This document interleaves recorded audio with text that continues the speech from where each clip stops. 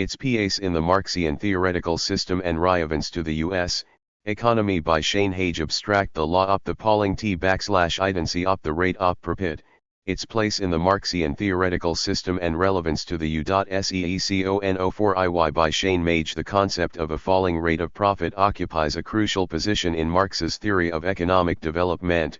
It is, he declared, the economic mechanism whereby capitalism ultimately blocks its own growth and thus proves that it must give way to a higher social order. This law has in the past been criticized on two main grounds. It was alleged that Marx's theoretical derivation of a falling tendency of the rate of profit from a rising tendency of the organic composition of capital fails to show why the rate of profit cannot permanently be maintained through a rising tendency of the rate of exploitation and why the organic composition of capital should itself tend to increase. It was argued, moreover, that the predictions of a falling rate of profit, and especially of a rising organic composition of capital, as formulated by Marx, have not been borne out by empirical data from the U.S. economy. The present study tests Marx's law both on theoretical and empirical grounds. The theoretical discussion involves stating or restating the basic categories of Marx's system in a way which establishes both their coherence with each other and their identifiability to empirically knowable economic magnitudes. This analysis involves examination of Marx's implicit and explicit treatment of certain controversial but vital questions, such as the predicted historical tendency of the real wage and the definition and treatment of unproductive labor, similarities and differences between Marxian and non-Marxian treatments of the central topic, the interrelationships among the various sections of the Marxian system. It is argued in conclusion that the law of the falling tendency of the rate of profit has theoretical validity both as a vital part of Marx's model of economic development under capitalism and as a logically correct and necessary deduction from the basic premises of the Marxian S3 schema. The empirical test of the law covered the U.S. non-farm private business economy for the period 1900-1960. All computations were made twice, on the basis of two different systems of measurement, capital stock and capital consumption expressed for each year in current dollars through deflation of original cost, capital stock and capital con 3-amption expressed throughout in terms of the basic quantitative unit of the Marxian system, the hour of socially necessary labor. The data indicate that the Marxian rate of profit for the U.SO/TIF either calculated on a labor unit or current dollar basis, has fallen drastically over the past 60 years, and that the organic composition of capital has simultaneously increased, though not in as large a way. At the same time, these data indicate another major tendency which Marx did not predict and which contradicts his anticipations: a substantial long-term decline in the rate of exploitation, sufficiently pronounced to account for 2/3 of the observed fall in the Marxian rate of profit.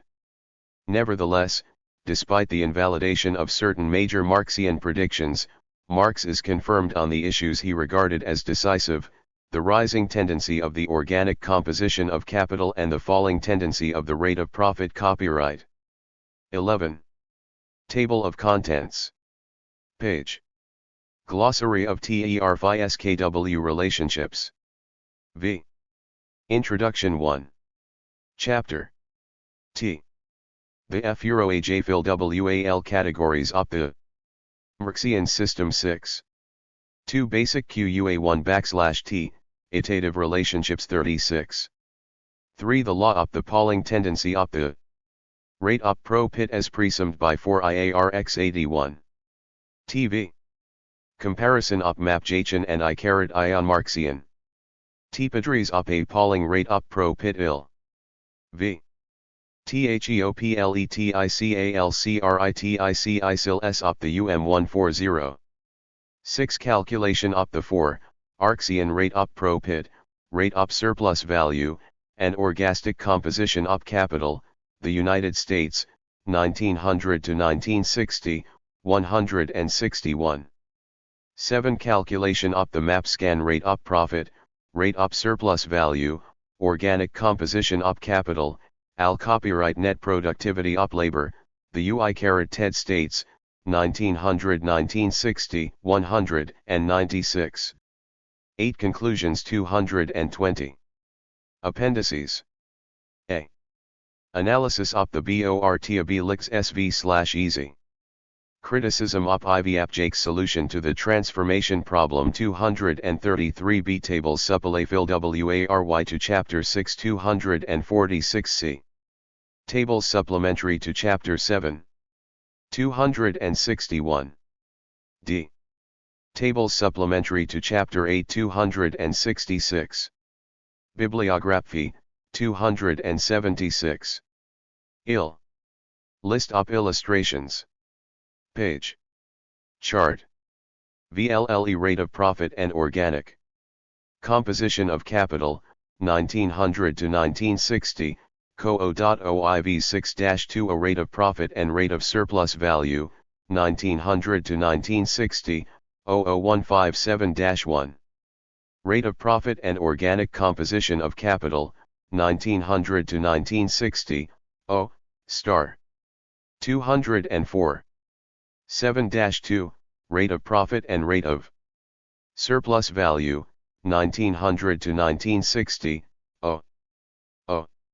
205. 7-3 organic composition of capital. Selected years, 1900 to 1960. 206. 7-4. Labor productivity and organic composition of capital, selected years, 1900 to 1960. 207. D equals L. Expanded and actual rates of profit and surplus value, 1900 to 1960, OEEO.EOEE.E.E.O. D2. Expanded and actual rates of profit, peacetime peak years 1905 to 1960, OEEO. 275. List of tables. Table 6-1. Fundamental ratios, 1900 to 1960, O. 7L.O. Fundamental ratios, 1900 to 1960. 208 BI.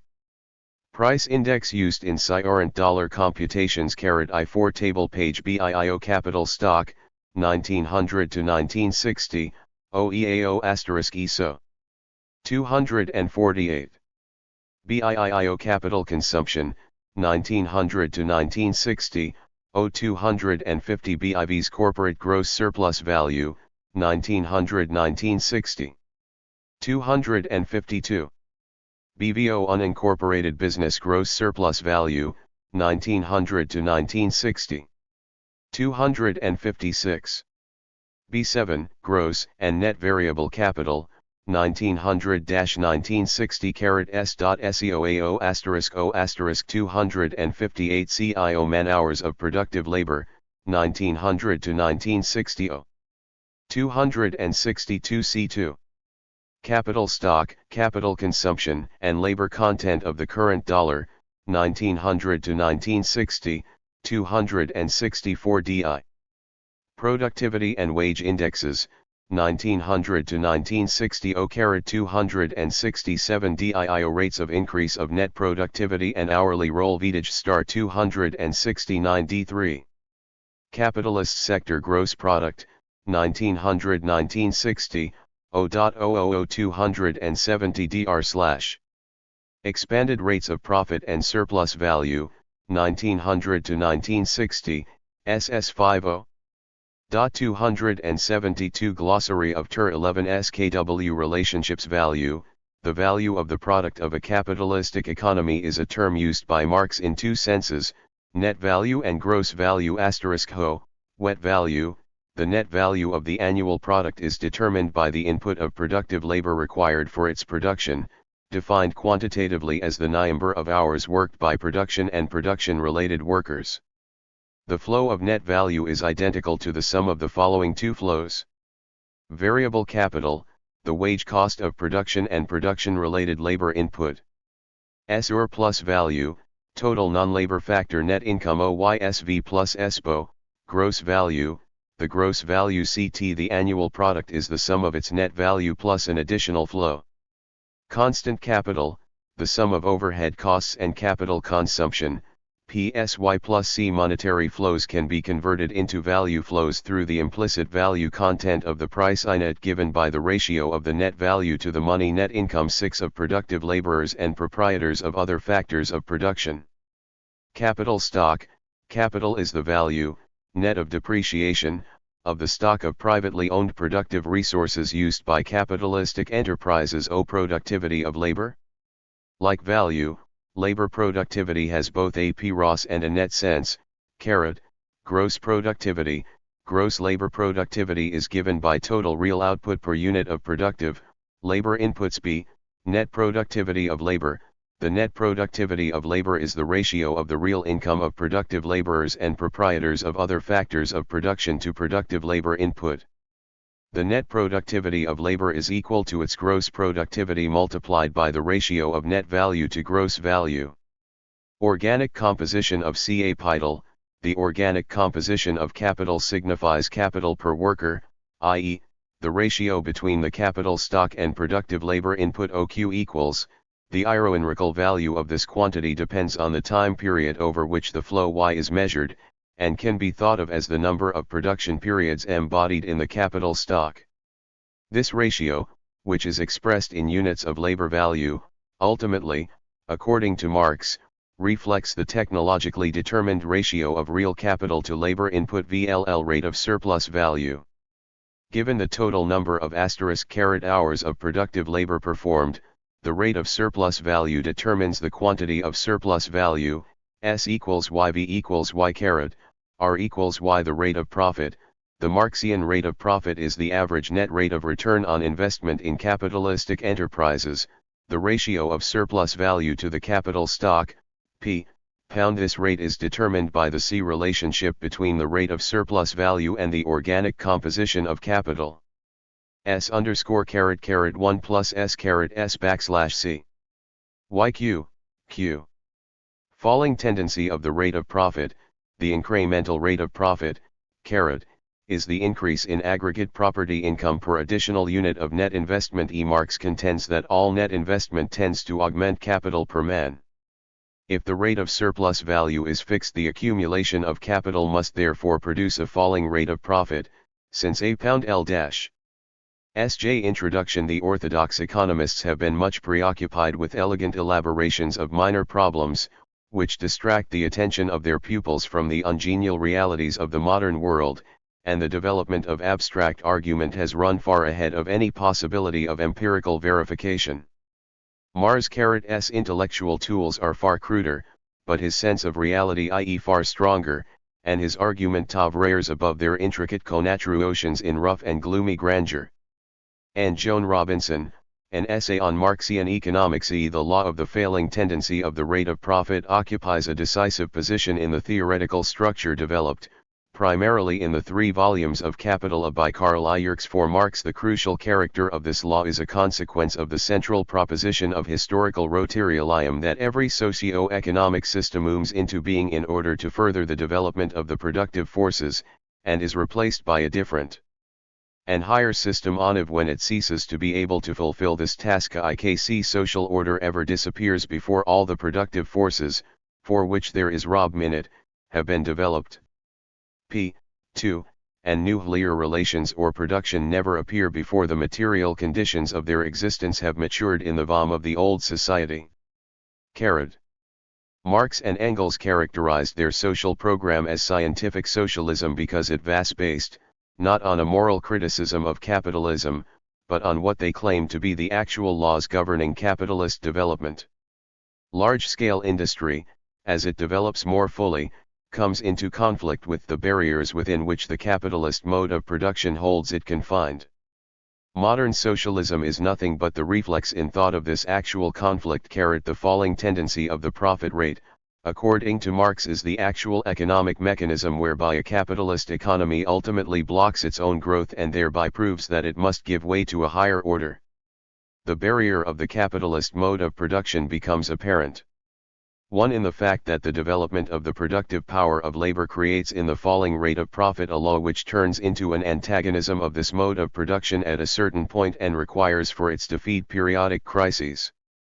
2. In the fact that the expansion or contraction of production is determined by profit and by the proportion of this profit to the employed capital, thus by a definite rate of profit, rather than the relation of production to social requirements, i.e., to the requirements of socially developed human beings. It is for this reason that the 1.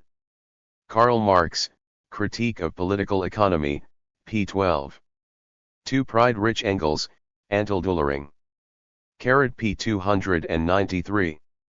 Capitalist mode of production meets with barriers at a certain expanded stage of production which, from the other point of view, would be altogether inadequate. It comes to a standstill at a point determined by the production and realization of profit, not by the satisfaction of social needs. The rate of profit is the motive power of capitalist production, and things are produced only so long as they can be produced with a profit. Hence the concern of the English economists over the decline of the rate of profit. That the bare possibility of such a thing should worry Ricardo, shows his profound understanding of the conditions of capitalist production. The reproach moved against him, that he is unconcerned about human beings and has an eye solely for the development of the productive forces, whatever the cost in human beings and capital values, it is precisely that which is the most important thine, abutu.hlm. Development of the productive forces of social labor is the historical task and justification of capital. It is precisely in this way that it unconsciously creates the material requirements of a higher mode of production. What worries Ricardo is the fact that the rate of profit, the stimulating principle of capitalist production, the fundamental premise and driving force of accumulation, should be endangered by the development of production itself. And here the quantitative proportion means everything. There is, indeed, something deeper behind it, of which he is only vaguely aware. It is here demonstrated in a puer economic way, i.e., from the bourgeois point 6 of view, within the limitations of capitalist understanding, from the standpoint of capitalist production itself, that it has a barrier, that it is relative, that it is not an absolute, but only a historical mode of production corresponding to a definite and limited epoch in the development of the material conditions of production. The validity of the law of the falling tendency of the rate of profit is thus a question of the highest interest for modern economists. The problem with which Marx was most concerned, the pattern of economic growth under a capitalist form of social organization, has in the past generation become the foremost concern of Western economic theory and practice, and the lagging U.S. growth rate is at this moment not only a subject for discussion among academic economists but even a commonplace of political oratory. Is Marx's law of the falling rate of profit relevant to RC/errant concerns? An answer to this question must proceed from both the theoretical and the practical side. The second part of THJ's study is devoted to a confrontation of Marx's law with the data of 20th century U.S. economic development. But before Marx's theory can be tested by the facts of economic life, it must pass a prior test. It must be shown to be a correct and necessary derivation from the basic premises postulated by 1. Karl Marx, Capital, 3, OSSOS. All subsequent citations of the English translation of Capital will refer to the Kerr edition. The translations have sometimes been revised in minor respects in light of the original text and the recent English translation of volumes 2 and 3. A symposium with this title was held at the I-96 convention of the American Economic Association. Marx, and it must be shown me to refer to economic reality such a way that its predictions can he refuted high the facts. The first part of this study, accordingly, is devoted to an analysis of the derivation and meaning of the law, and an examination of its validity in the light of the major theoretical criticisms that have been brought against it.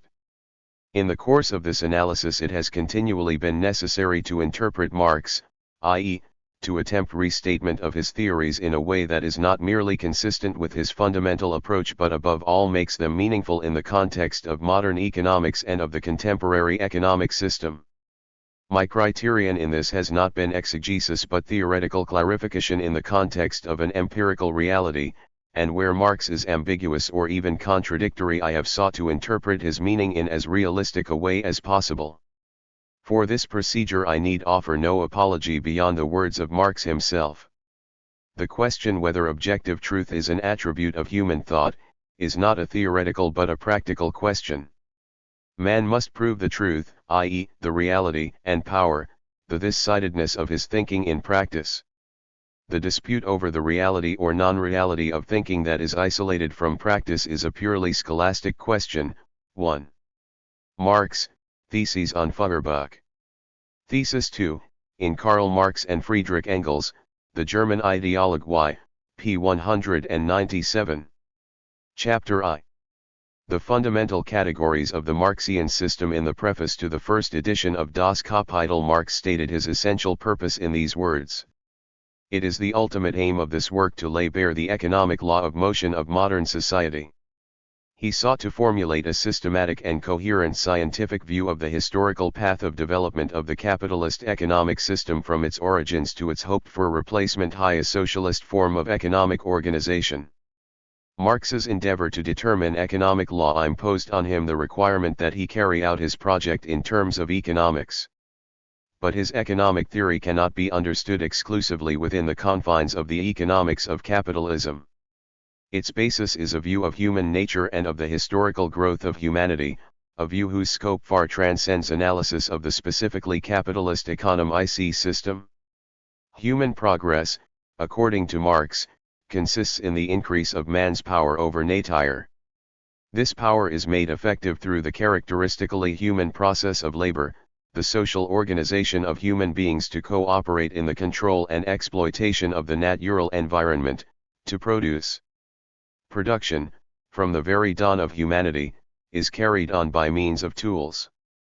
No sooner does labor undergo the least development than it requires specially prepared instruments. The use and fabrication of instruments of labor, although existing in the germ among certain species of animals, is specifically characteristic of the human labor process, and Franklin therefore defines man as a tool-making animal. These tools, and the techniques corresponding to them, constitute, with nature, the productive forces available to mankind at every given moment. They form the basis for the mode of production, the social organization of the labor process, which in turn determines the total structure of the society. In the social production which men carry on, they enter into definite relations that are indispensable and independent of their will. These relations of production correspond to a definite stage of development of their material powers of production. The sum total of these relations of production constitutes the economic structure of society, the real foundation, on which rise legal and political superstructures and to which correspond definite forms of social consciousness. The mode of production in material life determines the general character of the social, spiritual, and political processes of life. 2. Capitalist society is a historically determined form of human society in general, and thus its central feature, in the historical materialist view, is its social organization of the labor process.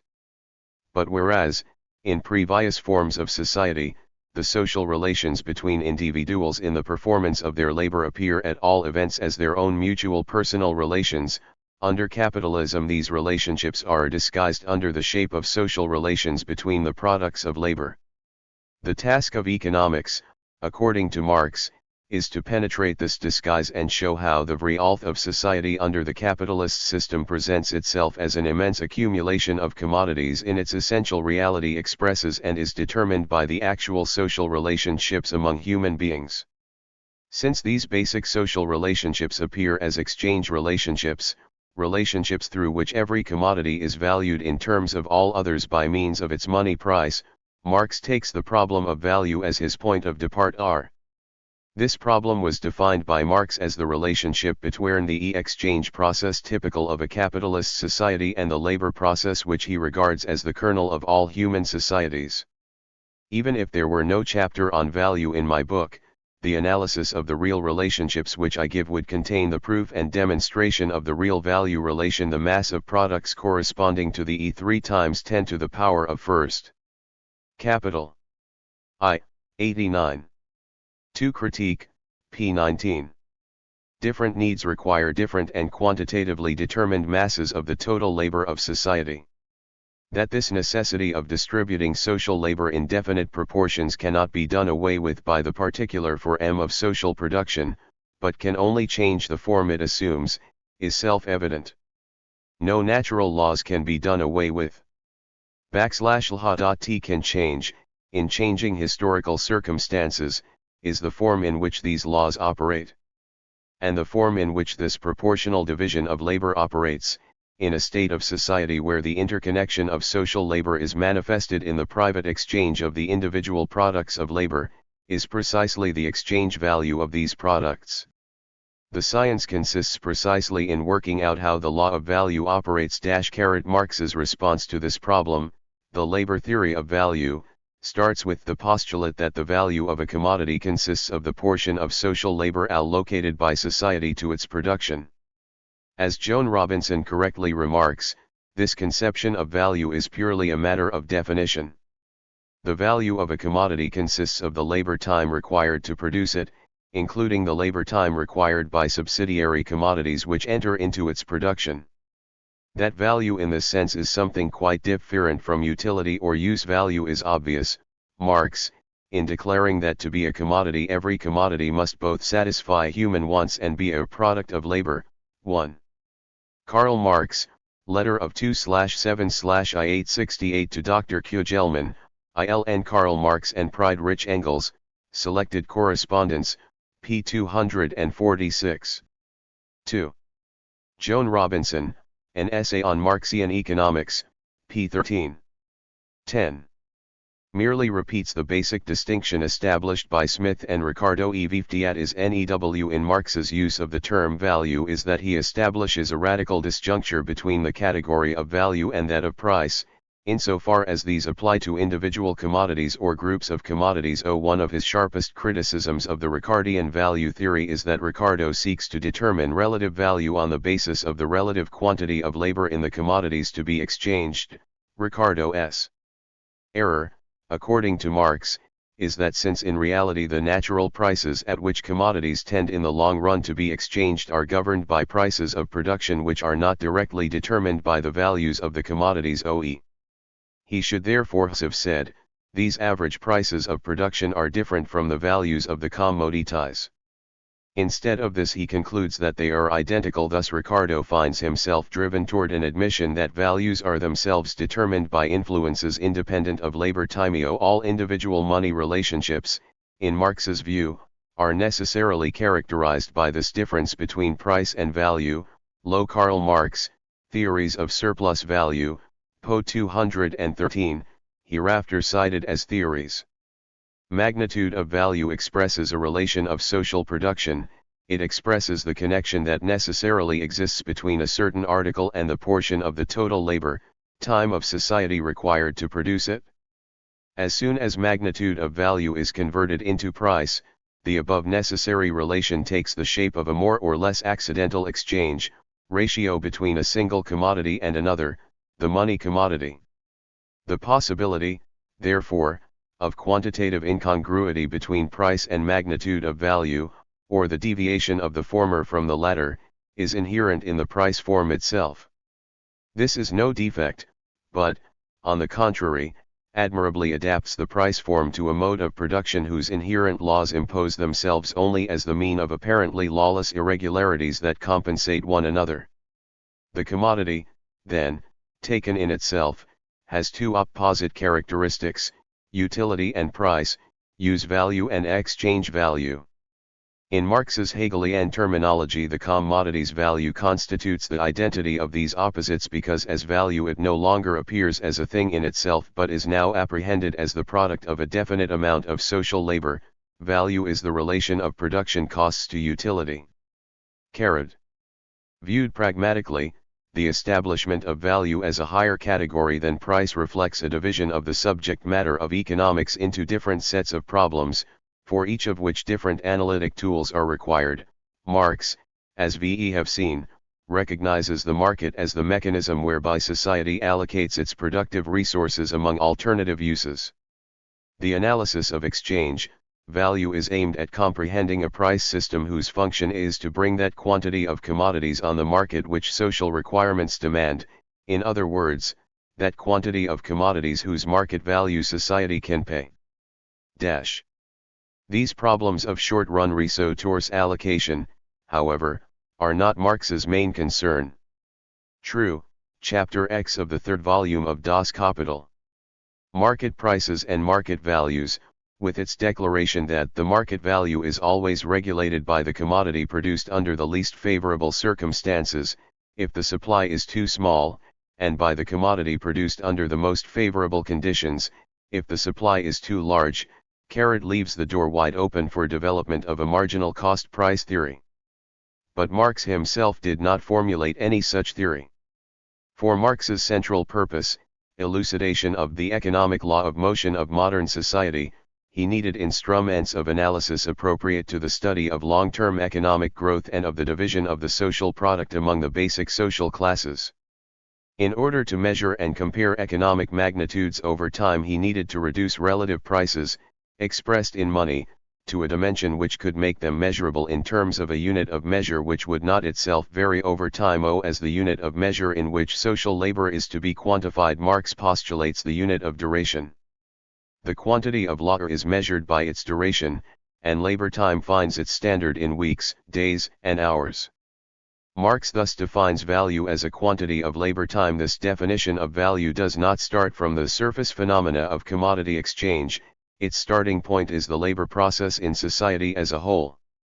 The Marxian concept of value, accordingly, has meaning and can be understood only in social terms. The primary category from which all other economic quanta are derived by Marx is the aggregate labor at the disposal of society.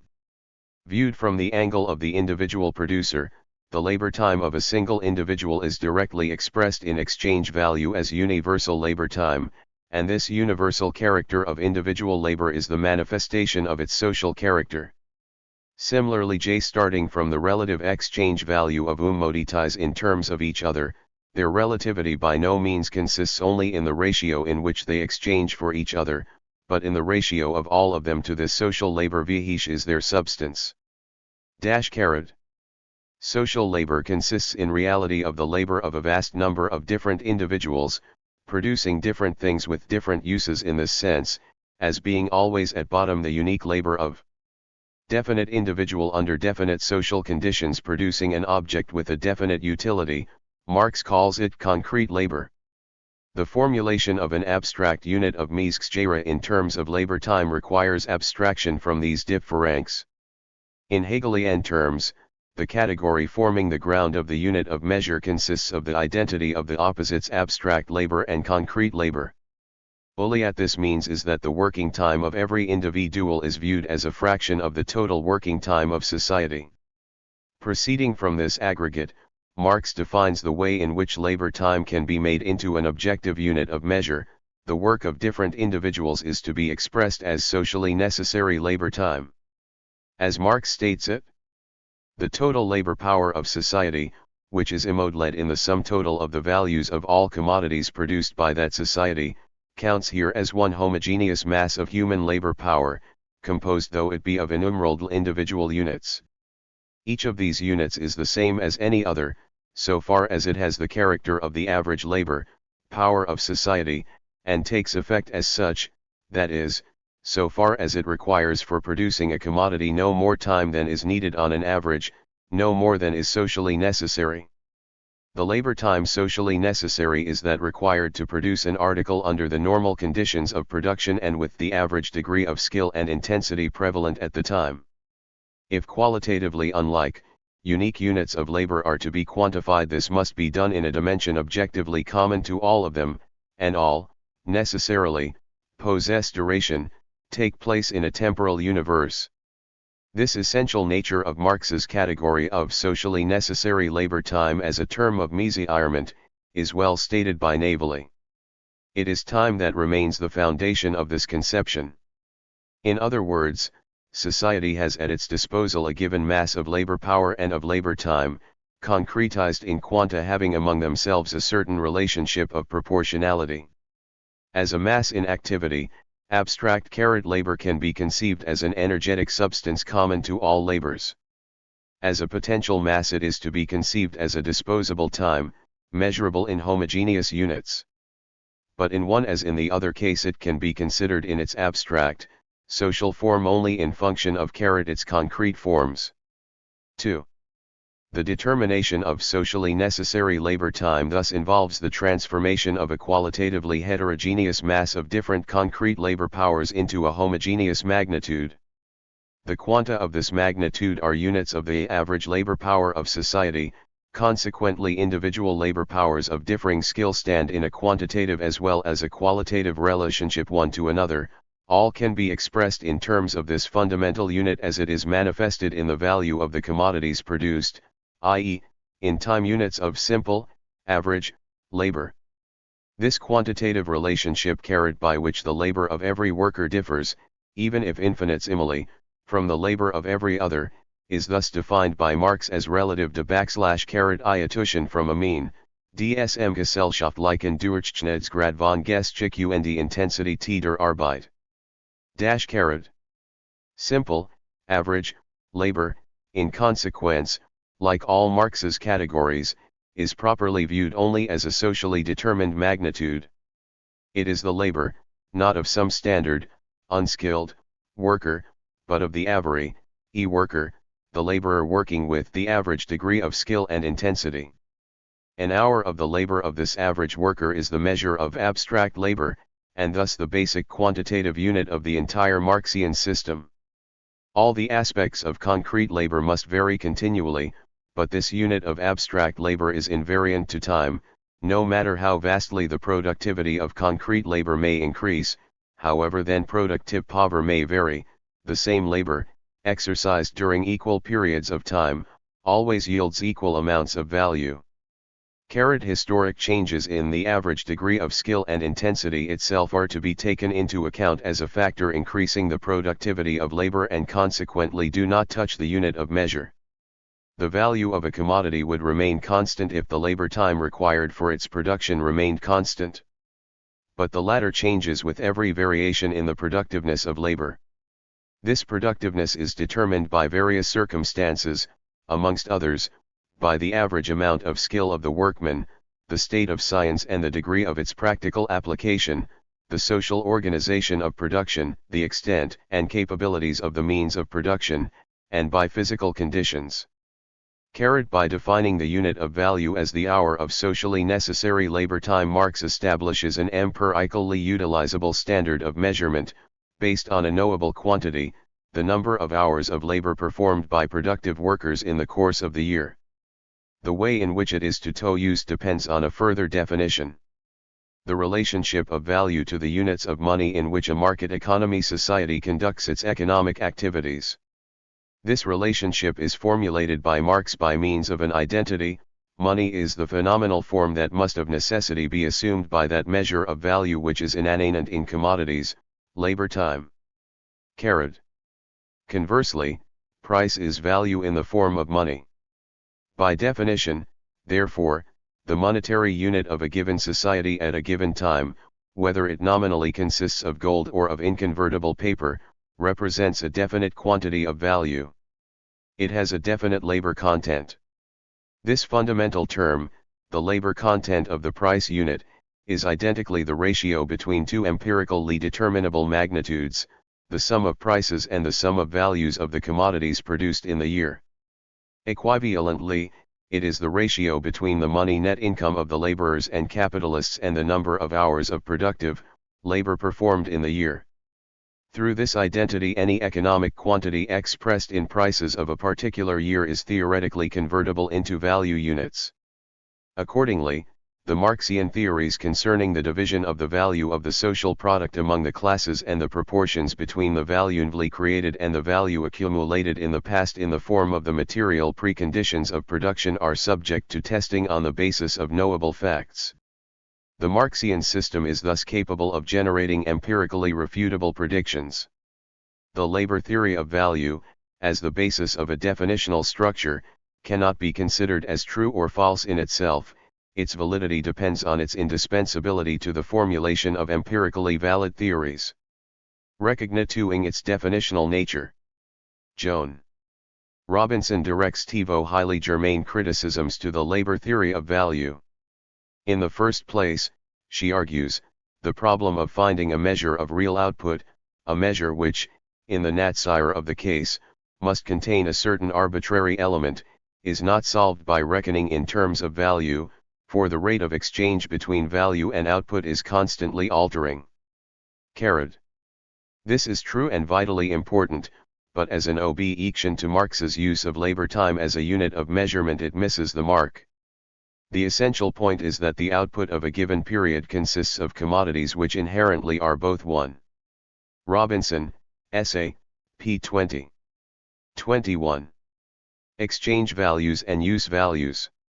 To measure output only in value terms is to make labor productivity a meaningless notion, since the value of the commodities is identical to the quantity of labor required for their production.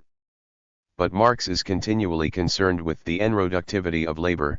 It is, in fact, his dominant concern, and explicitly one of the basic categories of his system. Since production means determinate change of form, and consequently requires measurement of output in different units from those in which input is measured, it is evident that Marx either was talking nonsense or that he possessed, at least implicitly, a conceptual basis for measurement of real output. The latter is clear. Marx is therefore subject to justified criticism, not for the absence from his system of a conceptual basis for the measurement of real output, but for his taking such measurement for granted, his failure to derive an explicit unit of measure of real output. This gap in the Marxian definitional structure can easily be filled in practice by means of measurement of output in constant prices through whatever price index is judged appropriate. The theoretical problem is to demonstrate the coherence of the system of measurement with the rest of Marx's basic categories.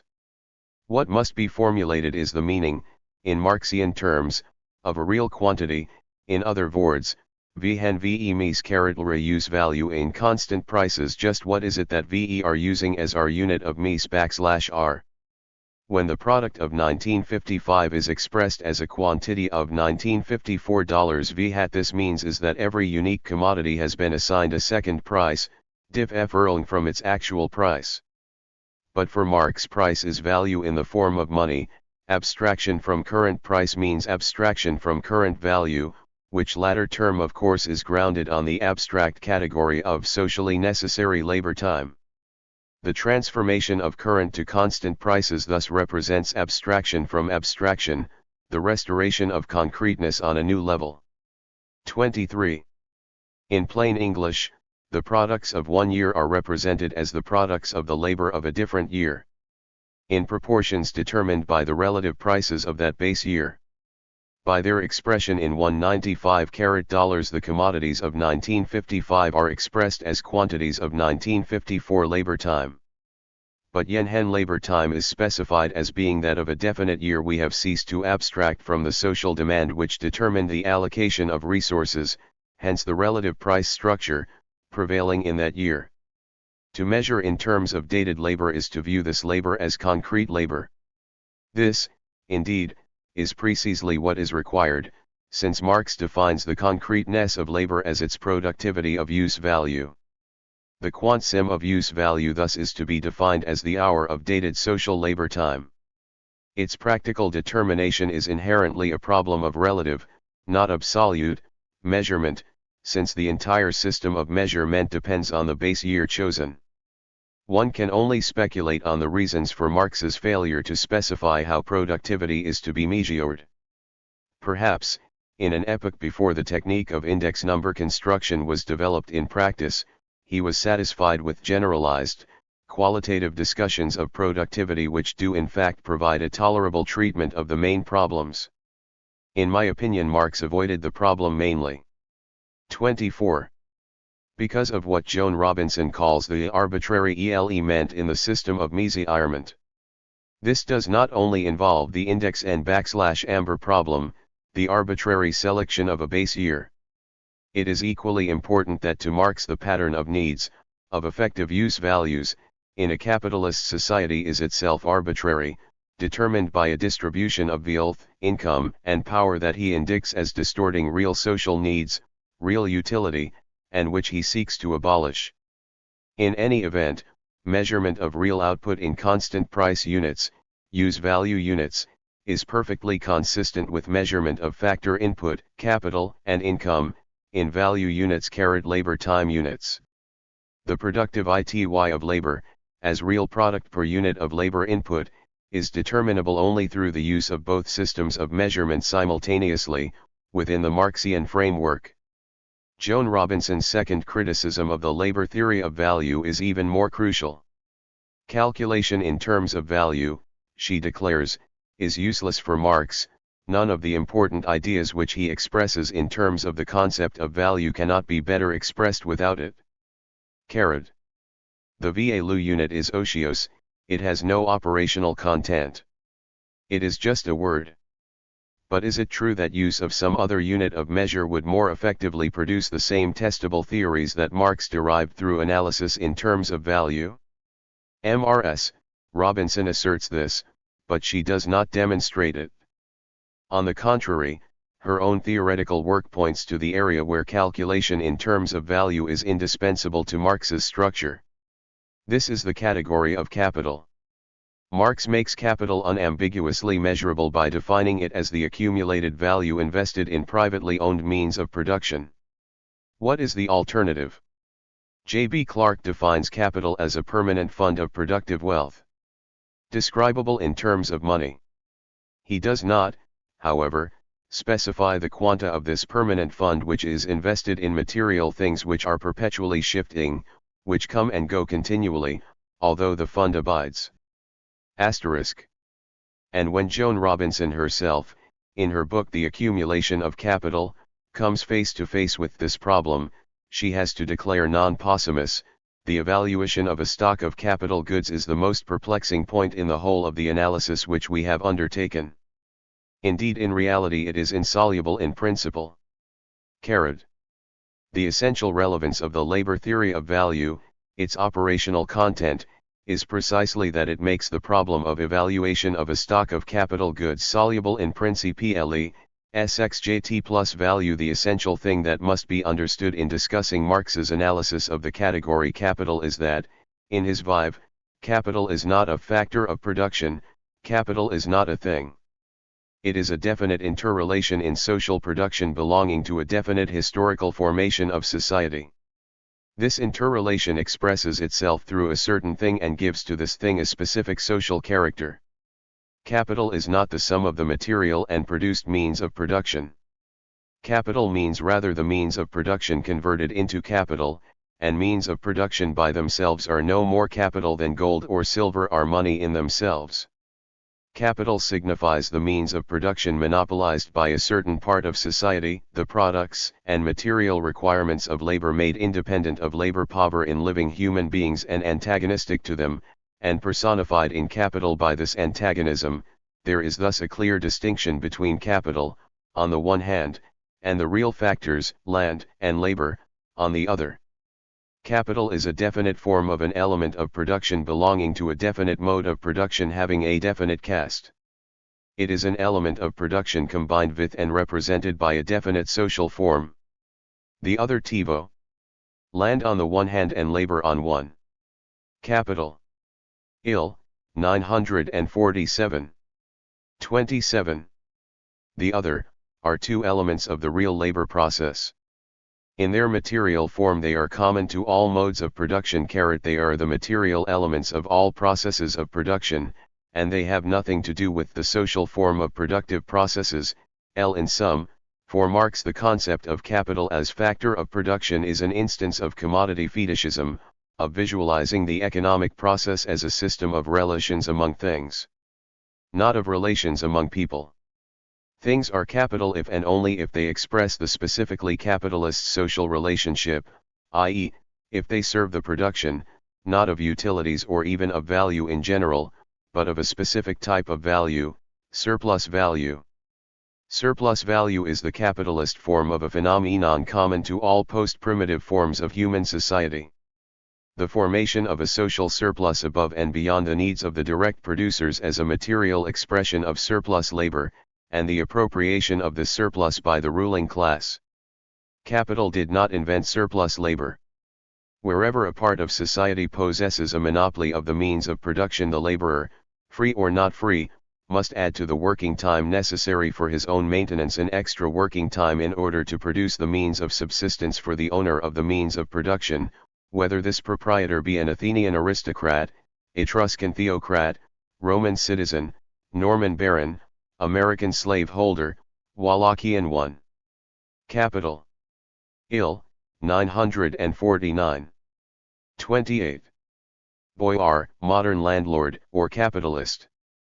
This surplus labor, under capitalism, takes the form of value, because that is the form which all labor must take under this mode of production. It is every bit as important for an understanding of surplus value, to conceive it as a mere congelation of surplus labor time, as nothing but objectified surplus-lab, or, as it is for an understanding of value in general to conceive it as a mere congelation of labor time, as nothing but objectified labor. Only the mode in which the surplus labor is extracted from the direct producer, the laborer, differentiates the various economic forms of society. 2. Thus for Marx the decisive point in the entire fabric of capitalist social relationships, the point at which the objective preconditions of production manifest their character as capital, is the institution of vague labor.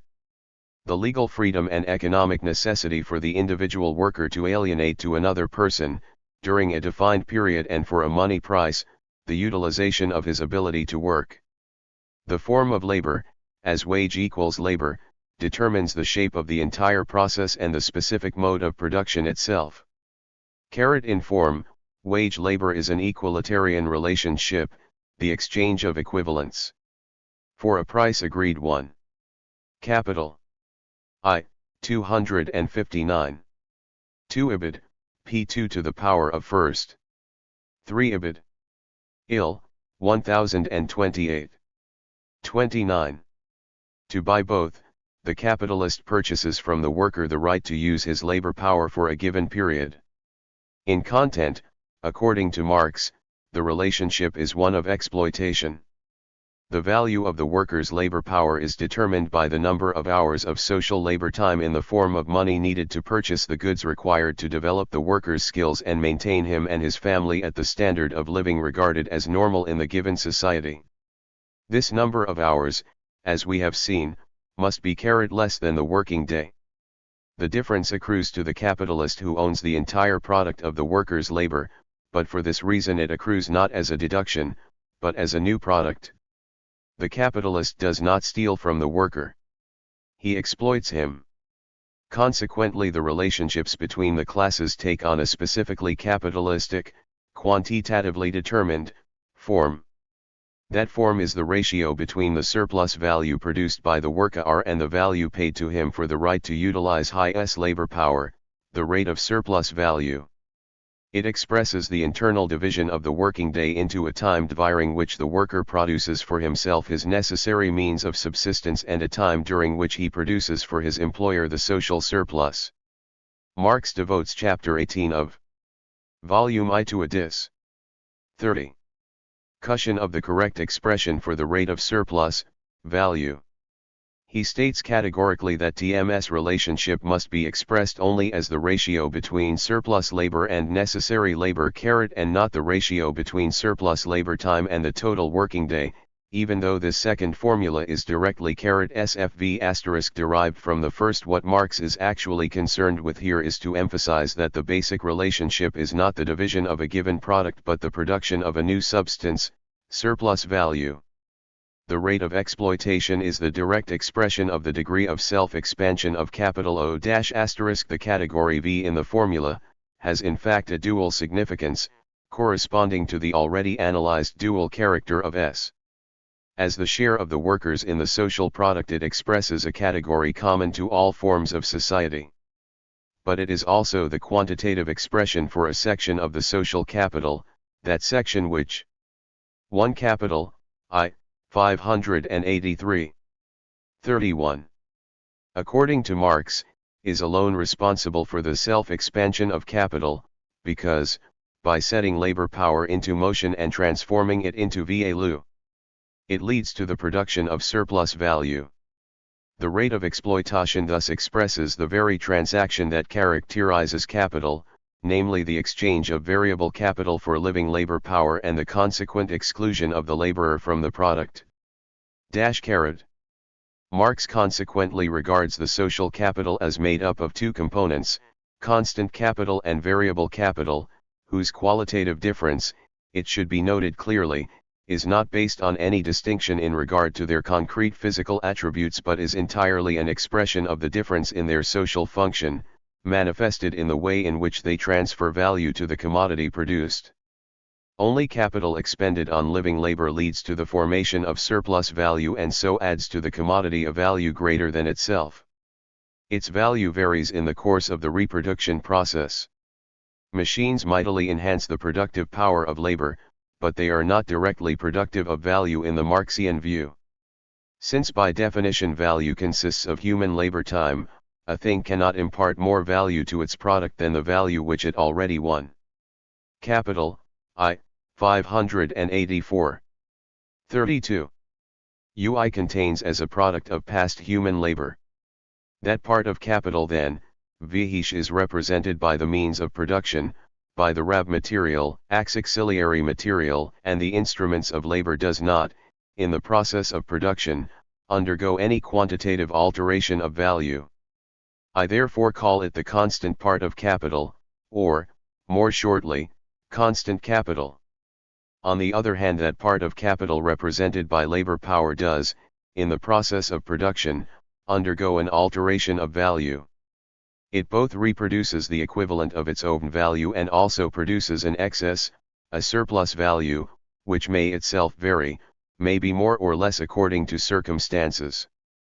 This part of capital is continually being transformed from a constant into a variable magnitude. I therefore call it the variable part of capital or, shortly, variable capital. Variable capital, then, is the sum of wages expended on the purchase of labor power to be consumed in productive labor, const.I, capital is the remainder of the total capital. The same elements of capital which, from the point of view of the labor process, present themselves respectively as the objective and subjective factors, as means of production and labor power, present themselves, from the point of view of the process of creating surplus, value, as constant and variable capital. 2. Summary of Chapter I. The basic economic category in the Marxian system is that of value. Marx establishes a fundamental DLSTLNC1. Capital. I. 232. 2 Ibid. p. 233. 33. Shin between value and price. The former is defined as the quantity of socha LLY necessary labor time expended in the production of a commodity, the latter as the exchange ratio of a commodity to other commodities expressed in money and established at a particular time by the market mechanism. This distinction reflects the difference between aggregative long-run and partial short-run economic analysis. Marx's main concern is with long-run analysis in aggregative terms. Marx defines money as the phenomenal form of value. The monetary unit of a given society at a given time is held to represent a determinate amount of labor time. This labor content of the price UI-LT is empirically determinable through the ratio between the aggregate value of the commodities produced by a society in a time period and the sum of the prices of those commodities. It is also identical to the number of hours of productive labor performed in the time period divided by the money net income of the laborers and capitalists during that period. Measurement of the productivity of labor requires calculation of real output in another unit than that used to measure factor input. Marx treats use value as a quantifiable magnitude, but fails to provide an explicit unit of measure for real output. Measurement of output in constant prices is fully in accordance with 54. The implicit Marxian treatment of the category of use value. Capital is made subject to an objective standard of measurement by Marx's definition of it as accumulated past labor. Its essential nature, in Marx's view, is to serve as the means whereby the class of capitalists appropriates the social C or plus product. Under capitalism, this surplus product has to be sold on the market, and therefore takes the form of surplus value. Surplus value is defined as the difference between the total number of hours worked by productive laborers in the course of the year and the value paid to them as wages. The value of the money wage is called variable capital by Marx because in return for this money the worker must perform more hours of work than his wage represents, and thereby add surplus value to it. The ratio between surplus value and variable capital is identical to this ratio of the unpaid to the paid portion of the working day. Marx calls this ratio the rate of surplus value or rate of exploitation. In addition to variable capital and surplus value, the value of a commodity also contains value transferred to it through the consumption of raw materials and through the wear and tear. 35. Undergone by the machinery used in production. Capital consumed in this way merely transfers its own value to the product, without creating any new value. Its value, thus, can be said to remain constant, changing only in concrete outer form. Those expenses of production which merely transfer pre-existing value to the product are termed by Marx constant capital. 36. Chapter 2. Basic quantitative relationships. The value of the gross product, during a given period J of the total social capital, resolves itself into these three constituent parts: variable capital, constant capital, and surplus value. To each of these categories corresponds a section of the mass of commodities produced having a specific social destination. The variable capital is objectified in those Z's values consumed by the class of productive wage laborers, the constant capital in those use values required to maintain intact the conditions of production and reproduction in the broadest sense, the surplus value in those use values consumed or invested by the class of capitalists. The value of the social net product, on the other hand, consists solely of the new value produced, namely, the sum of variable capital and surplus value. The net product in real terms is therefore identical to the real net income of the classes of laborers and capitalists, i.e., the purchasing power of aggregate vagues and surplus value. Consequently, the productivity of labor has two distinct senses: a gross productivity and a net productivity. The two will theta in a stable proportion only if the share of the value of the gross product consisting of constant capital remains stable. If the percentage of constant capital increases, then gross productivity will grow faster than net productivity, and inversely. C and V in the foregoing identity are flow variables, whose value depends on the period over which they are computed. But, as their names indicate, each corresponds to a section of the total capital stock, which is determinable at any instant. This capital stock, therefore, can be defined by the identity KSC_V, with each /stock variable related to its /K/flow counterpart, by a specific rate of turnover. The difference between these rates of turnover, however, is so great that such a procedure would necessarily complicate the whole analysis. A better procedure is to assume that the stock of variable capital is virtually zero, so that the capital stock is assumed to consist entirely of constant capital, i.e., KIC. This assumption may appear drastic, but in fact it is extremely realistic. Most large businesses in practice segregate the variable portion of their circulating capital in a special payroll account, whose 38 maximum size is slightly above the average payroll.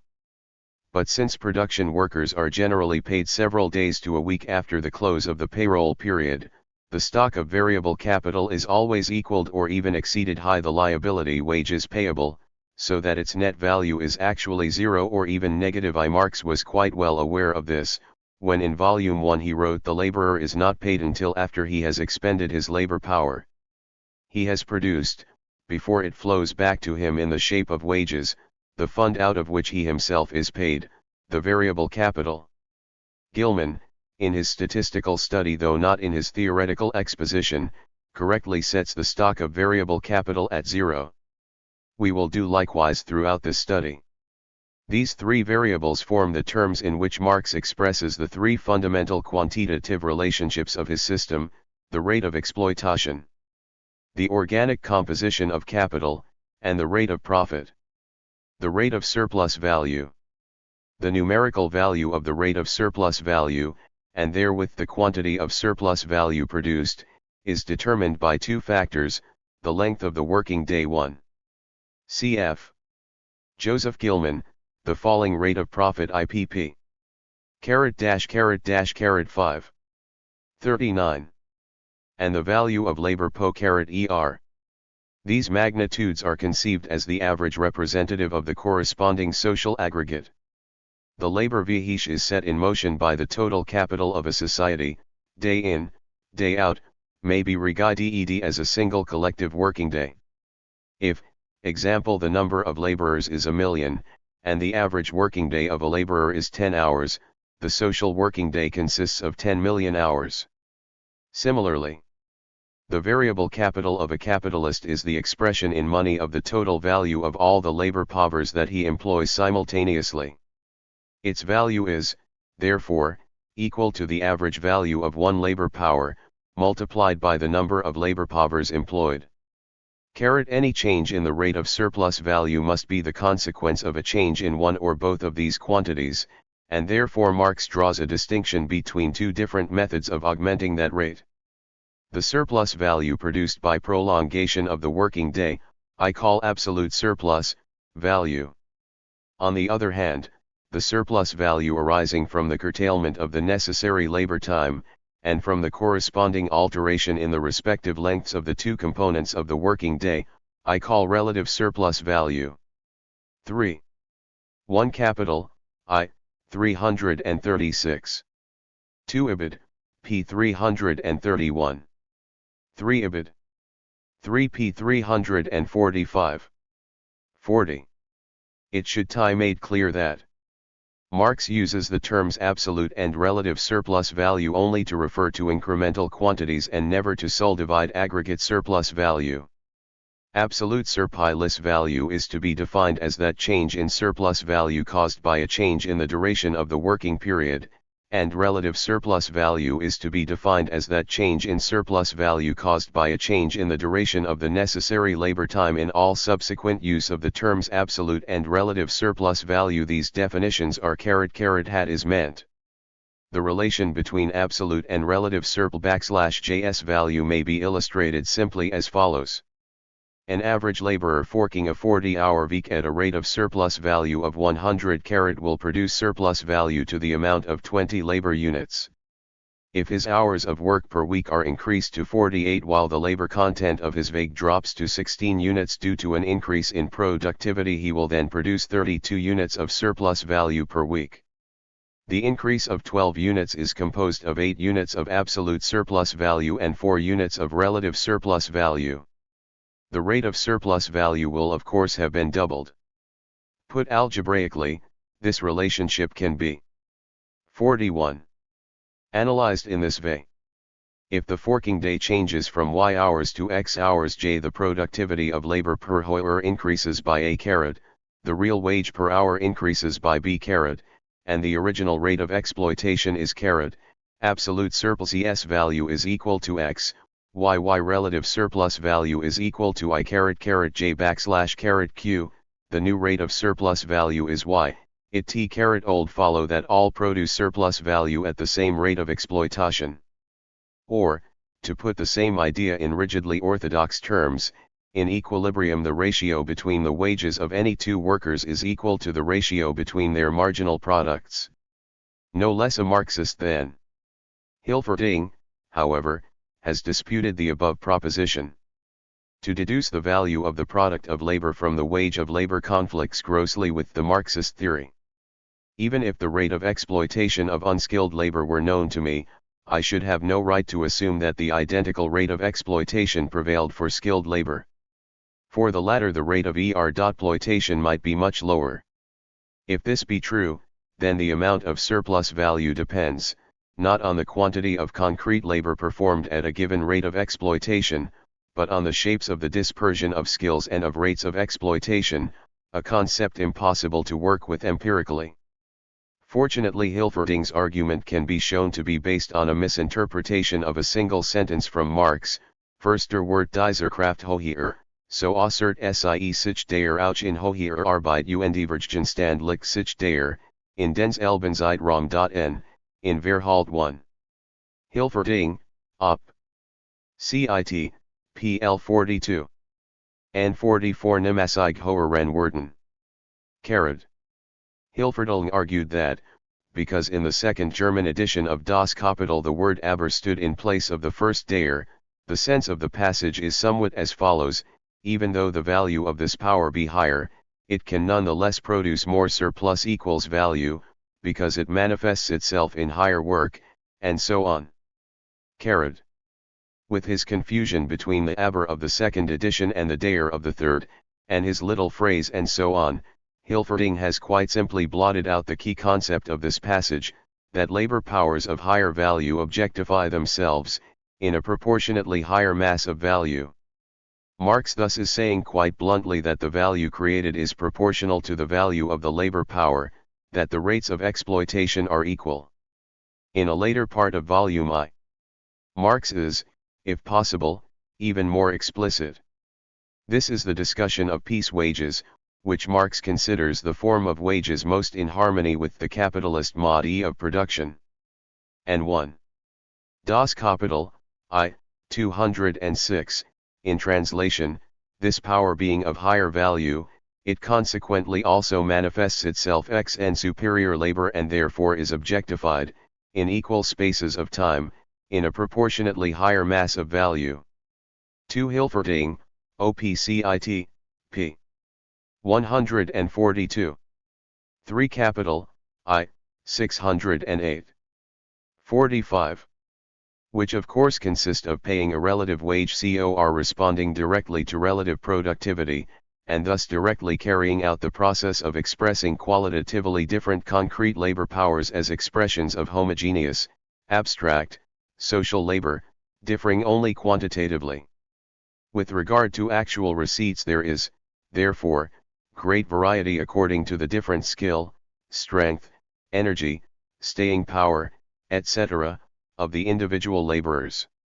Of course this does not alter the general relations between capital and wage labor. First, the individual differences balance one another in the workshop as a whole, which thus supplies in a given working time the average product, and the total wages paid will be the average wages of that particular branch of industry.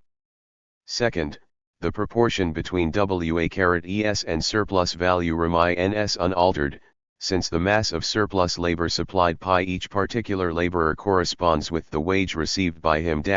Peace wages are the form of wages most in harmony with the capitalist mode of production because, despite transitory divergences between the relative value and relative price of specific labor powers, in the long run labor power, unlike other commodities, tends to sell at its value and, in a competitive factor market, tends to be allocated in such a way that the product, and hence the surplus product, of each laborer corresponds with the wage received by him. 1 Capital, I, 607. 46. Consequently, relative surplus value can only result from changes in the value of labor power over time, and absolute surplus value, over time, only from changes in the duration of the forking day. The factors determining these magnitudes and their changes are identically those determining the rate of exploitation. The rate of exploitation is the immediate representation of the prevailing social relationship between the two fundamental classes, and as such its quantitative determination cannot be the result of PU.RE economic causes. This is most immediately apparent in the length of the working day, whose basic duration is presently fixed by legislation, itself the outcome of long political and social struggles. Accordingly Marx declares. We see then that, apart from extremely elastic bounds, the nature of the exchange of commodities itself imposes no limit to the working day, no limit to surplus labor. There is here, therefore, an antinomy, right against right, both equally bearing the seal of the law of exchanges. Between equal rights force decides. Hence is it that in the history of capitalist production, the determination of what is a working day presents itself as the result of a struggle between collective capital, i.e., the class of capitalists, and collective labor, i.e., the working class. J. Thus absolute surplus value is determined by force, and we know that the past 4 generations have 1. Capital, I, 259 F italics mine. 47. Seen a prevailing tendency toward a reduction of the working day. With relative surplus value, on the other hand, we seem at first glance to be dealing with an economically determined cause. The value of law or power, vihish, Marx states, is determined by the value of the necessaries of life habitually required by the average laborer, that is, the value of the real _wage _. Li/hat however, determines the quantity of necessaries of life whose value determines that of labor, power. It is certainly not a physiological minimum determined with the force of an iron law, on the contrary it is a socially and historically determined magnitude subject to evolution. The number and extent of so-called necessary wants, as also the modes of satisfying them, are themselves the product of historical development, and depend therefore to a great extent on the degree of civilization of a country, and in particular on the conditions under which, and consequently on the habits and degree of comfort in which, the class of free laborers has been formed. In contradistinction therefore to the case of other Com. 1. Capital, I, 568. To compare Ricardo, it is not to be understood that the nat/NL price of labor, estimated even in food and necessaries, is absolutely fixed and constant. It varies at different times in the same country and very materially differs in different countries. It essentially depends on the habits and customs of the people. David Ricardo, Works and Correspondence of David Ricardo, Volume I, Principles of Political Economy, p. 9 48. Modities, there enters into the determination of the value of law or power a historical and moral element. For particular short-run partial analyses the real vague can be held constant, since in a given country at a given period the average quantity of the means of subsistence necessary for the laborer is practically known. Nevertheless in the long run the real wage is most definitely a variable quantity. The question is how far, and in what direction, can it be expected to vary? Perhaps the most widespread single misconception about Marx's view of capitalism, a misconception shared by anti-Marxists like John Strachey with the high priests of Stalinist Marxism, is the belief that Marx enunciated a law of increasing misery or absolute immelsaritlon or pauperization. According to this law, the net effect of capitalist development would be to drive real wages, despite temporary fluctuations, IJ, down toward the absolute physiological minimum. 1 Capital, I, 190. 2 Ibid. The failure of capitalism to comply with this alleged law is the main thesis of his contemporary capitalism. A very valuable discussion of this matter is to be found in the article by T. Sowell, Marx's Increasing Misery Doctrine, Foot Pi Rilken BC Nomic Review. L, number 1. In Sura, Marx is talking about the West Virginia ex-coal miner, not the Akron rubber worker. What then is Marx's actual analysis of the historical tendency of the real wage? As in the determination of the working day, so in that of the real wage Marx places primary emphasis on bargaining power. The fixation of the rate of surplus value S_7 actual degree is only settled by the continuous 1. Das Kapital, I, 679. 51. Struggle in capital and labor, the capitalist constantly tending to reduce wages to their physical minimum, and to extend the working day to its physical maximum, while the working man constantly presses in the opposite direction. The matter resolves itself into a question of the relative powers of the combatants. This bargaining process, however, always takes place in a context set by general economic conditions.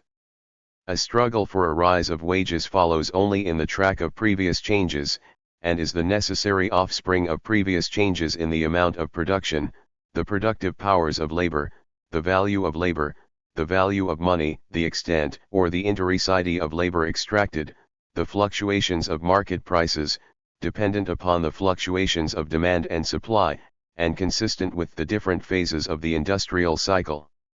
Happy face. In this discussion of wages, Marx maintains that in its merely economical action capital is the stronger side, and thus that under capitalism it is the nature of things that the general tendency of capitalist production is not to raise but to sink the average standard of wages, or to pash the value of labor more or less to its minimum limit. All of this, however, still does not add up to a discussion of real wages. Marx is referring to the value 1.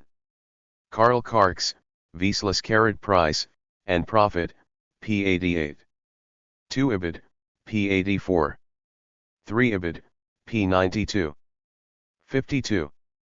Of labor and considering struggles over wages as efforts at maintaining the given value of labor.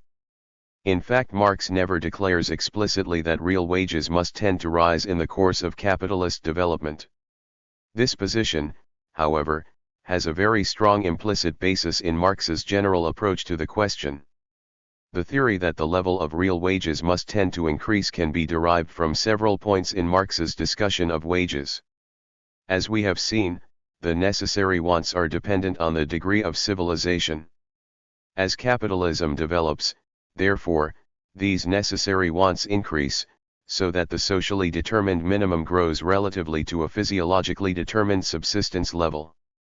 A possible mechanism to bring this about is that increases in working class living standards, when they partially correspond to the already realized progress of other classes, would be regarded by the workers as permanent and psychologically incorporated into the necessary wage 1. Ibid, p. 92. This point is made quite strongly in the essay by Sowell previously cited *. 53. Marx regards the expenses of education and training as factors determining the value of labor, power, and states that these expenses vary with the mode of production. To the extent that increasing productivity requires increased specialization, training, and literacy on the part of the average ex-worker, the necessary minimum real wage is thereby increased. Marx regarded the increasing intensity of work as a central aspect of economic development under capitalism. This increased intensity of labor, if not compensated by at least a proportional increase in real wages, would be physically ruinous to the worker. By increasing the intensity of labor, a man may be made to expend as much vital force in 1 hour as he formerly did in 2. In checking this tendency of capital, by struggling for a rise of wages corresponding to the rising intensity of labor, the working man only resists the depreciation of his labor and the deterioration of his race. Thus increased real wages are necessary to the very self-preservation of the worker. Finally, the growth of productivity allows for increases in real wages without any decrease in the 1. See Epitel, I. 569. 2 Value, Price, and Profit, p. 82. 54. Amount of surplus value produced and even with an increase in surplus value. When the value of consumption goods is falling, it is possible with an increasing productiveness of labor for the price of labor power to keep on falling, and yet this fall to be accompanied by a constant growth in the mass of the laborer's means of subsistence. This third means of raising the necessary real wage is available only to the extent that workers are organized and can compel capital to share with them the gains from increasing productivity. It depends on the relative weight which the pressure of capital, on the one side, and the resistance of the laborer, on the other, throws into the scale. And of course, in the most celebrated passage of Capital, Marx speaks of the increasing revolt of the working class, a class always increasing in numbers, and disciplined, united, organized by the very mechanism of the process of capitalist production itself. The conclusion must be that if there is a law of real wages in the Marxian system, it should be entitled, not the law of increasing misery but the law of 1. Capital, I. 573 feet 2 inches. Ibid. 3 Ibid, p. 783. 55. Increasing real reiro ente. And this indeed is Hov Lenin, in 1593, put the matter. We must not lose sight of the indubitable fact that the development of capitalism inevitably entails a rising level of require, Nick NHS dash E entire population including the industrial proletariat. This rise is brought about by the crowding together, the concentration of the industrial proletariat which enhances their class consciousness and sense of human dignity and enables them to wage a successful struggle against the predatory tendencies of the capitalist system. This love of increasing requirements has manifested itself th full force in the history of Europe. Compare, for example, the French proletariat of the end of the 18th and of the end of the 19th centuries, or the British worker of the 1840s and of today. What Marx clearly does expect is a decline, not of the real wage, but of the value of the real wage. He maintains that the continual increase in the potential labor force due to the proletarianization of former peasants, artisans, and shopkeepers, in addition to the natural growth of population, will tend to exceed the increase in employment due to capital accumulation, particularly since he expects technological progress to be highly capital intensive. If we assume, with Marx, that the structure of the labor market is or can be made essentially monopo 1. V. I. Lenin, on the so-called market question, collected Voy M. I. 106. 56. Listic, the existence of a growing industrial reserve army is perfectly consistent with the rising real wage level. But since this monopoly power of unions is at best far from complete, and is confronted with at least as well organized a monopsony power / there are substantial economic forces working against a more than gradual tendency toward increasing real wages. Is despite the increase in the real wage, the abyss between the laborer's position and that of the capitalist would keep widening if the working day remains constant. IV then can be predicted on the basis of the Marxian system as to the long-run tendency of the rate of surplus value. As we have seen, this change is made up of both absolute and relative surplus value, but absolute surplus value tends to be a negative, and relative surplus value a positive, magnitude. In other words, both the total working day and the duration of its paid portion tend to decrease in the long run. There can therefore be no general economic law governing the movement of the rate of exploitation, it appears almost entirely as a function of the balance of social forces. Accordingly, despite violent short-term fluctuations, any long-run increase or decrease in the rate of exploita 1. Capital, I. 573. 57. Would be expected by Marx to show itself only as an exceedingly slow and gradual trend. Marx himself expected the rate of surplus value to increase in the long run. Nevertheless, in terms of the Marxian system, the actual prevailing historical tendency of this rate cannot be predicted on theoretical grounds, it must be determined empirically.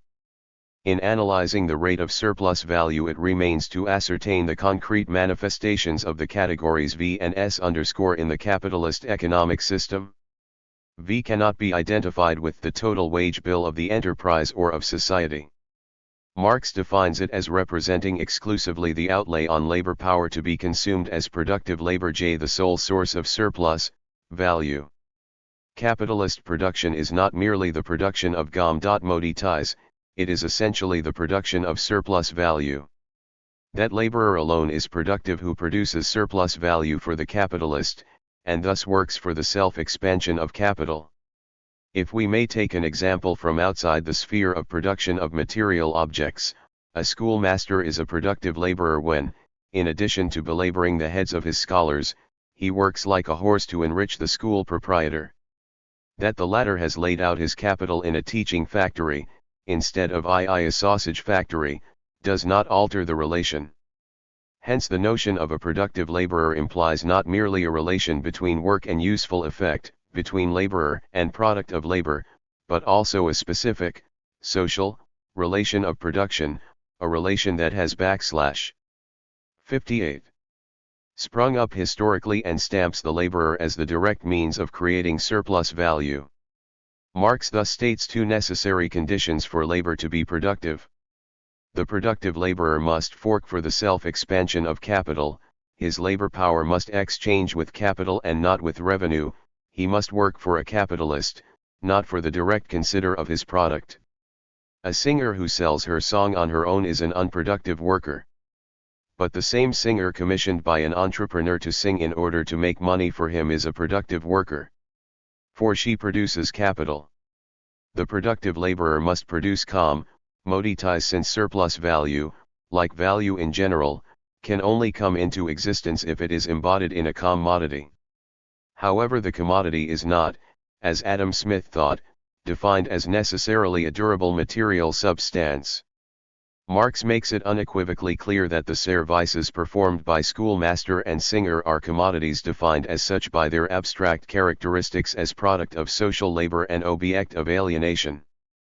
What, then, is unproductive labor? It is not 1. Capital, I, 558. 2 Theories of surplus value, p. 186. 59.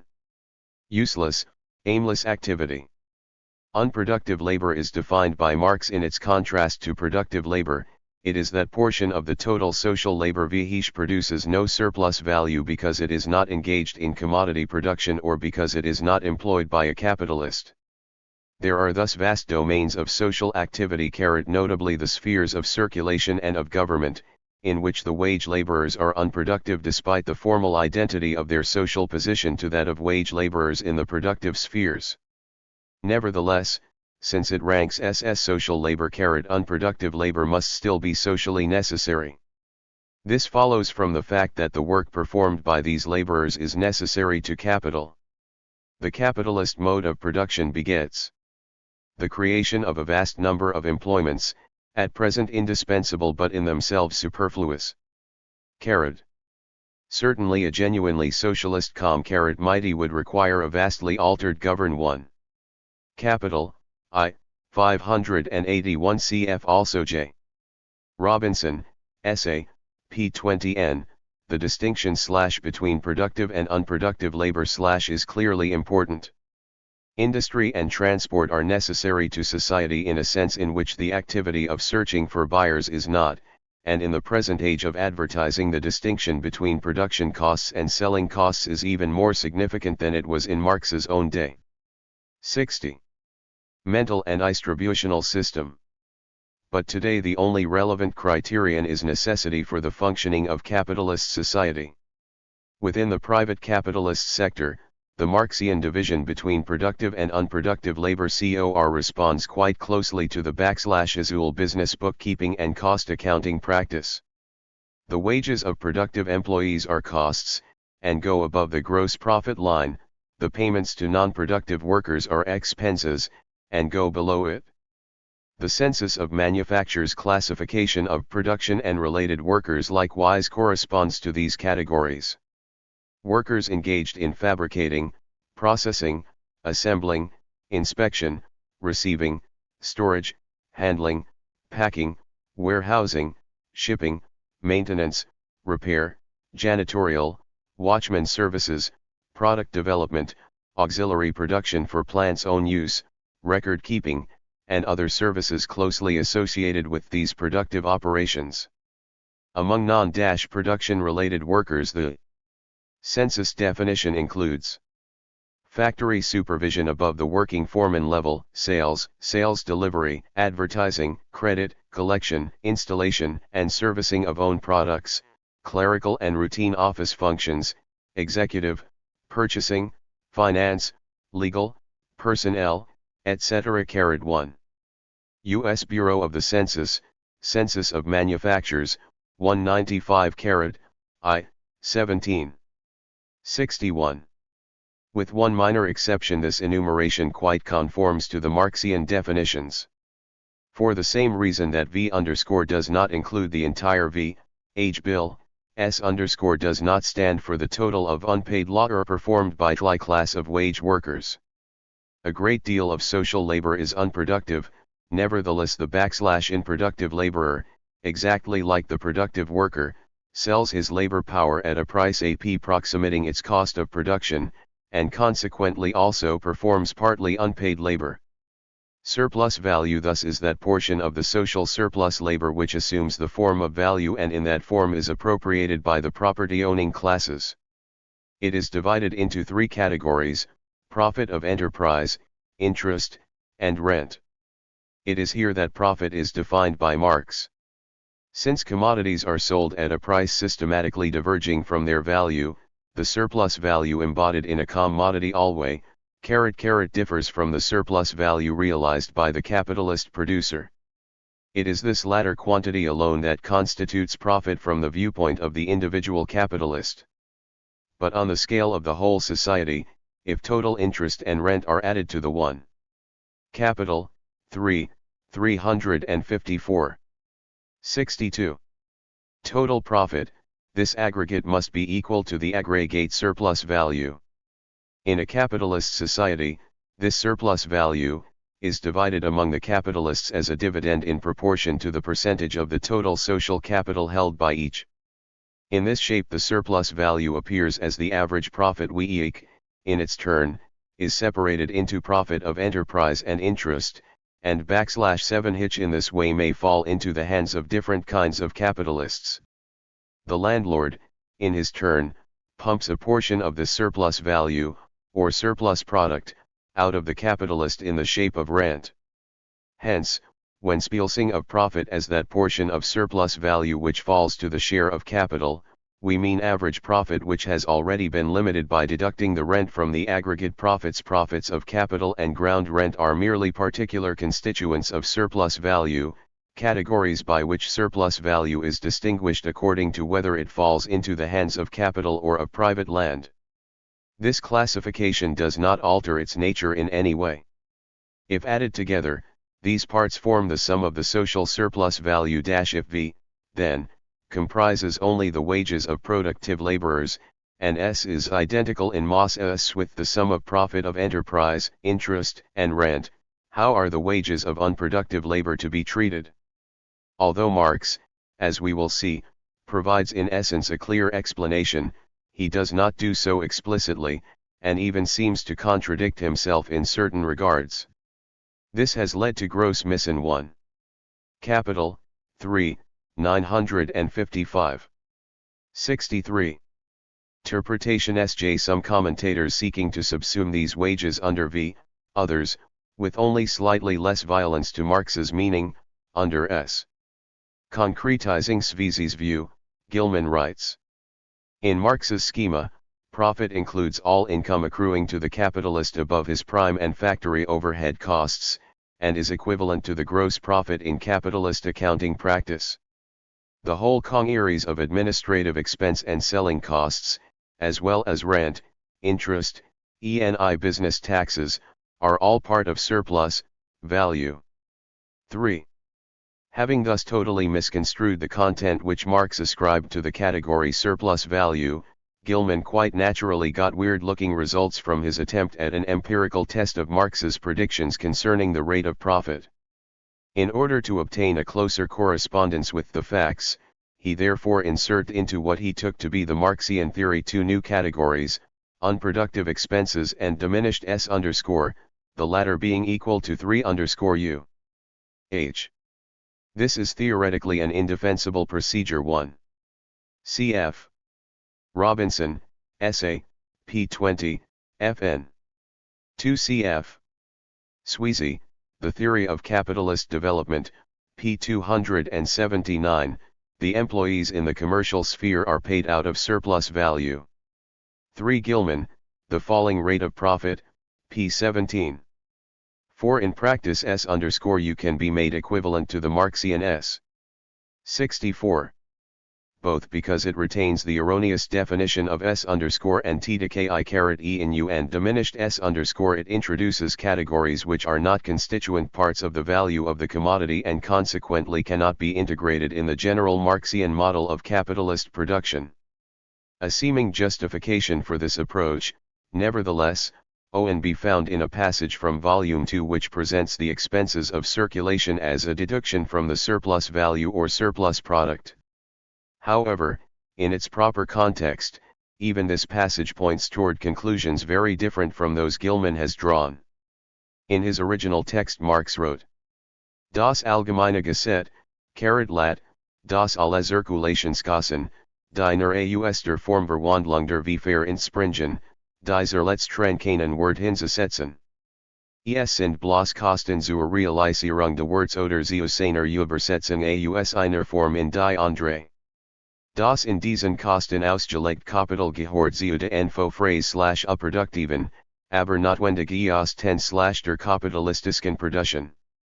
Der Ersatz des Elben muss aus dem Mehrprodukt geschehen, die bildet, die ganz Kapitalistenklasse betrachtet, einen Abzug vom Mehrwert oder Mehrprodukt, ganz wie für einen Arbeiter die Zeit, die zum Einkauf seiner Lebensmittel braucht, verloren Zeit ist zu. Low Capital, 2, 169. To das Kapital, 2, 143, in translation, the general law is, that all those expenses of circulation which only arise from changes of form of commodities, add no value to the latter. They are merely expenses required for. 65. To understand this, it is essential to realize that Marx refers to the expenses of circulation as a deduction from the S/IR plus value or surplus product only from the point of view of the entire capitalist class and not from the standpoint of the process of capitalist production as a whole. For this process they are necessary expenses and no more a deduction from surplus value than are the totality of hours of working time lost time to society, even though they appear as this to the working class. In reality, WHST takes place in the unproductive spheres is simply the outlay of a determined and necessary co-constituent part of the total social capital.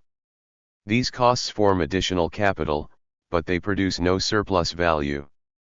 They must be made good out of the value of the commodities.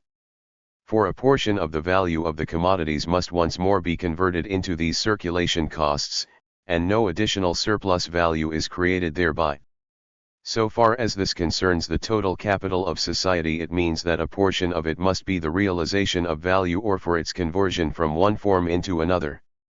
The capital laid out for these expenses belongs to the faux phrase given by the reciprocal of dysg o.m.c.dgs_j.cl 5 £3 DL91 DLRQQ DLRQQ I thus 1, RQDY1, R, $SDL, happy face. The underlying behavioral assumption would be that the ex-ante rate of saving reflects the past rate of accumulation and tends to increase as income increase. So in any case, what is important for Marx is that at every point there exists a level of investment, determined 99 by the past growth pattern of the system, that will maintain the system on its equilibrium GRO-H path, and Third is given by the equation I2RC. If in any period I is significantly different from this equilibrium value, the effect would be destabilizing. Thus, if IRC, then, I%.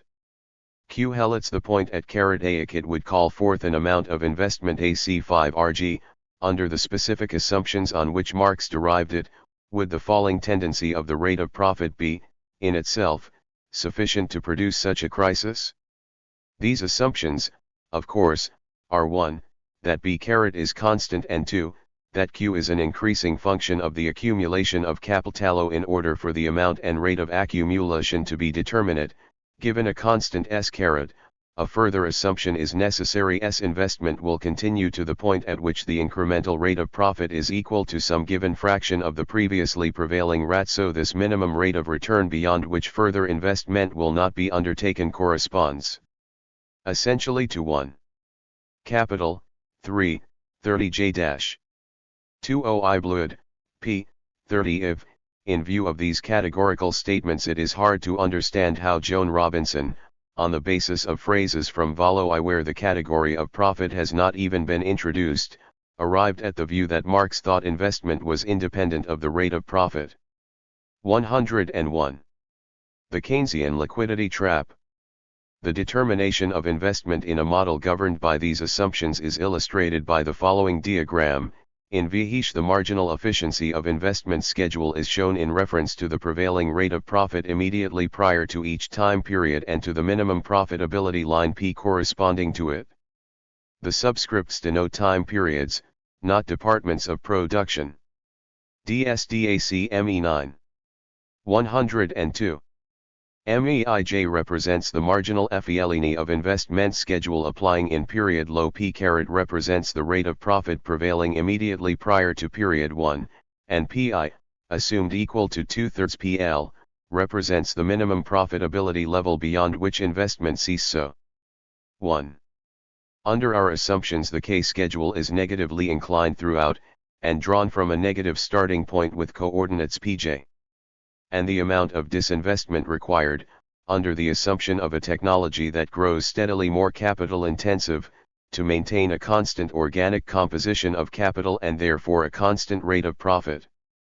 The intersection of the period 1 marginal efficiency schedule and minimum profitability line at REPRA equals sense the determination of the actual investment in period 1 if this investment is sufficient to maintain the SYS TEM in equilibrium. This implies that a RCI in period 2, as a result of investment during period 1, both the capital stock and its organic composition have increased and the rate of profit at the start of the period decreased. Therefore the May 1, i.e., that the RAT of surplus value is constant and that Q is an increasing function of capital accumulation. 103. Schedule has shifted downward and to the left, and is now drawn from a starting point at PG and the amount of disinvestment now required to maintain the organic composition of capital and rate of profit constant, if the minimum profitability line is maintained in a constant ratio to the base rate of profit. If, however, the equilibrium growth rate of the capital stock has remained constant, investment in period 2 will be insufficient, since the capital stock has increased so that RC2 while actual investment has decreased from A to B unless the equilibrium growth rate has meanwhile fallen from A to B. A crisis of underinvestment will 1 occur. However, it is precisely one of the implications of the Marxian model that a fall in the rate of capital accumulation will necessarily result from a falling tendency of the rate of profits. The rate of accumulation falls with 1. The rate of profit. The relationship between the rate of profit and the equilibrium rate of growth is determined 1. IBID 2G30 104 1. LYDR-SV. Thus it is possible, through continual adjustment of the equilibrium growth rate to the falling rate of profit, for this model of capitalism to exhibit a crisis-free evolution. In this case the role of the falling tendency of the rate of profit as the barrier of the capitalist mode of production would be exerted through the steady decline in the rate of capital accumulation. This tendency to ard stagnation, following from the falling tendency of the rate of profit, requires for its defeat periodical crises J in either instance, despite the assumed absence of any technical limits to investment and the existence cf a positive incremental rate of profit at all levels of investment, the capitalist economy i.e. unable to assure the uninterrupted growth of the productive forces at the AC seal rating rate technologically feasible. The actual busyness equals cycle theory of Marx involves only one fundamental change in the foregoing analysis. The assumption of a constant Sj is dropped. T-ether, in the long run, E tends to remain constant or to increase. In the course of a given cycle it is subject to substantial fluctuation. Consequently the incremental rate of profit 1, derived from Vt, Q through substitution FQS*. 105. Can no longer be treated simply as a function of the organic composition of the marginal investment. The effect of this investment on the rate of exploitation allow must be taken into account, since at a certain point of every cycle the reserve army of labor is radically depleted, putting great upward pressure on wages. The shift due /ward and to the left of the May schedule at that point is not correlated with the factors determining the long-term equilibrium rate of growth, and thus cannot be compensated for by a decline in R. Marx, therefore, states the immediate conditions for a crisis in terms of changes in the rate of exploitation. An overproduction of capital, not of indi equals vidua. Commodities, signifies simply an over equals a accumulation of capital. In order to understand what this overaccumulation is, one need only assume it to be absolute, Tiefschen would overproduction be absolute, overproduction which would affect not just one or another or a few important spheres of production, but would be absolute in its full scope, hence would extend to all fields of production? The purpose of capitalist production is self-expansion of capital, i.e., appropriation of surplus labor, production of surplus value, of profit. Thus as soon as capital, in proportion to the laboring population, would have grown to such an extent that neither the absolute labor time yielded by this population nor the relative surplus labor time could be expanded any further, as soon as a point was reached where the increased capital produced no larger, or even smaller, quantities of surplus value than it did before its increase, there would be absolute overproduction of capitals IOEO, the increased capital C-AC would produce no more, or even less, profit than capital C before its expansion by AC. In both cases there would be a strong and sudden fall in the general rate of profit, due to a change in the composition of capital on account, this time, not of the development of productivity but of an increase in the money value of the variable capital and the corresponding reduction in the proportion of surplus labor to necessary labor. It is, nevertheless, quite wrong to conclude from the foregoing, A.E. does Sweezy, that Marx is here talking about a kind of fall in the rate of profit different from 2. That implied in the law. On the contrary, only if the law is in continual operation is it legitimate to expect a strong and sudden fall in the rate of profit to result from a period during which the real wage had increased faster than the average net productivity of labor. The sudden fall in the rate of profit at the moment before the crisis is the combined effect of an increase in and a decrease in S. These changes, in turn, are the fruit of a period in HLCH net investment is at a level high enough to sustain full employment, and such a period is itself one of the aspects of the two-faced law, with the same causes for a decrease of the rat copyright of profits and a simultaneous increase of the 1. Absolute mass of profit. So Marx's theory of the essential nature of the cycle as a TS-ol follows rather simply from his analysis of the point of crisis. Copyright equilibrium would be restored under all circumstances through the withdrawal or even the destruction of more or less capitalo. This would extend partly to the material substance of capital. The principal work of destruction would show its most dire effects in a slaughtering of the values of capitals. At the same time still other agencies would have been at work. The stagnation of production would have laid off a part of the world class and thereby placed the employed part in a situation where it would have to submit to a reduction in wages even below the average. 2. Thus the depression reduces the organic composition of the employed portion of the existing capital through disinvestment due to depreciation and, especially, to obsolescence, while simultaneously increasing the rate of surplus value. Therefore a higher rate of profit than previously realized becomes possible. Meanwhile the sharp fall in the actual rate of profit reduces the minimum profitability criterion used by capitalists in their investment decisions, on the assumption that this criterion is based on the realized profit rate. Ultimately, in any case, the marginal efficiency of investment must increase enough to generate a quantity of investment larger than that required by the equilibrium growth rate. The depression then passes its true carrot and gives way to a recovery. The stagnation of production would have prepared within capitalistic limits a subsequent expansion of production. These capitalistic limits manifest themselves in the fact that the falling rate of profit produced by a rising organic composition of capital and ultimately a falling rate of exploitation finally brings on a new crisis. The same vicious cycle would occur once more under expanded conditions of production. 1. With an expanded marriott and increased productive forces. The crucial position of the falling tendency of the rate of profit in Marx's economic doctrine emerges most clearly from consideration of the implications of the absence of such a tendency. If we assume that the additional capital AC required to maintain the normal rate of employment of the labor force will not reduce the previous rate of profit, hence will itself be as profitable as the existing capital stock, there is no systematic reason v. high profit maximizing capitalism should fail to generate that quantity of investment. In an economy the business cycle would have an essentially benign character, serving merely to correct the disproportions resulting from atomistic competition. the economy as a whole would have no imminent barriers whatsoever, its expansion would be limited only by the availability of labor power and natural resources. The central argument of scientific socialism, that the capitalist mode of production becomes a fetter on the development of the productive forces, would fall to the ground. There might still be a case for socialism, but it would have to be argued exclusively on a moral, not an economic, basis. No. 1. Marx IB, therefore, quite consistent in presenting the falling tendency of the rate of profit as the temerire of the capitalist mode of production.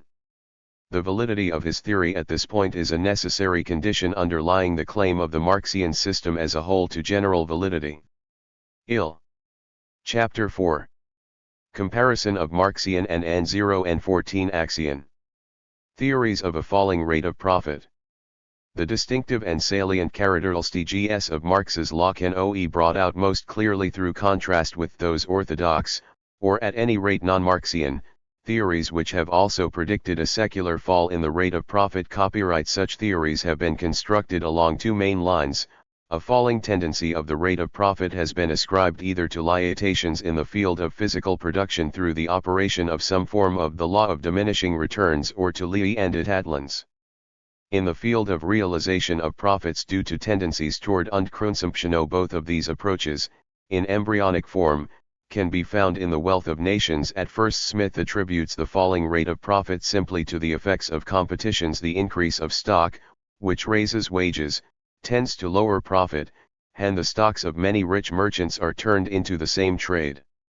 Their mutual competition naturally tends to lower its profit. And when there is a like increase of stock in all the different trades carried on in the /:. 112. Same suaidi *, the same competition must produce the same effect in them all. Shortly thereafter he specifically brings in diminishing returns on land j, though only in passing, in reference to NEV/colonies. As the colony increases, the profits of stock gradually diminish. When the most fertile and test-situated lands have been all occupied, less profit can be made by the cultivation of what is inferior both in soil and situation. Copyright. Finally Smith reverts to competitions as capitals increase in any country. The pxj.bonigs will vs sucuiau.ouj rang them necessarily diminish. It becomes gradually more and more difficult to find within the country a profitable method of employing any new capital. There arises in consequence a competition between different capitals, the owner of one endeavoring to get possession of that employment which is occupied by another. But upon most occasions he can hope to jostle that other out of this employment by no other means but by dealing upon more reasonable terms. He must not only sell what he deals in somewhat cheaper, but in order to get it to sell, he must sometimes too buy it dearer. The demand for productive labor, by the increase of the funds which are destined for maintaining it, grows every day greater and greater. Laborers easily find employment, but the owners of capitals find it difficult to get laborers to employ. Their competition raises the wages of labor, and sinks the profits of stock. The profits which can hs made by the use of a capital are in this manner diminished, it were, at both ends. SFTL Smith thus seems to put his main emphasis on the implicitly underconsumptionist sides. The failure of the market to expand in proportion to production is the assumption underlying his preposition that the increased product can be sold only on more reasonable terms. Copyright Ricardo Carrot, who overlooked the diminishing returns aspect of Smith's theory, attacked his predecessor most sharply on this point. Adam Smith uniformly ascribes the fall of profits to accumulation of capital, and to the competition which will result from it, without ever adverting to the increasing difficulty of providing food for the additional number of laborers which the additional capital will employ. Adam Smith speaks here of a rise of wages, but it is of a temporary rise, proceeding from increased funds before the population is increased. And he does not appear to see that at the same time that capital is increased, the work to be effected by capital is increased in the same copyright proportion. Mose has however, most satisfactorily shown that there is no amount of CNUITAL which may not be employed in un tribo. Demand is only limited by production. 2. Rio Ardo's own explanation, accordingly, was entirely based on the tendency of money wages to rise as essential foodstuffs 13603016 more and more expensives. However, abundant capital ik become edge. There is no other adequate reason for a fall in profit L3 a rise of wages, and further it may be added, that the only adequate and permanent cause for the rise of wages is the increasing difficulty of providing food and necessaries for the increasing number of workmen. This approach was essentially a simple extension of the Ryo-Ardian theory of rents, since the price of food is determined by its cost of production on the least fertile or least favorably situated land in cultivation J, and since the increase in food produzione needed to maintain the additional workers required by the increased capital stock I will involve use of less fertile, higher cost lands, the price level of all agricultural produce, considered by Ricardo to be the typical wage good, will increase to its cost at this new margino. The money wage, assumed to express a subsistence real wage, will necessarily rise in proportion to the increased price of food, and profits decrease by the same amounts. The natural tendency of profits then is to fall, for J in the progress of society and wealth, the additional quantity of food required is obtained by the sacrifice of more and more labor. This tendency, this gravitation as it were of profits, is happily checked at repeated intervals by the improvements in machinery, connected with the production of necessaries, as well as by discoveries in the science of agriculture which enable us to relinquish a portion of labor before required, and therefore to lower the price of the prime necessary of the laburo. Ricardo's vive of technological progress as a factor counteracting the falling tendency of the rate of profit has two essential characteristics which continued to play the central role in post-Ryo-Ardian classical and neoclassical economic theory on this subject. Most conspicuous is Ricardo's belief that progress in technology can merely be a partial offset heeking the workings of a natural tendency. As John Stuart Mill, in this area a faithful disciple of Ricardo, rationalized this view. Agricultural skill and knowledge are of slow growth, and still slower diffusion. Inventions and discoveries to J only occasionally while the increase of population and capital are continuous agencies. It therefore seldom happens that improvement even during a short time, has much the start cf population and capital as actually to lower rent or raise the rate of profits. Of equally fundamental importance is the implicit assumption underlying this treatment of technological changes. LB5.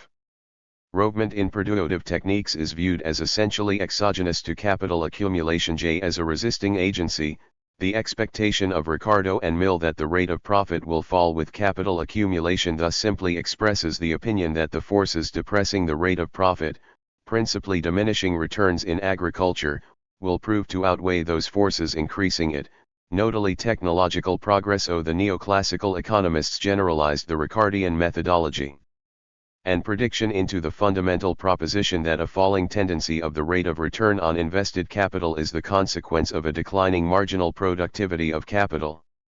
This was expressed most categorically by J.B. Clark. Capital is the element that is outgrowing labor.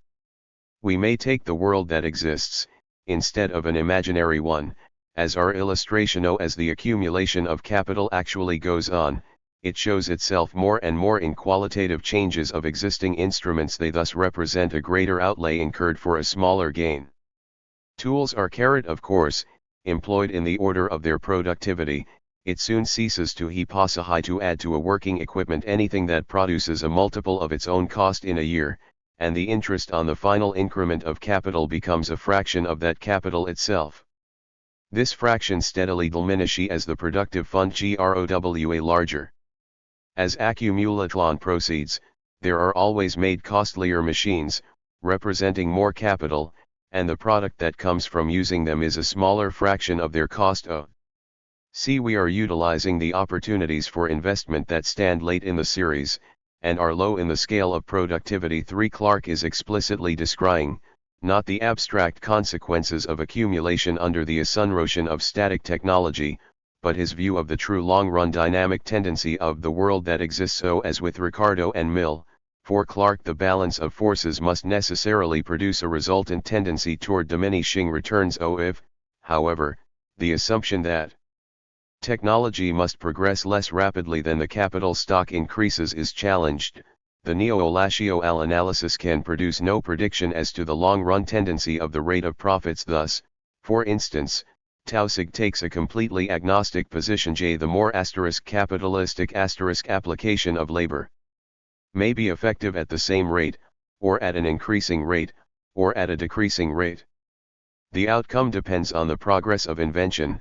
No earning we no rule can be laid down to accordingly. Whether the rate of profit will rise, fall, or remain constant depends on a race betwon Law J. B.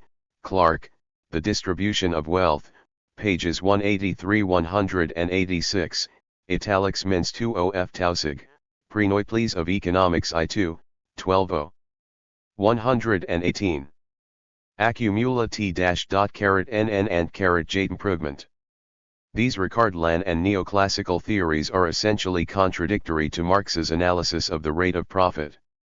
Marx criticized Ricardo on the grounds that, unwilling to regard capitalism as posing an imminent barrier, recognizing the existence of such a barrier in the falling rate of profit, he ascribes this tendency not to production but to nature. Marx therefore rejects the duality between the natural tendency to diminishing returns and the human faculty of invention, the counterposition of increase in capital to inventions and improvements, the notion of a race between accumulation and improvement. On the contrary, Marx maintains, accumulation itself, and the concentration of capital that goes with it, is a material means of increasing productivity. The development of capitalist production and accumulation lifts the processes of labor to a higher scale. Thus, in the Marxian view, accumulation of capital and increasing productivity are expressions of a single process. The most fundamental difference between the Marxian and neo-Olasio-Al theories, however, is this. Under the neo-Olasical assumptions, the rate of profit will tend to fall only if the marginal physical productivity of capital tends to decrease.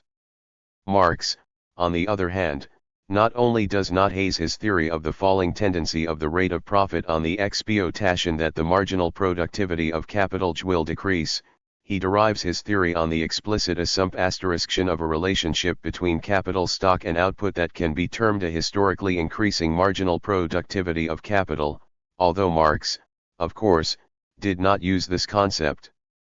Although a machine becomes absolutely tsar with the growth of its bodily mass, it becomes relatively cheaper. If 5 laborers produce 10 times as many commodities as formerly, this does not increase the outlay for fixed capital tenfold, although the value of this part of the constant capital increases with the development of activity. It does not by any means increase in the same proportion. In the Marxian system, a declining marginal productivity of capital will of course, produce a sharply falling rate of profit.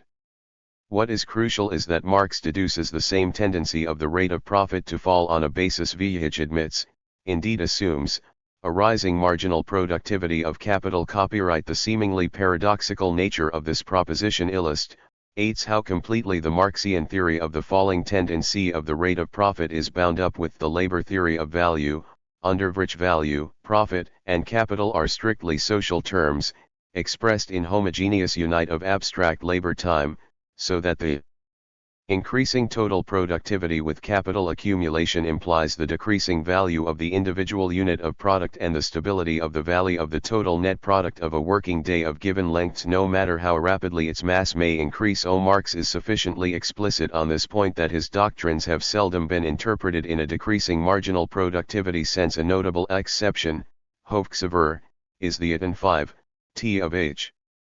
Do Dickinson to establish the validity of Marx's theory. Since Dickinson makes the key assume that product per head increases with capital per head but less than proportionally. It is, of course, scarcely surprising that he can claim at the end thus on certain broad and reasonable assumptions regarding the relation between the organic composition of capital and the physical productivity of labor, the general correctness of Mars*s theory appears to be demonstrated. Far more frequently, however, Marx's theories have been presented as essentially underassumptionist *. Thus Keynes v. Ed Mars as one of the inhabitants of an underunsen underworld in which the insights of Malthus were kept alive during the heyday of classical economics. Malthus had argued that Adam Smith was on the right track in attributing the falling rate of profit to the effects of competition. He accepted Ricardo's analysis of diminishing returns in agriculture, based as it was on his own theory of population, but regained this as merely the limiting, not the regulating, factor governing the rate of profit. In the cultivation of land, the cause of the necessary diminution of profits is the diminution in the quantity of produce obtained by the same quantity of labor. In manufacture and commerce, it is the fall in the exchangeable value of the same amount of produce. Point 2. What in Adam Smith was in J illicit was made explicit by Malthus. This fall in prices is due to the lack of sufficient effective demand.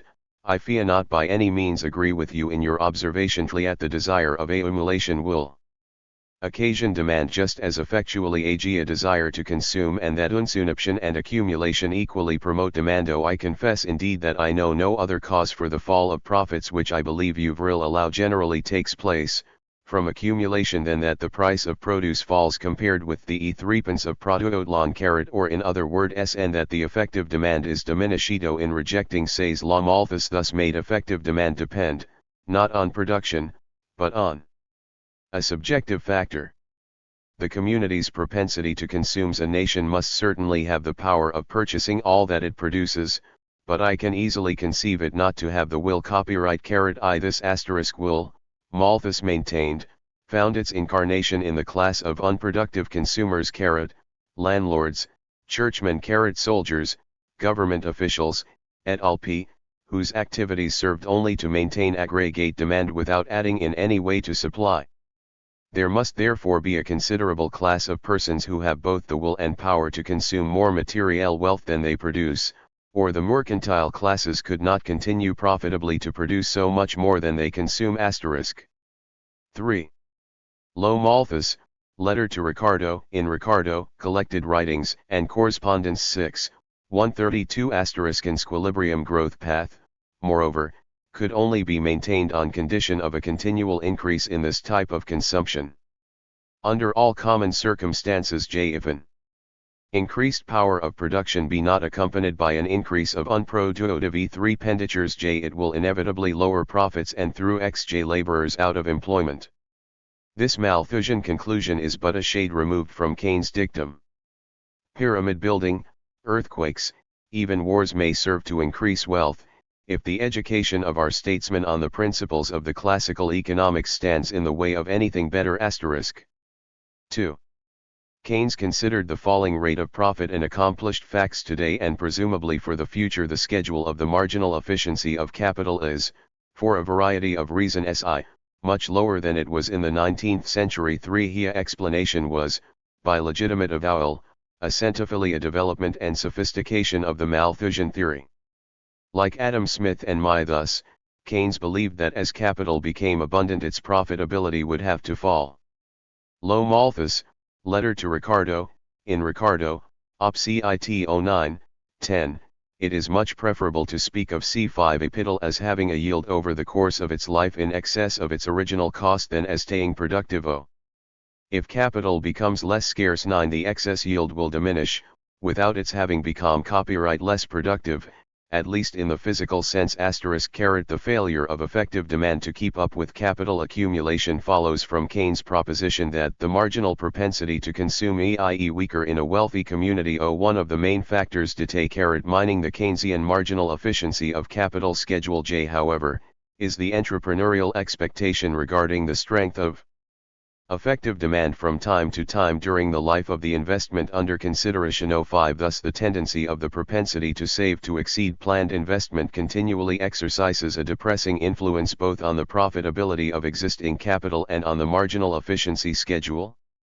An act of individual saving means, so to speak, a decision not to have dinner today. But it does not necessitate a decision to have dinner or to buy a pair of boots a week hence or a year hence or to consume any specified thing at any specified date. Thus it depresses the business of preparing today's dinner without stimulating the business of making ready for some future act of consumption. No, it is not a substitution of future consumption demand for present consumption demand, it is a net diminution of such demand. Moreover, the expectation of future consumption is so largely based on current experience of present consumption that a reduction in the latter is likely to depress the former, with the result that the act of saving will not merely depress the price of consumption goods and leave the marginal efficiency of existing capital unaffected, but may actually tend to depress the latter also. Marx has one decisive doctrinal point in common with Malthus, Keynes, and all other underconsumptionists: the rejection of Say's law. Thus all these economists are at least not blinded by theoretical objections to the obvious phenomena of overproduction. But this is merely the posing of the issue. Given the fact of periodic overproduction, the real question is whether these phenomena are cause or effect, whether the fall in the rate of profit is due to tendencies toward underconsumption or, on the contrary, whether the periodic or even persistent failure of effective demand is to be explained by factors entirely within the domain of production. As we have seen, Marx's derivation of the falling tendency of the rate of 1. Keynes, OPCIT, p. 210. 2e Capital. IL, 302. 126. Profit on the basis that less labor is employed in proportion to TB employed capital. Adheres strictly to the latter approach. The question remains: to what extent law the Underkonsumplonelst approach compatible with the Marxian model? Marx himself explicitly rejected all the variants of Underkonsumplonelsm with v. Lohisfasfamel Harrow. Thus, in reply to Adam Smith's explanation of the falling rate of profit, he stated that the fall in the rate of profit calls forth the competitive struggle among Oppeltalstes, not vice versa. To be sure, the competitive struggle Leaconrapan led by a transient rise in wages and a resultant further temporary fall of the rate of profit. For the idea of unproductive Konsumplon, Marx had merely a contemptuous reference to the fantastio idea of the priest Chalmers that the capitalists pocket so much more profits, the smaller the quantity of the annual product expended by them as capital. The state church then comes to their assistance in order to help them to consume the greater part of the surplus product instead of capitalizing it. Finally, Marx made the point that if the low Opital, 288, phenomena of overproduction are ascribed to a distribution of income excessively skewed in favor of the capitalists, this is in effect an outright Unterdiötlung of the falling tendency of the rate of profits. Other economists, for example Wakefield, flee to consideration of the field of employment for growing capitals. This belongs in the discussion of competition and is much more a matter of the difficulty for capital to realize an increasing profit, thus denying the imminent tendency toward a fall in the rate of profit. Those economists who, like Sweezy and Joan Robinson, maintain that Marx was, at least in part an underconsumptionist, have no difficulty in finding numerous citations above all in volume III referring to the fundamental contradiction between the limited conditions of Konsumplon on a capitalist basis and a production which forever tends to exceed its imminent barriers. But, as Mrs. Robinson is keenly aware, overproduction cannot be explained by its synonym, underconsumption. It is essential to demonstrate how tendencies toward underconsumption cripple the inducement to invest and thus cause crises. Thus, to clinch the argument, it is necessary to show that the rate of profit depends, in the last resort, upon consuming power. It is necessary, in short, to supply a theory of the rate of profit based on the principle of effective demand. This Marx fails to do, for he had meanwhile worked out his theory of the falling tendency of profit, based on the principle of the rising organic composition of capital. In Volume 3 this theory is inextricably mixed up with the underconsumption theory, and the two lines of thought are not brought into any clear relation with each other. The theory of the falling rate of profit is a red herring across the trail, and prevented Marx from running the theory of effective demand to earth. Marx evidently failed to realize how much the orthodox theory stands and falls with Say's law, and set himself the task of discovering a theory of crises which would apply to a world in which Say's law was fulfilled, as well as the theory which arises when Say's law is exploded. This dualism implants confusion in Marx's own argument, and, still more, in the arguments of his successors. I. Joan Robinson's proposition that Marx derived the falling tendency of the rate of profit in terms of a world in which Say's law was fulfilled provides an approach by which a 1. Robinson, essay, pp. **s**2c Gusson, OPCIT **, p30. 129. Clearer understanding of Marx**'s relationship to underconsumptionism can be gained. Marx definitely assumed that, under normal circumstances, capitalists would be able to realize on the market all the value, including the surplus value, contained in the total social product. Periodically, to be sure, too many commodities are produced to permit of the realization of the value and surplus value contained in them under the conditions of distribution and consumption peculiar to capitalist production, that is, too many to permit of the continuation of this process without ever recurring explosions. But this situation is merely an aspect of periodic or recess. One of the ways in which the slaughtering of the values of capitals is effected as such it is strictly effect, not cause copyright the falling tendency of the rate of profit, as a fundamental long-term law of the Marxian model. Applies precisely to the normal situation in which effective demand is sufficient for the realization of all the value embodied in the commodity product, and not to the moments of periodically recurring explosion. Does this, however, mean that Marx in practice accepts Say's law? To answer we must be clear as to Lo Oapital, 3030I. 130. Precisely what Say a law itself means. For this purpose the most exact formulation is undoubtedly that of Keynes. The classical theory assumes, in other words, that the aggregate demand price always aonorodates itself to the aggregate supply price. Once Say *3 law is correctly formulated, its essential difference from the Marxian assumption should be strikingly clear.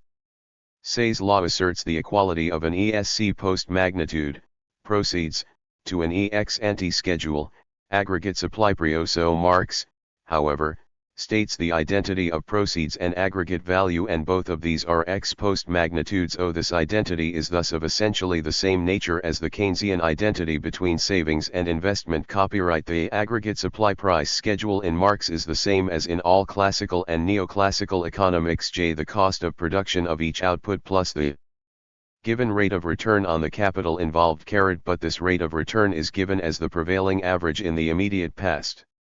If the falling tendency of the rate of profit is in operation, the realized rate of return based on the identity of proceeds with aggregate value must be less than this given expected rate of profit, and thus the effective demand must be less than the aggregate supply price. Looked at from the angle of effective demand, this means is that capitalists seek to sell their goods on the market for an aggregate price that will include enough profit to allow them the same return on invested capital that they have been able to gain in the immediately preceding period.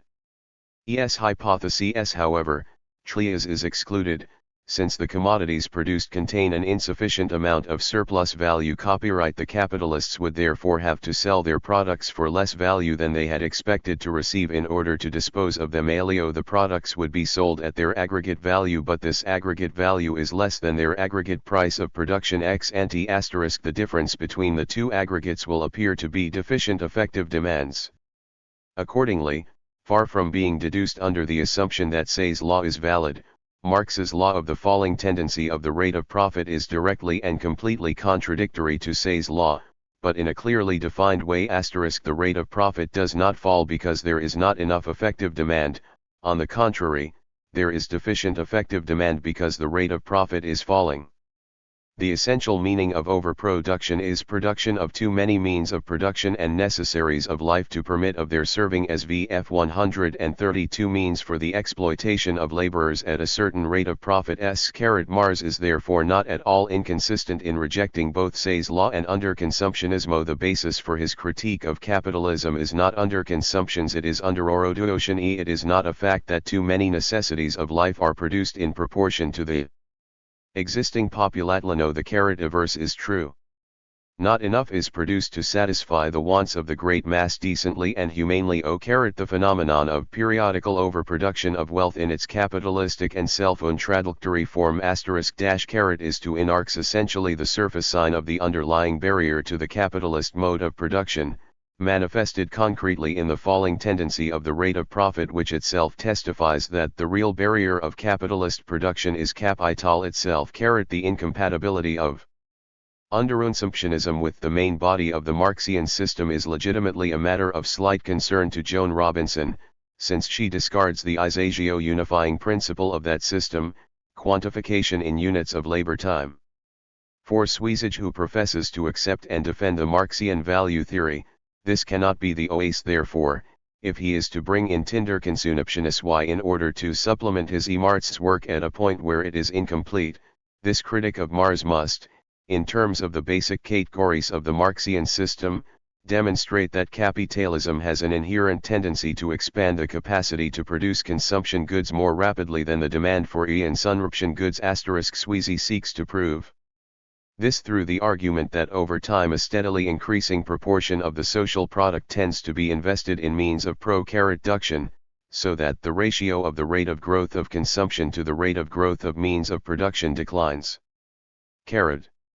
He then argues that the proportion between the stock of means of production and the output of consumption goods tends to remain constant, so that the ratio of the rate of growth/th in the output of consumption goods to the rate of growth of means of production remains constant, and therefore there is an inherent tendency for consumption to lag behind the output of consumption. It has been pointed out several critics that the assumption of a constant proportion between the total stock of means of production and the output of consumption goods lacks any foundation whatsoever. More significant this assumption is quite inconsistent with the proposition that an increasing proportion of the social product will consist of investment goods. So an analysis of SV/EZs at a rigorous algebraic proof of the underconsumption thesis is nevertheless relevant, since it exposes his basic error much more clearly, and shows that if this error is correct, a very different conclusion emerges. Sweezy develops his argument on the basis of a model suggested by the Austrian social democratic theorist Otto Bauer. He starts by defining national income per unit period of time in value terms as made up of variable capital, surplus value consumed, and surplus value accumulated. Thus 1 equals WT1 He makes the assumption that I and all its components increase steadily, that workers have a constant unitary marginal propensity to consume while capitalists O is fractional and declining and that the organic composition of capital is rising accordingly. Both W and 1 can be considered functions of W equals F such that 0. Hence if the increase in consumption in the time dt is dW plus d there will be required an addition to means of production, say C, such that where A is the factor of proportionality Sweezy, op. CITP 181-2, the mathematics here is somewhat sloppy, for W and 1 always to grow less rapidly than K, and should always be less than unit J re, so that inolifs n should be 0. /a_dgjr_dt_fk plus 1 /vdt_dt7.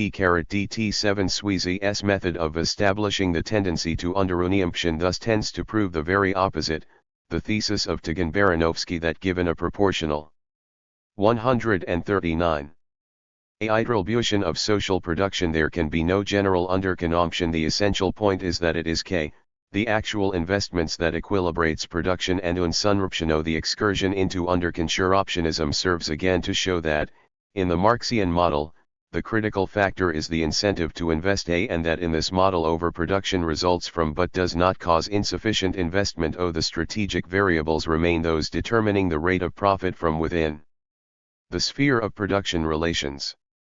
Underconsumption cannot be brought to the aid of Marx's critique of capitalism without exploding high system and substituting for it an entirely different type of economic analysis. *1 quoted in Sweezy, Opoit PCI 69. 140. Chapter V. Theoretical criticisms of the law. An attack on the theoretical validity of the law of the falling tendency of the rate of profit from within the basic postulates of the Marxian system can be based on only two grounds. It can be argued that Marx was wrong to contend that capitalist development necessarily involved a rising organic composition of capital, or, granting that as an assumption, it can be argued that a rising organic composition of capital does not necessarily result in a falling rate of profit, since the increase in relative surplus value stemming from the increased productivity of labor may be sufficient to compensate for the increasing organic composition, producing a constant or even a rising rate of profit. In evaluating these criticisms, we will begin with the latter. The Marxian expectation of a steadily rising organic composition of capital is thus to be taken as a valid assumption for this part of the discussion. In the next stage, the legitimacy of the basic proposition itself will be discussed. Relative surplus value as compensation for the rise in organic composition, as we have seen in Marx's derivation of the 141. Falling rate of profit. The rate of exploitation is as sum to remain constant, so that dtq_dt. In her critique of Marx, Joan Robinson maintains that this argument is inconsistent, incorrect, and at best tautological. Marx's law of the falling tendency of profits plus -in consists sj.mply in the tautology. When the rate of exploitation is constant, the rate of profit falls as capital per man increases. Marx can only demonstrate a falling tendency in profits by abandoning his argument that real wages tend to be constant. This drastic inconsistency he seems to have overlooked. Marx's theory, as we have seen, rests on the assumption of a constant rate of exploitation. Certain causes which may lead to a rise in the rate of exploitation he treats as offsetting tendencies. To these tendencies, which all help to raise the rate of exploitation, there are obvious limits, and Marx argues that they cannot be sufficiently strong to offset the falling tendency of the rate of profit. This may be readily admitted. But the rise in the rate of exploitation, which comes about through a rise in productivity, with constant hours and intensity of work, and constant real wages, is not limited in the same way.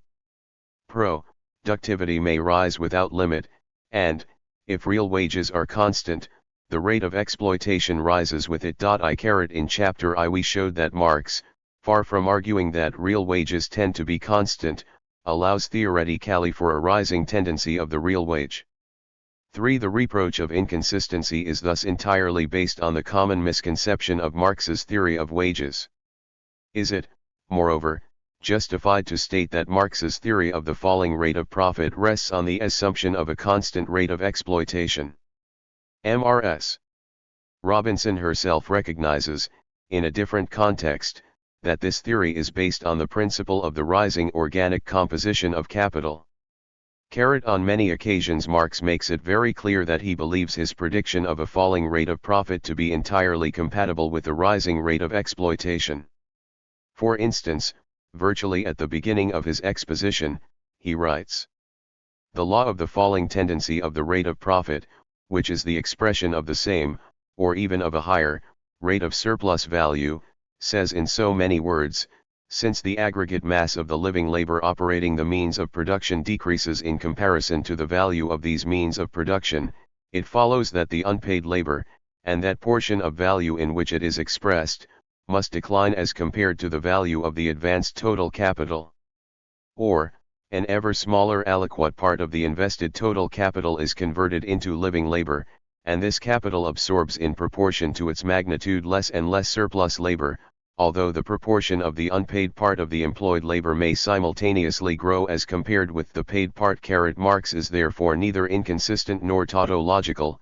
The crucial point, however, is whether he is correct in claiming that increases in the rate of exploitation resulting from the higher productivity of labor cannot systematically raise the rate of exploitation enough to compensate for the increase in the organic composition of capital. Sweezy charges that this claim is completely unfounded. If both the organic composition of capital and the rate of surplus value are assumed variable, as VE think they should be, then the direction in which the rate of profit will change becomes indeterminate.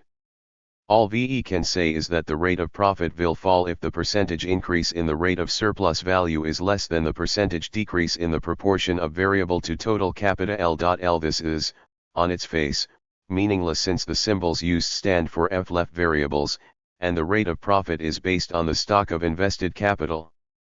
But in any case it is impossible to make sense of the formula Q1Q, since the algebraic operation can be performed only if CFV is C*V identically equal to unity, and as VE have seen this can never be the case, since the TVOVs represent different quantities.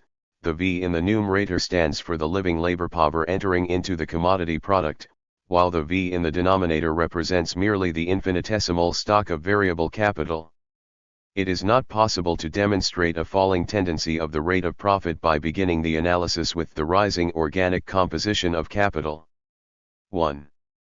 Marx, of course, was well aware of this objection, and attempted to answer it. His refutation was based on the existence of an absolute limit to the amount of surplus value that any given number of workers could produce.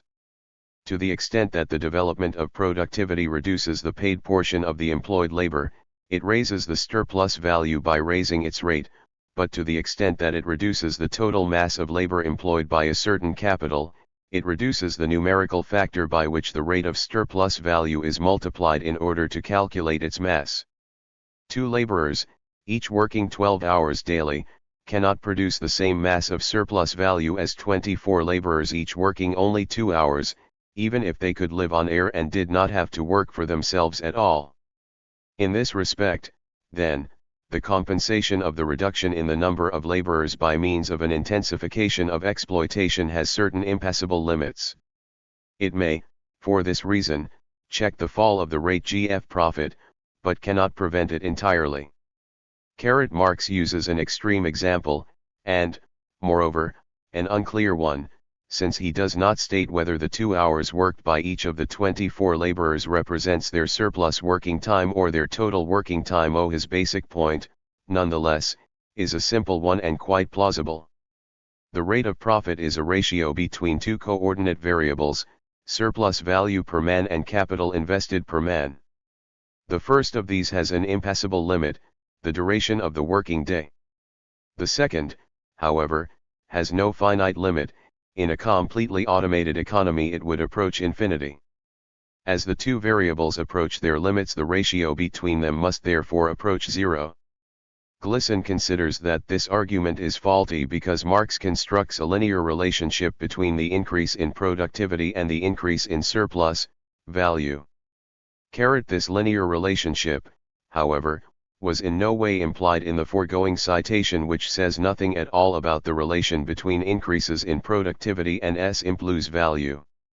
The weakness is nevertheless a real one, even though there must always be a potential increase in Q, large enough to decrease £I whatever the change in Sj_, it does not follow that as G increases to this value Pj must fall steadily and Syst-ematically.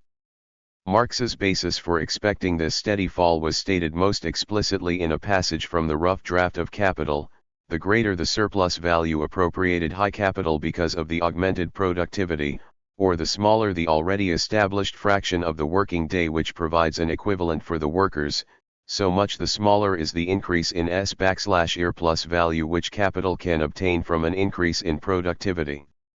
Surplus value increases, but in ever diminishing proportion to productivity.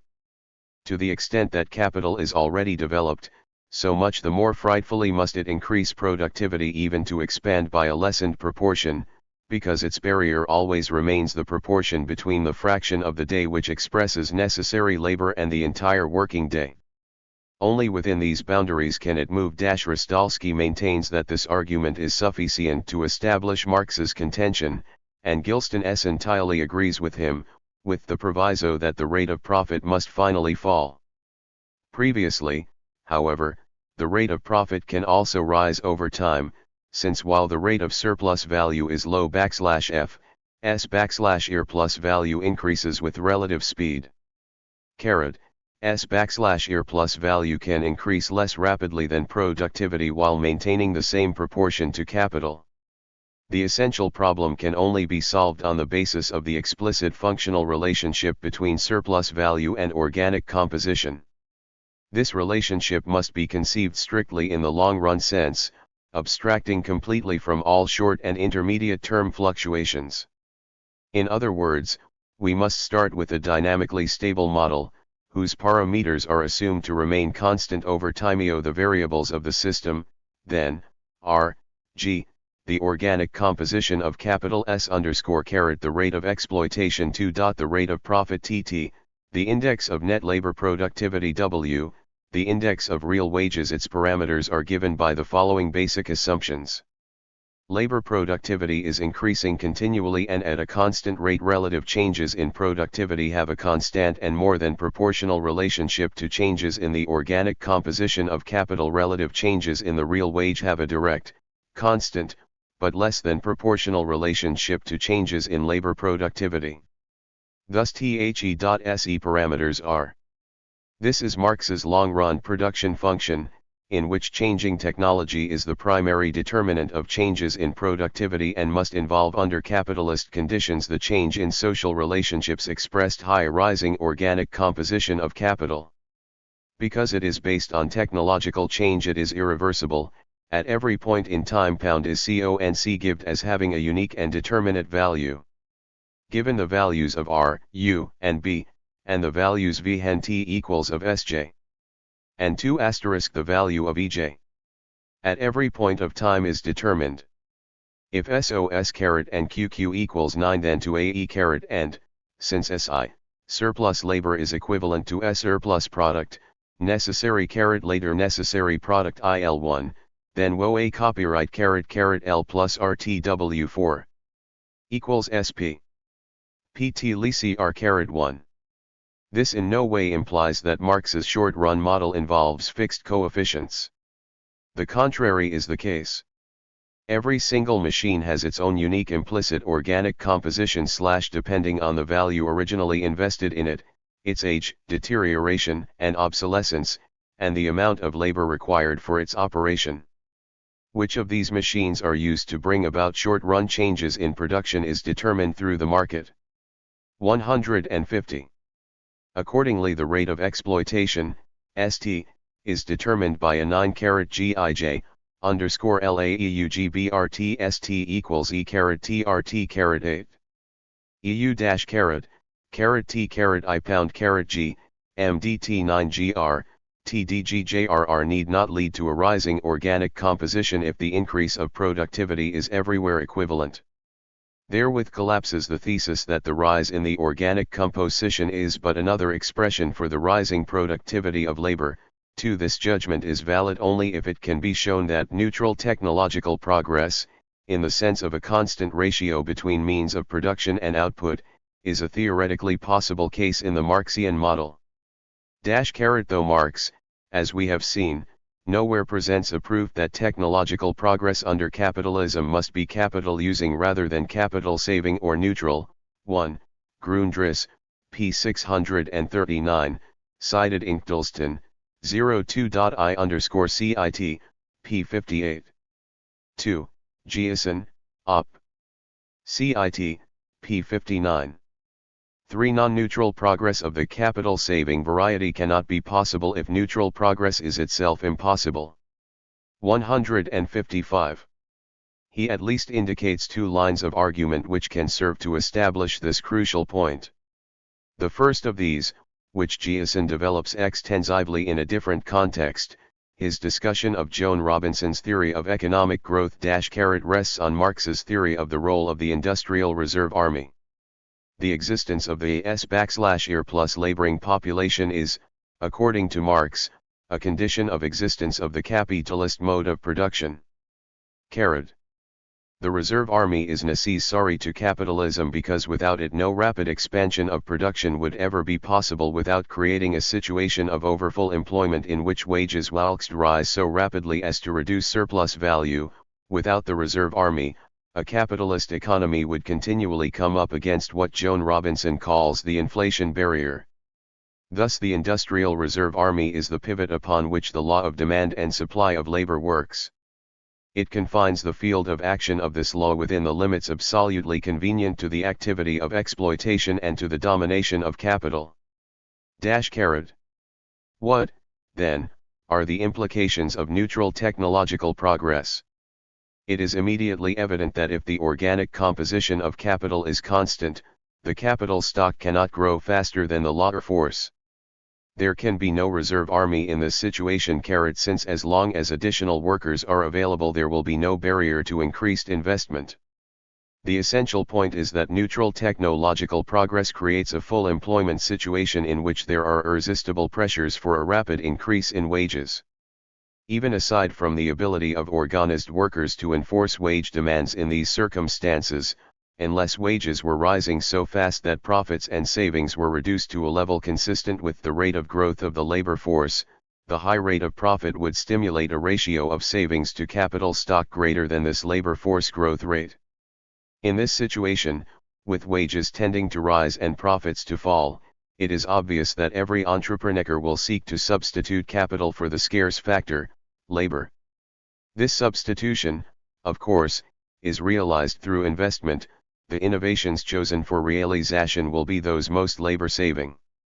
In this way technological progress ceases to be neutral and becomes labor-saving, causing the organic composition of capital to increase.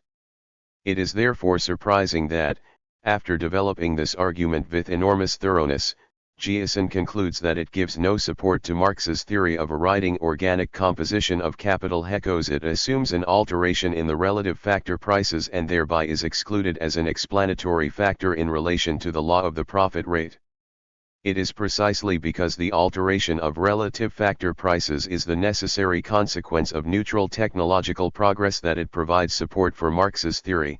This is what demonstrates that the capitalist economy has an inevitable bias, that economic growth tends to be shunted off the neutral and onto the capital-using growth path. The second line of argument whereby a rising organic composition of capital can be derived on a Marxist basis is a logical one, starting from the assumption, which Gdelston claims leads to collapse of the rising organic composition thesis, that the increase of productivity is everywhere equivalent. The point, as stated earlier, is to show that the technical composition of capital must tend to increase faster than the productivity of labor. As we have seen, both technical composition and labor productivity are ratios in which the numerator is expressed in real terms and the denominator in value terms. The productivity of labor is the net mass of use value produced divided by the living productive social labor required for its output.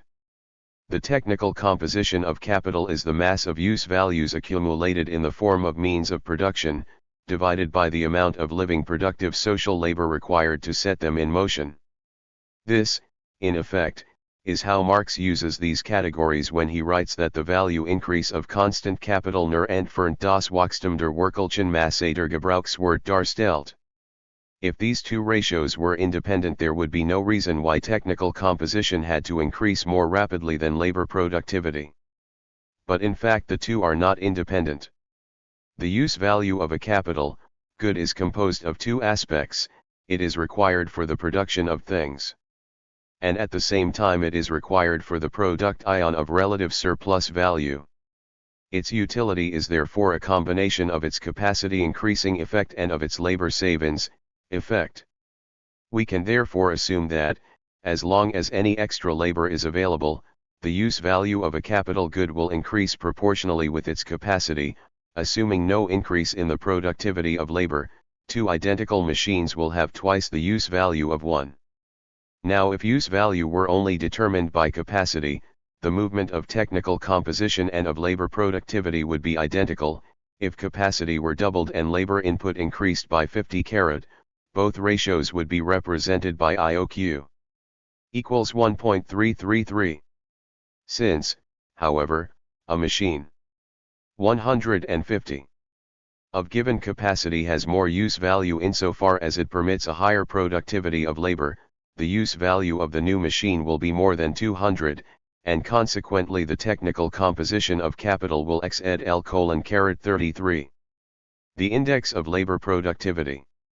This logical demonstration that technical composition must increase more than proportionally with labor productivity confirms Marx's contention that, in his model, the increased organic composition of capital is but another expression f or the increased productivity of labor, and that therefore it is a logical necessity of the development of the capitalist mode of production to give expression to the average rate of surplus value by 160. A falling rate of average profit. Summary /LH.T has been accomplished in this chapter has been to establish the theoretical validity, given the postulates and assumed ions of his system, of Marx's derivation of the law of the falling tendency of the rate of profit. The rising tendency of the organic composition of capital has been shown to be bound, as a logical necessity, to the increasing productivity of labor, and a falling rate of profit has been shown to follow inescapably from a rising organic composition of capital. Yeni thus will be working with two concrete and empirically verifiable predictions generated by the Marxian model. If the Marxian system is to uphold its claim to general validity as the basis for any scientific understanding of society and of history, it must be able to withstand the empirical test of these predictions. 161. Chapter 6. Calculation of the RXI or rate of profit, rate of surplus value, and or GAC composition of capital, the United States, 1900 to 1960, basic procedure in accordance with the interpretation of the Marxian definitions presented in the first part of this study. The rate of profit has been calculated as the ratio between aggregate net surplus value and the capital stock, the rate of surplus value as the ratio between aggregate net surplus value and aggregate variable capital, and the organic composition of capital as the ratio between the capital stock and the sum of surplus value and variable capital. All these were computed on the basis of the aggregate non-farm private business economy. Since in Marxian terms government and private households, inasmuch as they employ no productive labor and therefore produce no STJTPLS value, are non-capitalist sectors of the economy, investment in and property income originating from these sectors were excluded from the computation. In this stage of the computation, the basic variables for each year were calculated as quantities of hour and dollars. Kapitalstulg. The denominator of the rate of profit and numerator of the organic composition of capital, the capital stock, was defined by Marx as the value, netto of depreciation, of the physical capital involved in the total production and circulation process. This stock has been computed as the aggregate of producer durable equipment structures, inventories and fuel and mineral reserves in the capitalist sector, or it was derived as the cumulated net investment in each category of capital asset to express capital and depreciation in current dollars. A price index based on the consumer purchasing power of the dollar was used. This was necessary since the existing price indexes for capital goods, based essentially on labor and materials costs, do not fully account for improvements in the quality of capital goods produced, and thereby overstate the actual increase in capital good flow prices over a long period. Deflation of the customary deflation of capital expenditure figures by the available indexes of plant construction costs and equipment prices is unreliable and misleading. 163. Capital expenditures by a conscientious P2, ICE index gives a value of the capital stock expressing the current price so far as we can make out. The available indexes of equipment prices reflect changes in prices per unit of equipment. This might be worth having if the so-called pieces were the same from year to year, but as everyone knows, most items of equipment are constantly being improved in performance and efficiency. Not even this much can be said for the indexes of plant construction costs. Since each structure is unique, it is impracticable to price units of output. What the indexes price is units of input. Obviously this approach makes no allowance for improvements in productive efficiency in the construction operation itself. The omission gives the index an added upward bias over and above the bias it shares with the index of equipment prices. Instead we measure changes in real investment from year to year, this being defined as investment in dollars of constant purchasing power. This differs from the usual deflation by the substitution of an index of the general purchasing POV-ER of the dollar for the indexes of specific capital goods prices discussed above. We use throughout as our deflator the broadest available measure of changes in the purchasing power of the dollar, the implicit deflator for the privately produced gross national product, computed by the Department of Commerce. This conclusion, however, is illogical. The implicit deflator for private GNP is actually a weighted average which includes the capital goods deflators that have been judged unreliable and misleading. The only consistent procedure is to reject these indexes altogether, and rely only on the personal consumption expenditures deflator as a measure of the general purchasing power of the dollar. 164. Equivalent of the pure selling power originally frozen in the shape of capital goods instead of a direct estimate of current reproduction cost. Viewed from another angle, the value derived in this way can be considered the Hest approximation to reproduction cost, given the assumption of equal rates of productivity change in both capital goods and consumer goods departments. In the computation of capital conjunction, the double rate declining balance method was used, as the most realistic of the various conventional methods of depreciation accounting. Surplus value. Marx defines surplus value as the share of the national income available for consumption and investment by the capitalist class, i.e., after-tax net property income originating in the capitalist sector. In the present computation the capitalist sector was subdivided into ORI 3 or 8 and non-corporate sector. So for each, surplus value was computed gross of nominal depreciation and other capital charges. Net profit was determined by subtracting estimated actual unimplan of capital from the Oreblund gross surplus value of the two subsectors J. After this umined gross surplus value was adjusted for the non-productive governmental expenditure paid for through direct taxes on nominal property income. The non-corporate stream of gross surplus value was derived in the following way. She total income of unincorporated Huseness SJ composed of income of unincorporated Tinterprise SJ inven. Tory valuation adjustments and charged depreciation, was reduced to the incomes of farmers, financial intermediaries, and professional practitioners to the quantity thus determined were added estimated net interest and net rent originating in the same sectors. Finally, from this aggregate V/air deducted the revenues ascribed to labor services of proprietors engaged full-time in their own businesses. As estimated on the basis of the average annual earnings of full-time employees in each industry. The quantity thus derived represents surplus value gross of depreciation and of direct personal taxes originating in the non-corporate sector. The exclusion of the finance, insurance and real estate industry group was necessary to avoid double counting, since to the extent that net profit in this sector originates in the area of the economy included in this study it is already accounted for as net rent. And 166. 1. Net interest flowing from the other sectors. Professional practitioners were excluded under the assumption that the totality of their net income represents payment for their O-M labor services. In the determination of corporate gross surplus value a similar procedure was followed, again excluding agriculture and finance, insurance, and real estate. One additional component XMS included salaries of corporate officers, who are considered high marks as capitalist SA. 2. Recipients of surplus value rent from both corporate and non-0027.8 sectors to be taken net of estimated real estate taxes. Copyright aggregate gross surplus value was arrived at by deducting from these income streams the estimated portion of them paid as direct taxes imposed upon individual recipients of surplus value. The final step in the computation of net profit was simply to deduct estimated actual capital consumption from mage gross surplus value. Variable capital. Although surplus value is defined by Marx as net property income originating in the capitalist sector, he defines variable capital, not as net labor income originating in that sector but as that portion of net labor income received by productive laborers alone. Productive laborers, as shown earlier, are defined as those employees in the capitalist sector whose work is part of the process of actual production of commodities, in contradistinction to those workers whose functions, though socially necessary in present-day society,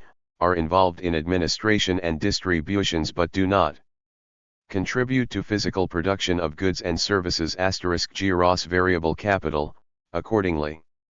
Was CONFUT as the portion of total and loye compensation in the commodity-producing industries of the capitalist sector received by the productive laborers enrolled in each industry * net variable capital was derived by deducting from gross variable capital the estimated portion of it paid as direct taxes by individual recipients of labor income. The basic ratios once the current dollar values of the capital stock * variable capital, and surplus value have been calculated, the fundamental ratios of the Marxian system are directly given. Copyright. This calculation, however, differs from the strict Marxian concept of these ratios in one fundamental respect. It is carried out in current prices through a price index relating the money value of the national income to the sum of use values making up the national income and NOI to the quantity of productive labor time required to produce those use values.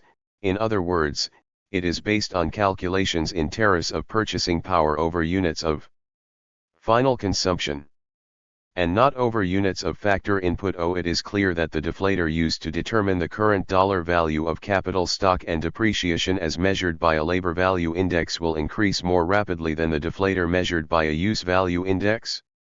Precisely to the extent that the net productivity of labor increases, since the index of the net productivity of labor is simply the ratio of the two denominators, national income in use values over the labor value of the national income.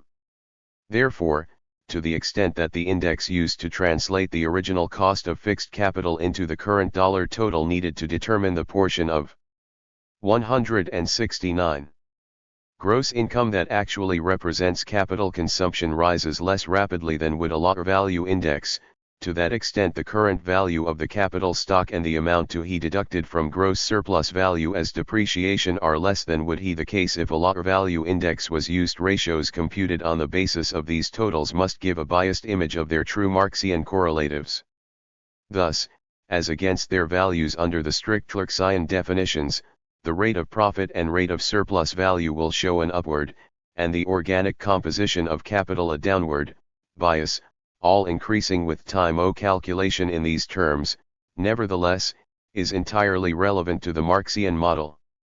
It is, in fact, necessary, in order to estimate the strength of the most important counteracting cause resisting the workings of the law of the falling tendency of the rate of profit. The effect of increasing labor net productivity in increasing the purchasing power of gross surplus value. Is the desirability, from a social accounting viewpoint, of taking induced obsolescence into account as a real cost of investment through a labor's value concept of capital consumption. It may realistically be hypothesized that the investment behavior of entrepreneurs will reflect their expectation of return on V170 investment in units of final purchasing power rather than of labor time *. Thus, even if a falling tendency of the rate of profit were found to exist in labor value terms, this tendency would scarcely have the drastic consequences Marx ascribed to it unless it also became manifest in terms of the values that are immediately related to capitalistic motivations, in terms of a pure purchasing power concept of investment and profitability. Accordingly, the preliminary hypothesis to be tested is this. As computed in terms of a pre-C index based on consumption purchasing power *, the Marxian rate of profit in the U3, non-farm economy will show a significant tendency to decrease over the period 1900 to 1960. Invalidation of this hypothesis would not in itself refute Marx's theory, but it would cast substantial doubt upon his conclusions from the theory *. Results the fundamental ratios and the current dollar quantities of surplus value, variable capital, and the *171 capital stock for each year from 1900 to 1960, as calculated according to the procedure just described, are given in Table I and presented graphically in charts I and 2. Summary data on which Table I is based are presented in Appendix B. The trend of the rate of profit over the entire period was computed on the basis of a regression with the rate of profit as the dependent, and time as the independent variable. All years in the period were used, except for the years of deep depression and of the Second World War, on a linear basis, This regression is p equals 13,05701083 t with correlation coefficient r equals -8053 on a logarithmic basis. The regression is log p equals 2,57669.0 L085 t with correlation coefficient r equals -0.8021. 172. Chart 6-1. Rate of profit and organic composition of capital. 1900 to 1960 SCML Lovel the Melkow HOSTFH2 Krodka x10 to the inch. 173. Chart 6-2. RAT copyright of profit and rate of surplus value, 1900 to 1962 CRDCSI 10 to the inch carat, asterisk 174 Tattle 6-1, fundamental RITHI. The statistical sources used were U.S. Department of Commerce, National Income carat 1929 to 1953, U.S. Income and Output, Survey of Coherent Business, July 1962, Historical Statistics of the U.S., Colonial Times to 1957 J and Statistical Abstract of the U.S., 1962 O U.S. Bureau of Labor Statistics, Employment and Earnings U.S. Departments of Labor and Commerce, Construction Volume and Costs, 1915 to 1956 and subsequent issues of Construction Review U.S. Internal Revenue Service, Statistics of Income U.S. Bureau of the Census, Census of Manufactures 195 IN 1958, and Census of Mineral Industries, 1958 R. Goldsmith, A Study of Saving in the U.S. Joe Kerdrick, Productivity Trends in the U.S. Gotterberg, 60. Years of Business Capital. Formation. S. Cousins, National. Income and its composition. Roe Martin, National. Income in the U.S., 1799 to 1938. 177. AO Capital Stock 1. Price Index. The price index used to express capital stock and depreciation in current dollars was 4 I-929 I-960, the Gross National Product Personal Consumption Expenditures Deflator linked in 1929 to the Bureau of Labor Statistics Consumer Price Index and in I-913 to the Snyder Cost of Living Index as given by Goldsmith 020 Producer Durable Equipment for the period 1929 I-960 Non-farm private purchases of producer durable equipment were estimated as the residual after deduction of farm PDE purchases as estimated by the Securities and Exchange Commission from total private purchases of producer durable equipment. For the period 1899*1928 the figures used are those given by Goldsmith. As Goldsmith's estimate of business investment in passenger automobiles is considerably below that of the Office of Business Economics, his estimate of this component for 1900 to 1928 was increased by the percentage necessary to 178. Equalize aggregate PDE expenditures according to the two concepts in 1929. The initial estimate of the stock of producer equipment at the end of 1928 was taken from Goldsmith reduced by the percentage of agricultural equipment in the stock, as given in Historical Statistics, p. 1 squared.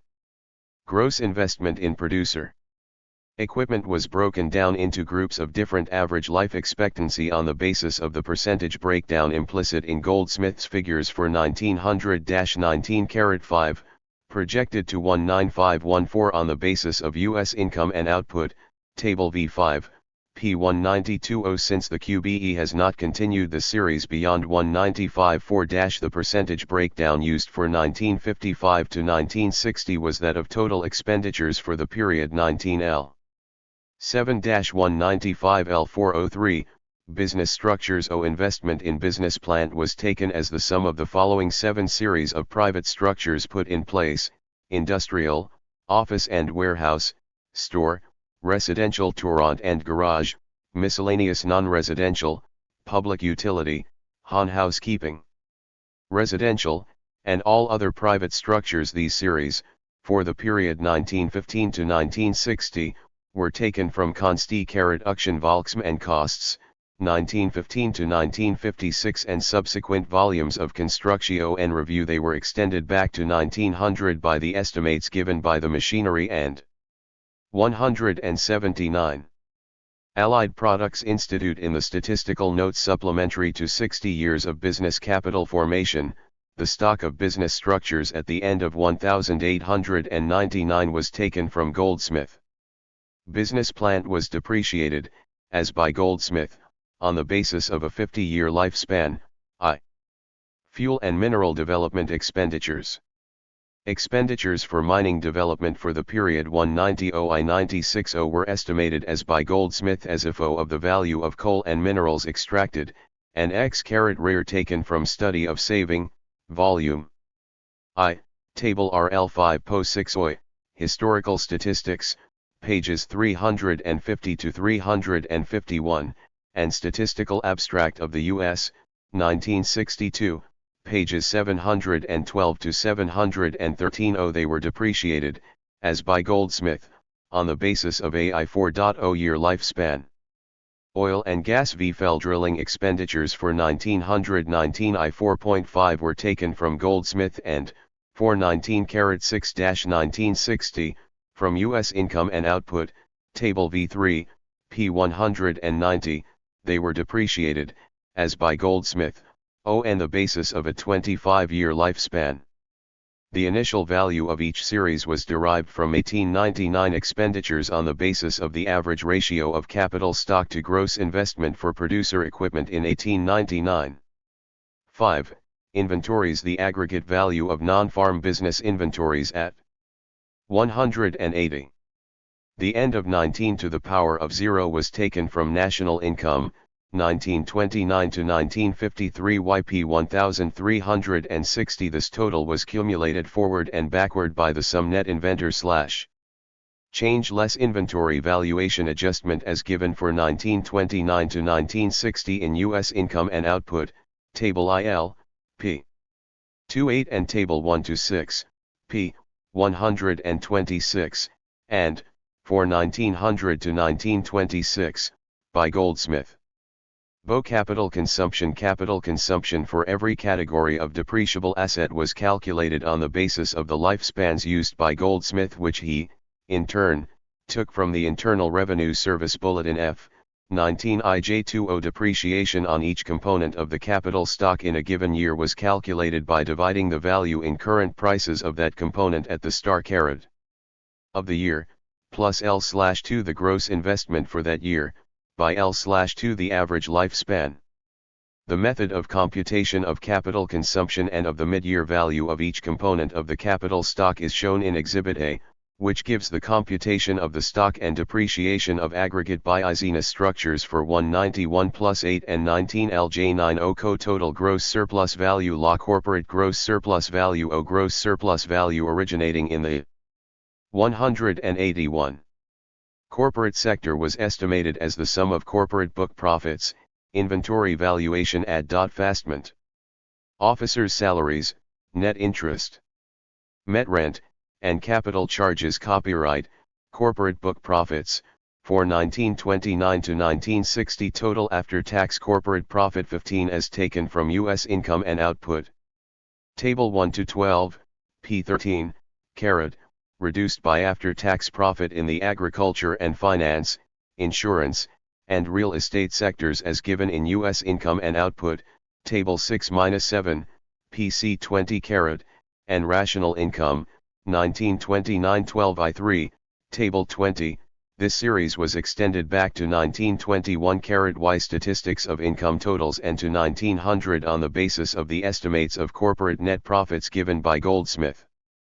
Corporate officers' salaries, for 1929 to 1960 corporate officers' salaries were taken from U.S. Income and Output, Table 1 to 12, p. 13, less officers' salaries in the agriculture and finance, insurance and real estate, sectors as given in statistics of income. For 1919 to 1928 all these totals were taken from statistics of income. The series was extended back to 1900 on the basis of net corporate dividend payments for the previous year as estimated by Martin, National Income in the U.S., 1799-1938, Table I3, pl. 0.20. 182. Met interest. For 1926 to 1960, corporate net interest was taken from statistics of income total net interest payments by non-financial, non-agricultural corporations. This series was extended to 1919 on the basis of statistics of income figures for total interest paid by these corporations, and to 1900 on the basis of interest paid by manufacturing corporations, as given by Goldsmith. Net rent. For 1933 to 1960, corporate net rent was taken from statistics of income total net rent and royalty payments by non-financial, non-agricultural corporations, extended to 1929 on the basis of statistics of income figures for total rent and royalty receipts by the finance, insurance, and real estate sector. The whole series was reduced by the ratio of non-income taxes paid to rent received for real estate corporations, as given annually in statistics of income. This final series was extended to 1900 on the basis of net rental payments from manufacturing industries, as estimated on the basis of census figures by Martin, capital charges, depreciation charges by non-financial, non-agricultural corporations for 19I.6-1960 XR/air taken from U.S. income and output, Table 6-18, p. 216, 4. 1900-19I-5 total corporate depreciation charges as given by Goldsmith were reduced by the percentage of tax depreciation. 183. Taken by the agriculture and financial sectors, as given annually for 1919 to 1945 in statistics of income, and estimated for years between 1900 and 1918 as the 1919-1921 average of this ratio. Capital outlays charged to current expense were taken as the total oil and gas well drilling and mining development expenditures shown in Table B2, Kernel C, Inventory Valuation Adjustment, Corporate Non-Farm Inventory Valuation Adjustment VAS taken from U.S. income and output, Table 1-8, p. 126, and Study of Saving. Volume I, Table P19, p. 903. 2. Unincorporated business gross surplus value.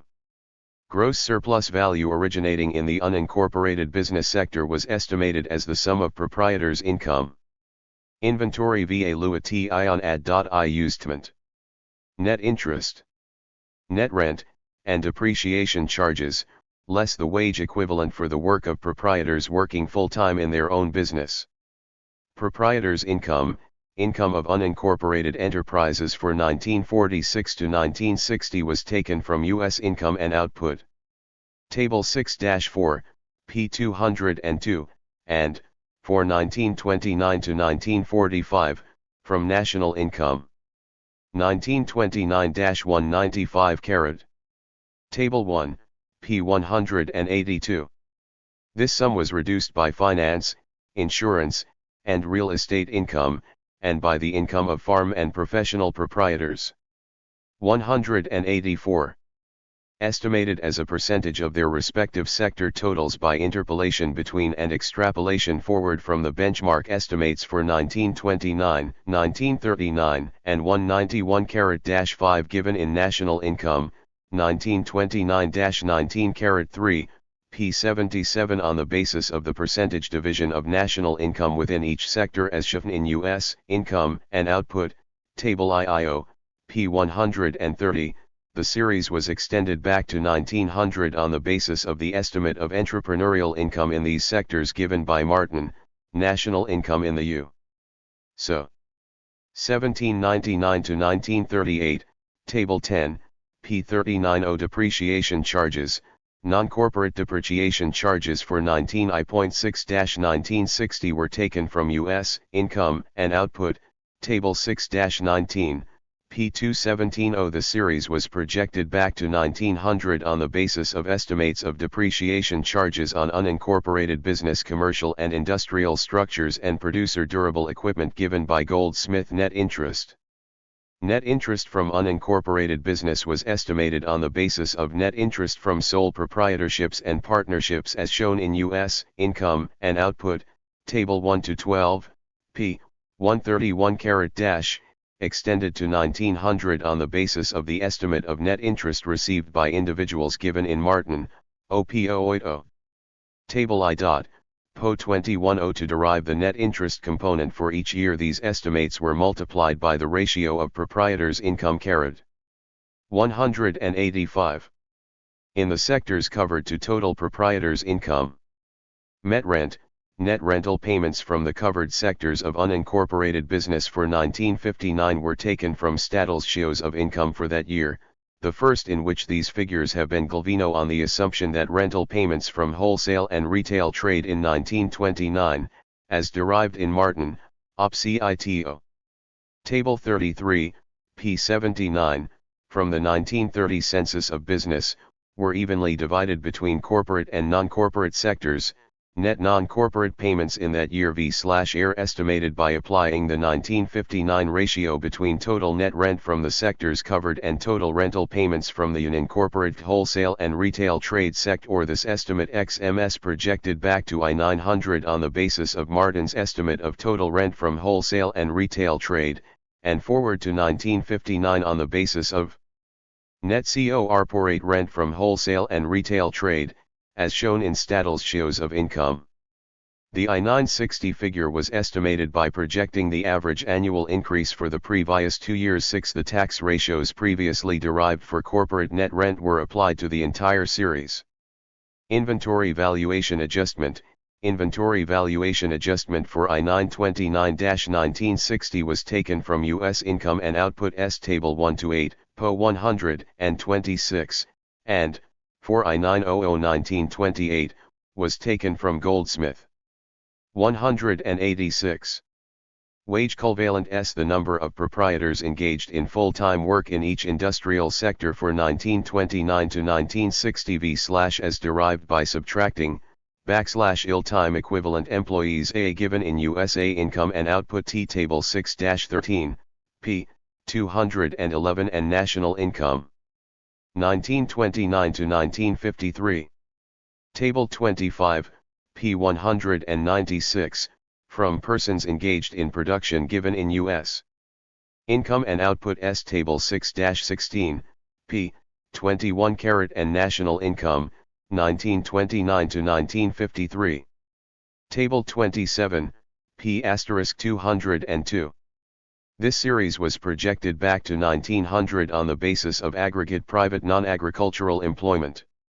The aggregate wage equivalent was determined, for I-929 I-960, by multiplying the number of proprietors engaged in full-time work in each sector covered by the average annual wage in that sector, as given in 2.3.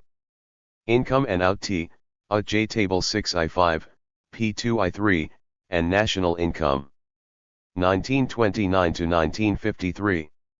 Table 27, p. 200, and, for 1900 to 1928, by multiplying the estimated total number of full-time working proprietors by the average private non-agricultural wage, as projected back from I-929 on the basis of the wage indexes compiled by Kuznets and by Douglas, as given in Historical Statistics of the 1. U.S. Income and Output, p. 21 187.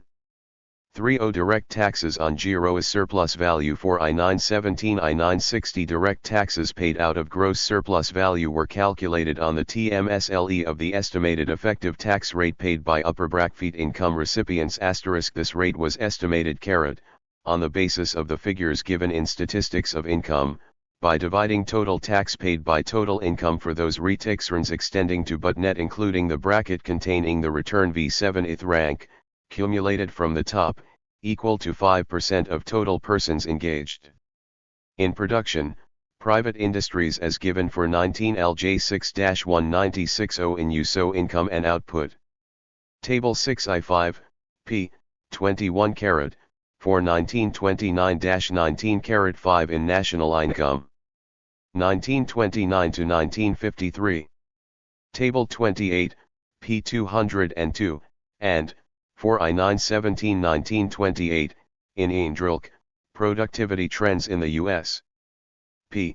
306, the effective final rate of taxes on gross surplus values is determined by multiplying this federal income tax rate by the ratio between total income tax payments and all other federal, state, and local personal tax payments, as given for 1929 to 1960 in U-S Income and Output O Tables 3L and 2, pages 16 to the power of 5th, and National Income, 1929 to 1953. Tables 8 and 9, extended to 1917 on the basis of Kendrick, OPCLT. Table A2B, pages 296 to 7. The portion of gross surplus value subject to tax was determined by deducting from total gross surplus /R. 188. Value the sum of capital charges, inventory valuation adjustment, and undistributed corporate profits, as given for 19I*6-1960 in U. So income and output. Table 6-9, p20.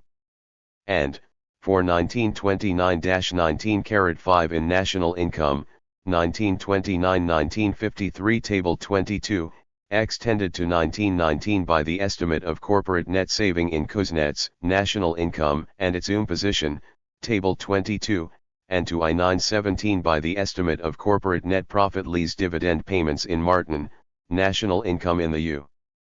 So, p. 20 the series of total direct taxes paid on gross surplus value was extended back to 1900 by the estimate of total personal tax payments in Kendrick, opioid. Table A2 Bo.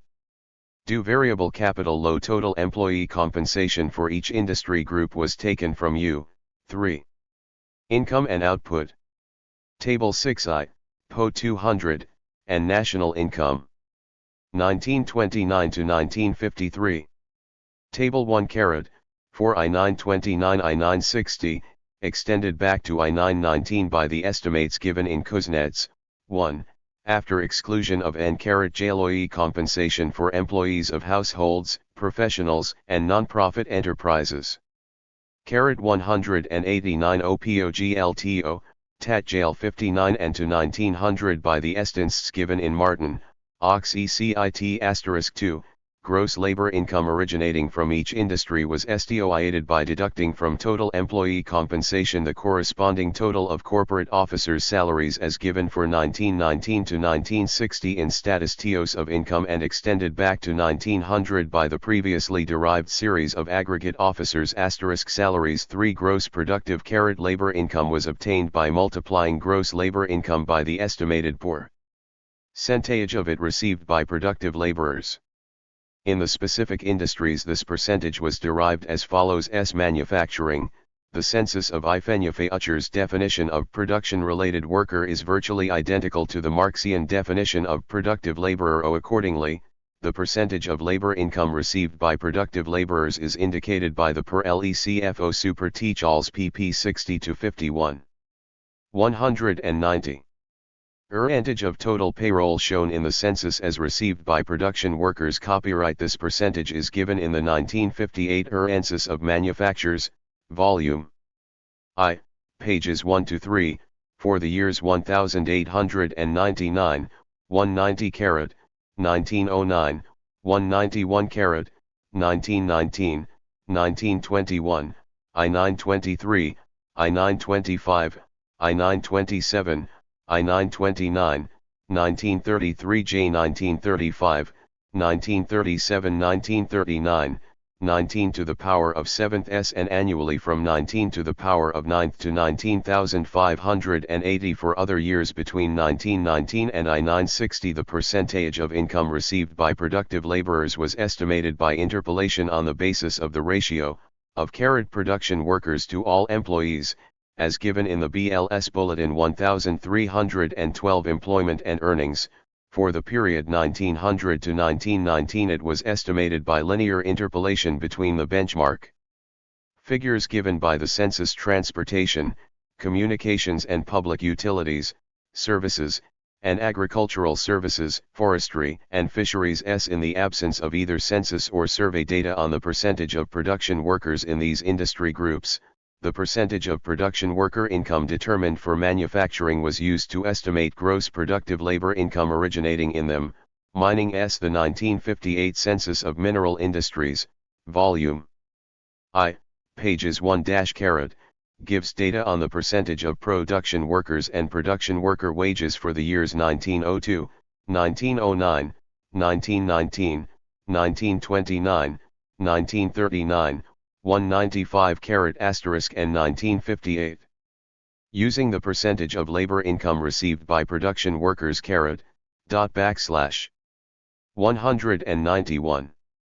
In those years as Ben Clark's, this percentage for other years was determined, for 19 * 7-3-960, by interpolation on the basis of the ratio of production workers to all employees given in employment and earnings, and for 1900-19 * 5 by interpolation on the basis of the percentages previously determined for manufacturing * construction G employment and earnings shows, for 19 * 7-1960, the number of construction work ERS and of all employees in the construction industries copyright for these years the percentage of labor income received by productive laborers V/as derived by multiplying the percentage determined for manufacturing by the ratio between the number of productive laborers in construction and in manufacturing, AE given by employment and earnings. The series was extended back to 1900 on the basis of the percentages previously determined for manufacturing. O direct taxes on variable capital for 1929 I-960 were estimated on the basis of the average tax rate applying to all but the upper brackets. This rate was determined by deducting a PI bracket total income and federal income tax paid from, respectively, total personal income and total statistics. 192. PT income personal income copyright tax payments, then dividing this residual tax by the residual income * as in the case of direct taxes on gross surplus value. The effective final rate of direct taxes on var * iable capital was determined by multiplying this federal income tax rate by the ratio of total personal tax payments to federal income tax payments. The 1929 rate of taxation of variable capital was extended back to 1900 by the series of total personal tax payments as a percentage of GNP. Taken from Kendrick, PPCIT table of LB * evaluation of data. The reliability of data in all the statistics all series diminishes as they go back to /ard 1900. And is clearly much higher for the early years * for the period since 1929 all series except net rent from unincorporated business are taken directly from estimates by the Office of Business Economics and the Internal Revenue Service, which are judged by these sources to be the most reliable available, and from Census and Bureau of Labor Statistics data. For the pre-1929 period the quality of estimates ranges from fairly reliable, in the case of wage data and of most statistics from the corporate sector, to highly unreliable, in the case 193 of NOI overparat gross surplus consequently * the PFA 1920 loats should be taken essentially as indloading the general order of magnitude of the rate of profit 9 rate of surplus value * and organic position of opital in that period. As an approximation of this sort, THS pre-1920 data are fairly satisfactory. This measure of unfidelity is based on the facts that even TC least reliable estimates have no evident bias in either direction * that the Gen AL level of all ratios is quite stable throughout the entire pre-war period, and that the fluctuations in the XTE of profit conform to the KNCWNOIOLIO pattern. THS seeming anomaly of the steep decline of the rate of profit in the years 1918 to 1919 to be explained by the rapid increase in money wages, the institution of significant income taxation for the first time, and the substantial negative inventory valuation adjustment due to sharp price increases *. The general trend of the rate of profit emerging from these data tends strongly to confirm the hypothesis tested. The computed regressions show a clear and statistically significant tendency of the Marxian rate of PX to decline over time *. This tendency is shown most strikingly by simple comparison of the 1929 rate of 194. Profit J ILO J to the 687 / achieved in the most recent peak year, 19600. The trend of the organic composition of capital is not as strongly marked, but is also upward over the entire period, even after the spectacular fall in World War II. In I-960 its value was 3 Oi carat, against 320 in 1929 and 2086 in the earliest peak year, 19,036. The rate of surplus value, concerning which Marx provided no systematic basis for prediction, shows a major decline over the 60 years, contrary to Marx's Exploitationo Exhibit AG Aggregate Business Structures, 194 8-19 9. Asterisk. Rear. JD. 19 69,492.8105 79 735 L6 Oi 6033 LE 376 W5. I 75,008 if 9762 F 85 L 99 to the power of first 7580 AI 5721 31 06783 78087709 Explanation. Coal as value of aggregate structures at end of previous year. COLBJ price index for current year divided by price index for previous year. Asterisk. OL copyright S. Initial value of structures for current year. COL asterisk. Happy Face, Giros investment in business structures during current year. Asterisk 4 I 196 Colorado E. Value of capital consumption for current year. OOIDFS terminal value of structures for current year. O Colorado 2 average value of structures for current year. O 196. Cha.pter 7. G / Lkiation of T E Marxian rate up profit. Rate. Up surplus value, ORGL IIC composition. Of capital, MD net productivity of labor, the United States, 1900 to 1960 basic procedure computation of the rate of profit, rate of surplus value, and organic, composition of capital in strict accordance with Marx's concepts requires that the basic categories of his system be calculated in terms of the basic quantitative UJN.IT of the Marxian system. The hour of socially necessary labor time calculation on this basis requires one new set of data in addition to those developed in the previous chapter, the series of total man-hours of productive labor actually performed each year. Since the same portion of the economy was covered, and the conceptual approach was the same, as in the preceding chapter. The relevant annual current dollar series could be taken directly from the data of that chapter. These series are, variable capital, gross surplus value, gross investment in fixed capital rate of capital consumption, and value of inventories. 197.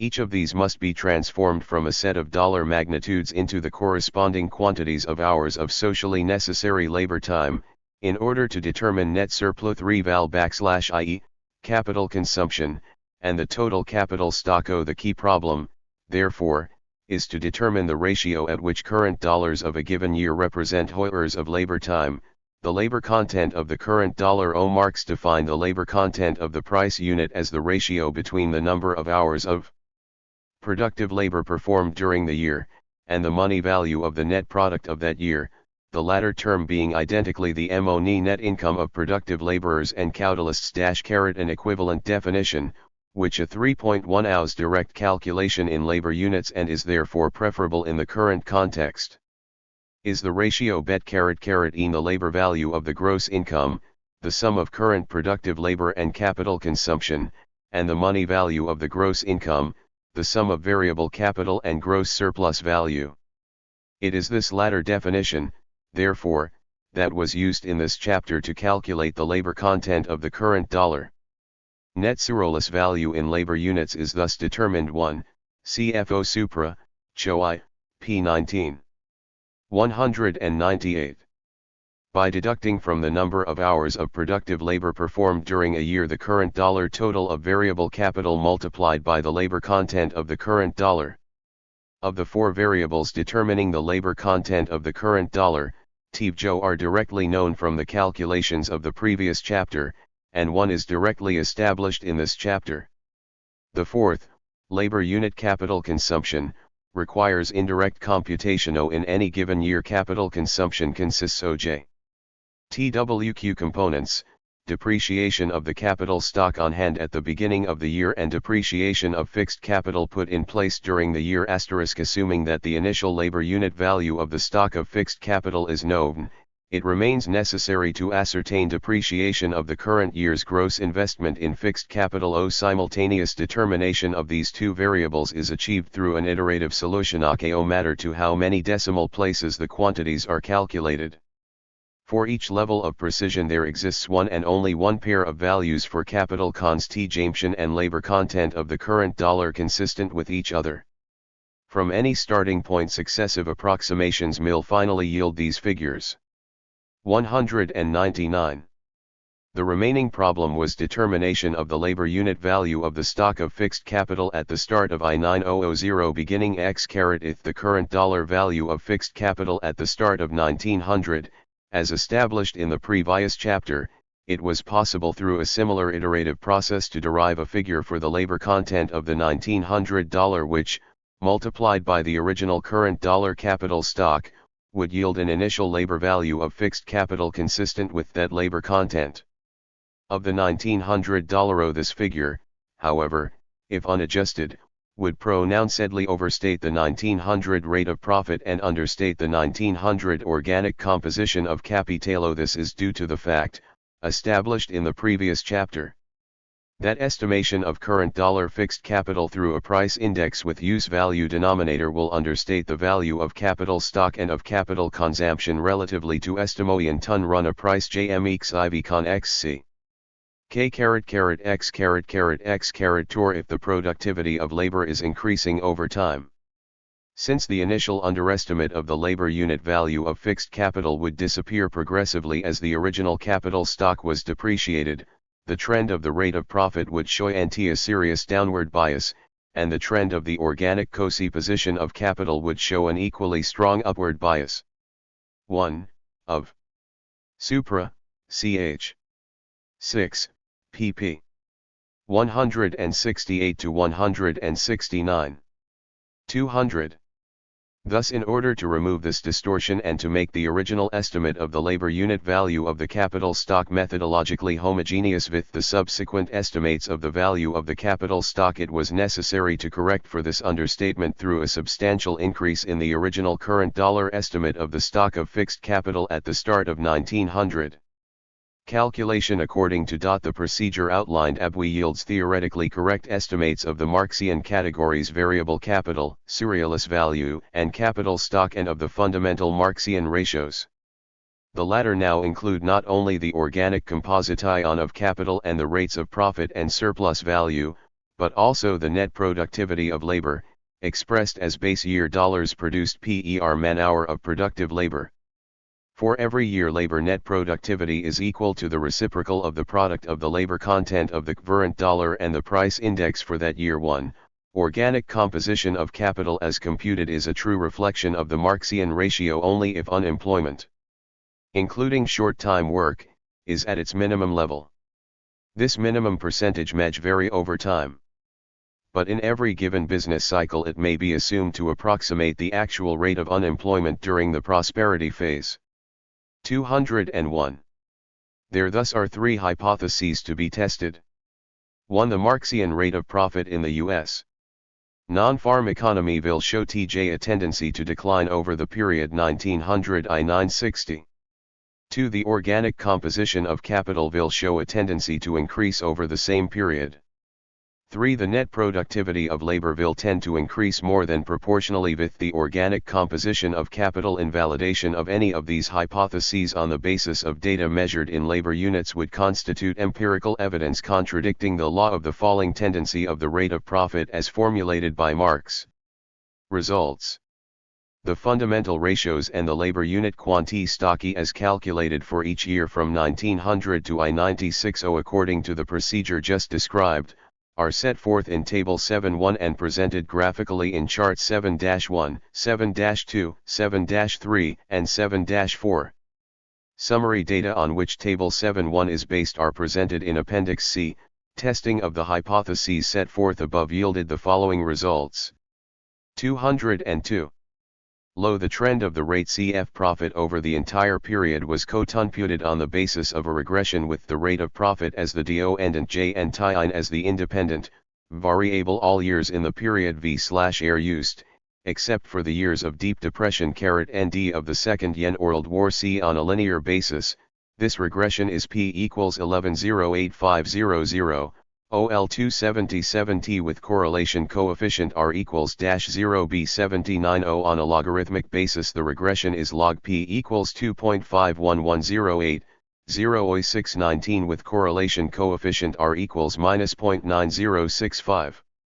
2. The drastic decline in the organic composition of canidal during the SECRR/D World War and the slow return of the organic composition to its pre-VJAR level made it effectively impossible to compute the trend of the organic composition of capital through a regression covering the entire period.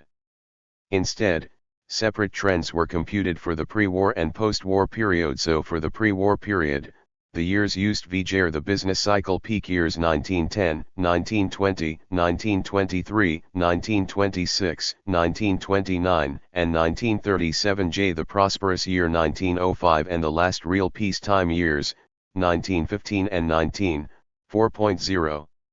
The trend of the organic composition of capital was computed on the basis of a semi-logarithmic regression with the organic composition of capital as the dependent, and time as the independent, var LeBlanc. 203. This regression is 5 log Q equals Li W plus C0075 I plus T with correlation coefficient R equals 0.967 for the post-war period, all years from 19I7 through I960 except for the recession years 1914 to 1951 plus, and 1958 VJAR used. As for the pre-war period, the regression was computed on a semi-logarit by AIC basis. This regression is log Q equals 1,09380 plus 0.02382 TMTH correlation coefficient R equals 0.9823.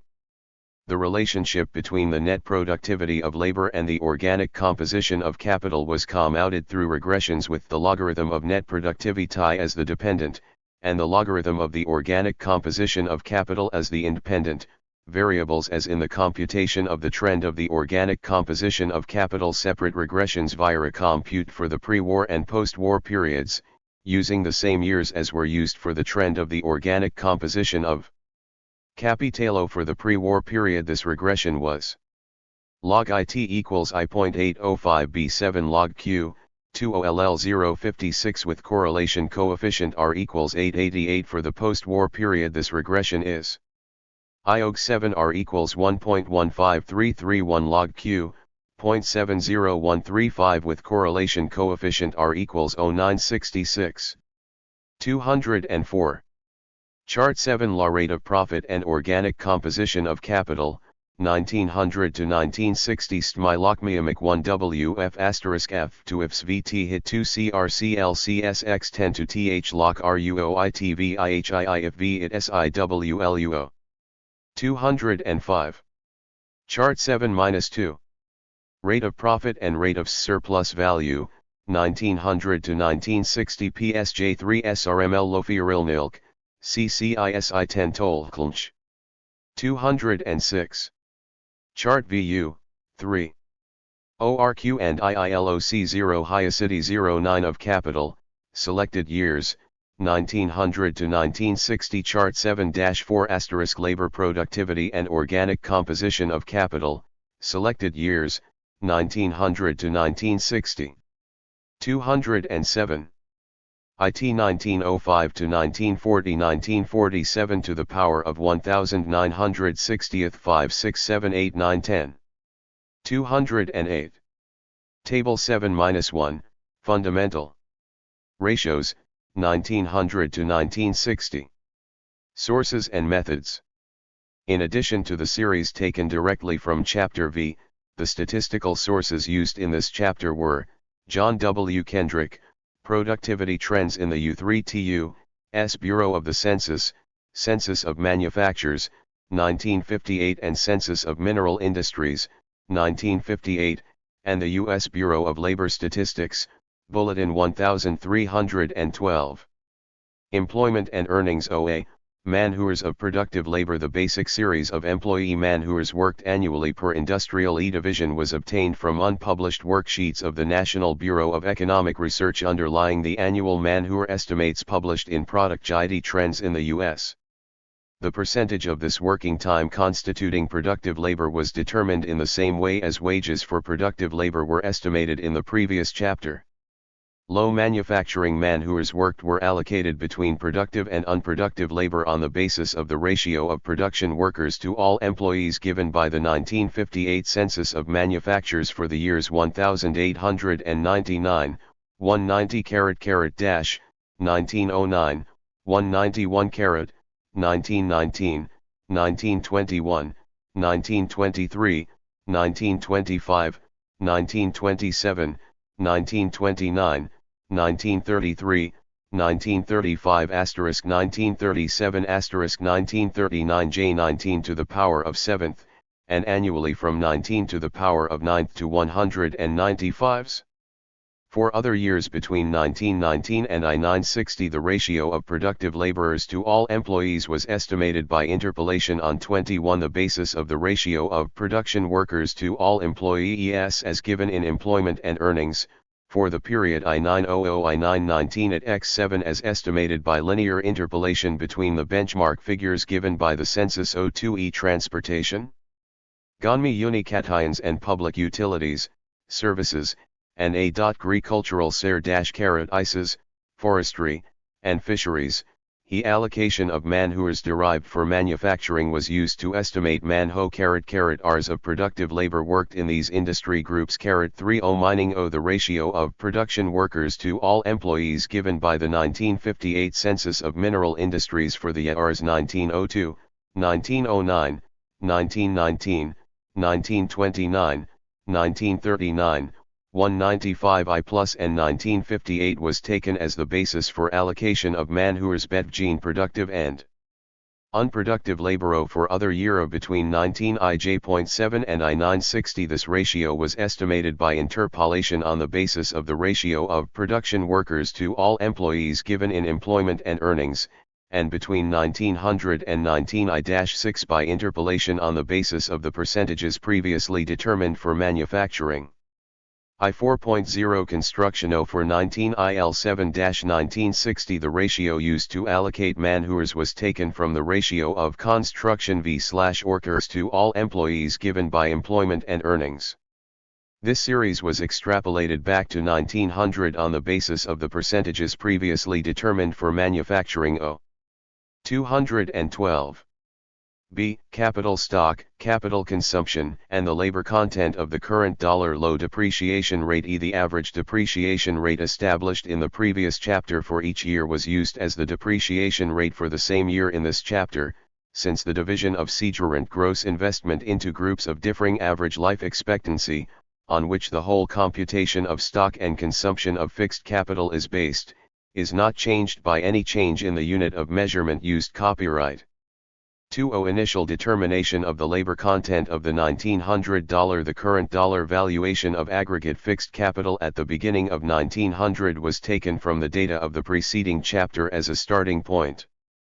This value was expressed in units of 1 ideally in hours of socially necessary labor time by the following method. The initial approximate labor content of the $1900 was determined by dividing man-hours of productive labor worked during 1900 by the sum of current variable capital and net surplus value. The current value of fixed capital at 1, this computation is presented in detail in Exhibit A appended to this chapter. 213. The start of 1900-AS converted into labor units through multiplying it by the first approximation to the labor content of the $1900. Depreciation on the initial capital stock M labor units was calculated through multiplication by that year's depreciation ratio. The second approximation to the labor content of the $1900, as determined through dividing the sum of man-hours worked, initial capital consumed, and estimated new capital consumed by the S-M of C $. Variable capital and raw surplus value. Copyright app.roxelmate labor unit current investment was determined through multiplying 1900 current dollar gross investment by the second approximation to the labor content of the $1900 approximate depreciation on current investment VAS calculated through multiplying L/2 the figure established in step by the year's depreciation rate. The third approximation to the labor content of the $1900 was determined to 6 decimal places through dividing the sum of man-hours worked, initial capital consumed, and new capital consumed by current dollar gross income. The initial labor unit value of fixed capital for on NR/HP basis of the estimated labor content was recomputed on 1 OD/AXA UJ 214.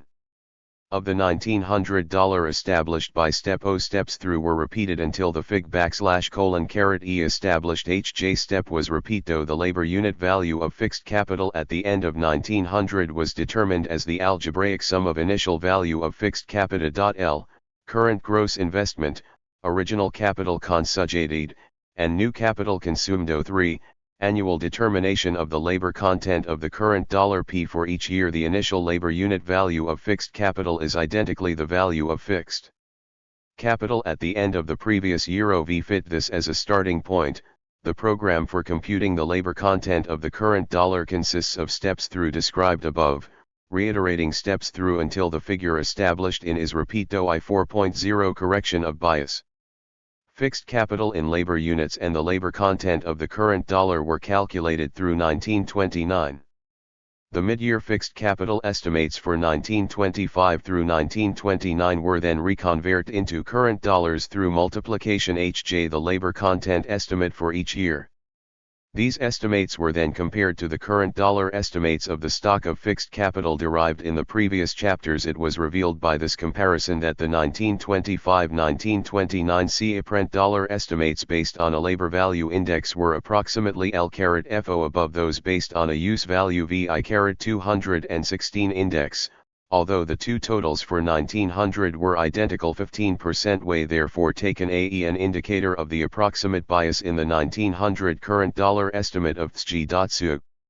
UUPSPA. Accordingly, the final calculation of all quantities in labor units was carried out according to the procedure described above, but using as a starting point the previous estimate of current dollar fixed capital at the start of 1900 multiplied by 1.150 C.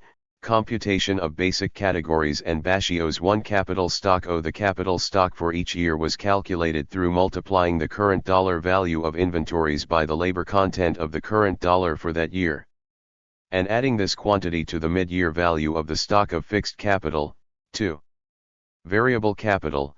Variable capital for each year was determined through multiplying current dollar net income of productive laborers by the labor content of the current dollar for that year. 3. Surplus value. Surplus value for each year was determined by subtracting labor unit variable capital from total man-hours of productive labor worked in that year. Net productivity of labor. The net productive ITY of labor for each year way determined through dividing the reciprocal of the price index used in the previous 216 chapter by the labor content of the current dollar for that var. Since 195 plus is the base year of the index, net productivity of labor for every year is computed in 1951 plus dollars per man-hour. Evaluation of data. Since the data used in this chapter are basically the same as those used in the previous chapter, the considerations regarding reliability and interpretation of the data expressed in that chapter apply fully to the present chapter. The pattern of results emerging from the current dollar calculation is confirmed by computation in units of socially necessary labor time. As expected, the basic trends are shown more strongly than in the previous chapter.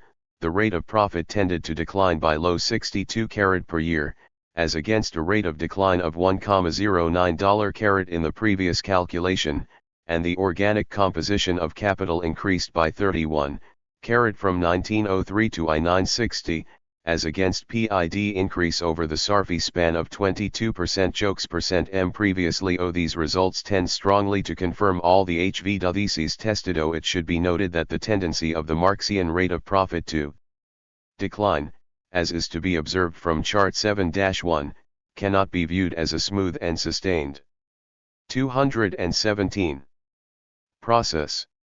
Within each of two subperiods, the pre-World War I years 1900 to 1915 and the decade 1920 to 1929, no significant overall fall in this rate took place, though the average rate in 1920 to 1929 was substantially lower than that of 1900 to 1915, and the Great Depression and Second World War resulted in a recovery of the Marxian rate of profit to well above its 1929 peak. Only within the post-World War II sub-period is a sustained falling tendency to be observed. This pattern cannot entirely be ascribed to the counteracting factors which, Marx contended, made the fall in the rate of profit a gradual tendency whose net effect should be clear only over the long r/in. To a very significant extent, the stepwise fall reflects the demarcation between periods of different burdens of taxation on the U.S. economy. This factor will be discussed in the following chapter. 218. Exhibit 7a, Initial. Determine a yuan of the labor content of the $1900 AO information from Basic Series, depreciation rate 0.0592 J67 total productive labor 21.65 current dollar cross income O.L./U. Current dollar gross investment 01551 Suolamansri data. Current dollar value of fixed capital L8 L69.TL. At start of 1906, revised initial value of fixed capital 20,89 L plus 08 current dollar net income first estimate of labor content of 332.72 $1900 county computation. Iteration HCD underscore E underscore underscore F underscore underscore pound underscore 169 carat 21.21 J 121 C73 oil 06328 5283.2 LG 6634-0 carat 3 carat 8. 271. A 1 a 218 5 3.1 to the power of 16,777 carat 299. Li 157.13.14 to 16,836 3. 7139 to the power of first S 232.73. BL8. Excluded a decline in the rate of surplus value as an explanation of a falling rate of profit. The falling tendency of the rate of profit is accompanied by a rising tendency of the rate of surplus value, i.e., in the degree of exploitation of N221 labor. Nothing is more absurd, therefore, than to account for a fall in the rate of profit by a rise in the wage rate, although exceptionally this may also be the case. L The rate of profit sinks not because the laborer is less exploited but because less labor is employed in proportion to the employed capital in general.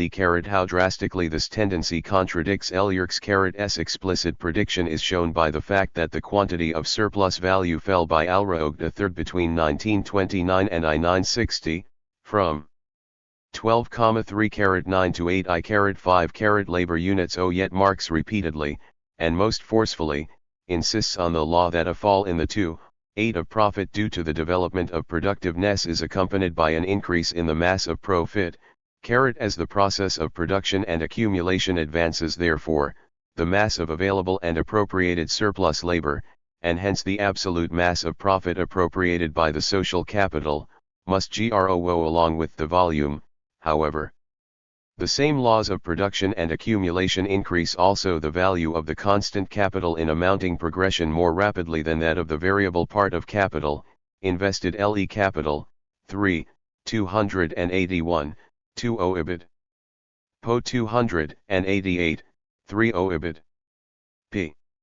Z6L carat. 222. As it is in living Lafker star. Hence, the same laws produce for the social capital a growing absolute mass of profit and a falling rate of profit. The question is therefore posed: to what extent does the observed fall in the rate of profit reflect the cause posited by Marx as against the explanation Marx excluded? A quantitative answer can be indicated on the basis of the data * comparing the level of the key variables in 1905 to their level in I960J. We see that the rates of profit decreased from 11B99 to 068 s, an annual rate of -1.72. The organic composition of capital increased from 3L6 to I020, an annual rate of 0.52 ND. The rate of surplus value decreased from I6 low 0.95 to 2.0%, so that the percentage of the working day forming surplus value decreased at an annual rate of -1.20, thus 30. Of the observed fall in the rate of profit between these dates is accounted for by the increase in the organic composition of capital, and Q% is accounted for by the decrease in the rate of surplus value. A falling tendency of the rate of surplus value 1 capital 3, 256. 22 feet 3 inches implies a tendency of hourly real wages to rise more rapidly than the net productivity of labor.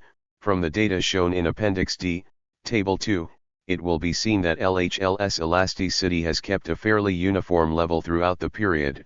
Real wages have tended to increase about 1.3 times as fast as labor net productivity. It is in this connection that the unproductive expenditures, with which Gilman mistakenly attempted to rescue Marx, have real significance. It is obvious that the necessary but unproductive costs of maintaining the commercial and governmental apparatus have increased vastly during this century, not only absolutely but also relatively to the total national product.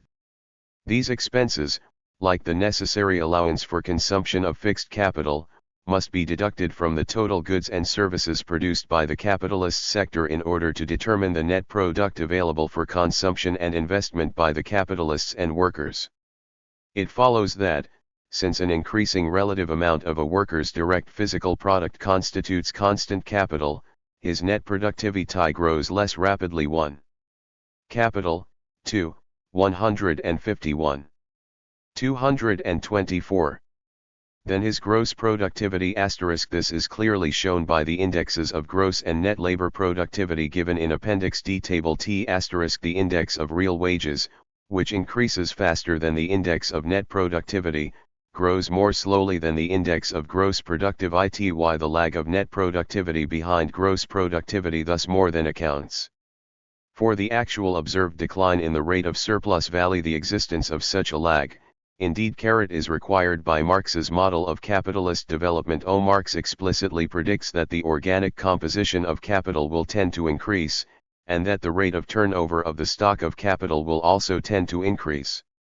It follows that the relative share of the value of the gross product consisting of constant capital must tend over time to increase. Questions necessarily arise, however, if this argument is applied not only to the expansion of distributional and administrative overhead costs required by the increasing sophistication and complexity of the productive apparatus, but also to the weight of taxation. The increase in the tax burden during the past half-century has been largely, though not entirely, caused by the increase in direct and indirect military expenditures. Such expenditures, of co-heirs, have political causes, and cannot be treated as simple reflections of changes within. 225. The capitalist economic system. To what extent do these politically determined costs account for the actual decline in the rates of surplus value and profit? If not for them, might not the rate of surplus value even have increased enough to counteract the increased organic composition of capital and thereby totally to prevent a fall in the rate of profit?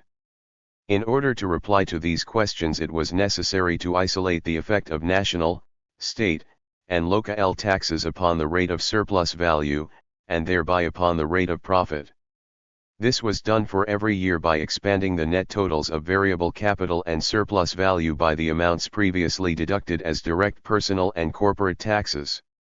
The ratio between these two aggregates gave a new expanded rate of surplus value gross of taxes, which could then be applied to the total man-hours of productive labor and organic composition of capital established in Chapter 7 to produce an expanded total surplus value gross of taxes and an expanded rate of profit gross of taxes for each year. The degree of expansion indicates the effect of changes in the structure and rates of taxation upon the amount and rate of profit. 1. In the strict Marxian sense, it is true, they ultimately do reflect changes in the economic base. Marxists have contended that in the last analysis Rs among capitage. States are fought for basically economic objectives, and that this is particularly so in the epoch of imperialism. 226. The results of this computation can be aimed up in a single pair of figures.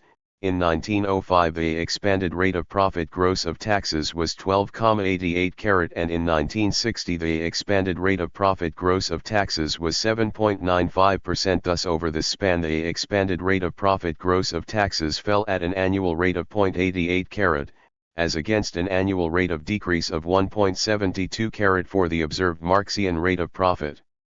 Comparison of the two figures shows that the increasing tax burden is sufficient explanation for an annual rate of decrease of 0.84 in the rate of profit, or nearly 50 of the observed rate of decrease. The effect of taxation is therefore far from a full explanation for the fall in the rate of profit. It is, however, a very substantial partial explanation for the fall in the rate of surplus value, which, we have seen, accounts for 70 of the observed decline in the Marxian profit rate.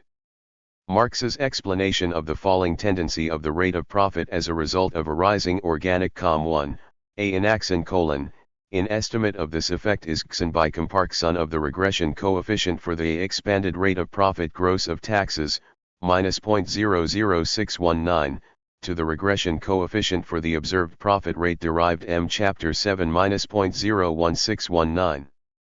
This would indicate that increased taxation and account for almost 62 of the observed rate of decline. 227. Position of capital thus appears, on the basis of the data for the entire period, to be at least partially adequate, even apart from the unforeseen decrease in the rate of surplus value. The rate of profit would still have fallen significantly over the period, and for the reason Marx specified. 2. The Phase es. of 20th century U.S. economic development. The problem of explaining the falling rate of profit appears in a somewhat different light if the general trend of development is analyzed in terms of a division into separate periods. It is clear at first glance that, in terms of the variables relevant to the study, the 20th century U.S. economy has gone through at least three distinct periods: the pre-1929 era, the Great Depression and Second World War, and the post-war period. It can be contended that the years 1930-1905 constitute a qualitative break in American history, that the society emerging from the Second World War was psychologically, sociologically, and economically of a different sort from the one that crashed in 1929. I myself one. A case can be made out for treating the pre-World War years as a separate period. However justified this may be, it is not best to do so in the present context, partially for considerations of the precision of the data but mainly since the division would not reflect a drastic break in the same sense as the others do. 228. Would accept this view only with grave reservations.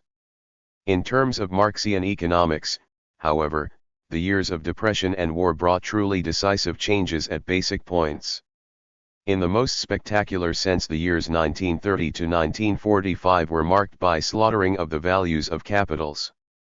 Between 1930 and 1945 the capital stock fell from 149 billion to 120 billion labor units, a net disinvestment of some 20%. At the same time this was a period of rapid technological and scientific advance, so that in 19 to the power of fifth much of the remaining capital stock was already obsolescent. The Depression and war years saw the formation and consolidation of mass industrial unions in the basic sectors of American industry, with a corresponding change in the institutional structure of the labor market. At the same time the government budget and tax system emerged as a major economic fact. In comparison to 1929, the situation in 1946 was marked by two major changes. The rate of surplus value had fallen by virtue. 229. A 50 the organic composition of capital as computed had fallen by about 25%. If the post-1945 period is judged on its own, certain sharp differences from the pre-Yen AR epoch become apparent. In the first place, after 1946 the falling tendency of the rate of surplus value is completely arrested, fluctuations continue within a relatively narrow range, but without discernible trend. Secondly, technological progress has been extremely capital intensive, as indicated by the value of 1.153 obtained for U in the equation FFSAQ. Consequently, the organic composition of capital increased from 1946 to I960 by 45 carat. The result has been an over a 11 fall in the rate of profit at a pace much faster than the trend for the whole 1900 to 1960 period. This is, in fact, virtually an ultra-Marxian picture, a situation in which the organic composition of capital is rising rapidly and in which the counteracting causes are mainly inoperative. There can at this point be no conclusive answer. 230. To the question whether this picture will continue to apply even for the next decade, not only because 15 years is too short a period to support a firm prediction, but also because there is no assurance that this is indeed a normal period in its own right, and not merely a phase of recovery to some much longer-term trend. If, however, we accept tentatively the hypothesis that the post-war parameters will continue to apply in the next decade, it is difficult to escape the stagnationist implications of the Marxian theory, since a 1% annual growth rate of the capital stock permits less than a 2% growth rate of net product when U equals 1.153. Whether or not this proves to be the case depends to a large degree on political and social factors that we cannot go into here. In the purely economic sense, however, the Marxian model leaves virtually no room for a real acceleration in the growth rate. Bearing on the Marxian system, what, then, is the bearing of the study upon the Marxian theoretical structure as a whole?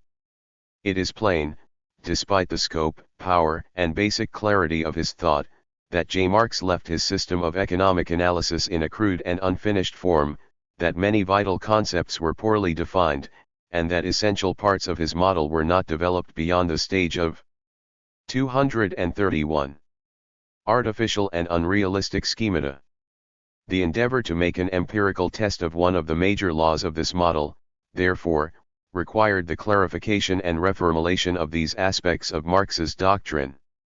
If this book has made a theoretical contribution, it has not done so through development of any new theories on a Marxian basis, or through a new critique of Marx. What has been accomplished has been to state or restate the basic categories of Marx's system in I, which establishes both their coherence with each other and their identifiability to empirically knowable economic magnitudes. To validate the law of the falling tendency of the rate of profit both as a vital part of Marx's model of economic development under capitalism and as a logically correct and necessary deduction from the basic premises of the Marxian system. 5. To demonstrate practically that the Marxian model can be tested by the facts of the U.S. economy equals the data developed through this test, as presented in the previous chapters and in this conclusion, speak for themselves. They show clearly that Marx was no infallible prophet, that certain of his predictions proved to be invalid. But they also confirm that Marx was correct on the issues he regarded as decisive, the rising tendency of the organic composition of capital. 232. And the falling tendency of the rate of profit. Confirmation on this vital score is not in any sense confirmation of the Marxian economic theory as a whole, something which is in any case conceivable only through the integration of vast amounts of post-Marxian theory into the Marxian structure. The study has shown is not that Marx is right or wrong, the point is, that he is relevant. 233. Appendix A. Anal, FSIS of the Bortkeviksfisi. Criticism of Marx's solution to the transformation problem. 234. Appendix A. This solution to the transformation problem was of considerable theoretical importance to Marx because it annulled the equality of value and price in aggregate terms Heil, showing that prices of production are ultimately dependent upon values and must change in a determinate way with changes in value. It has, however, been criticized as being inconsistent with other essential aspects of the Marxian Systeme. This criticism was developed by Bortkiewicz together with an alternative solution.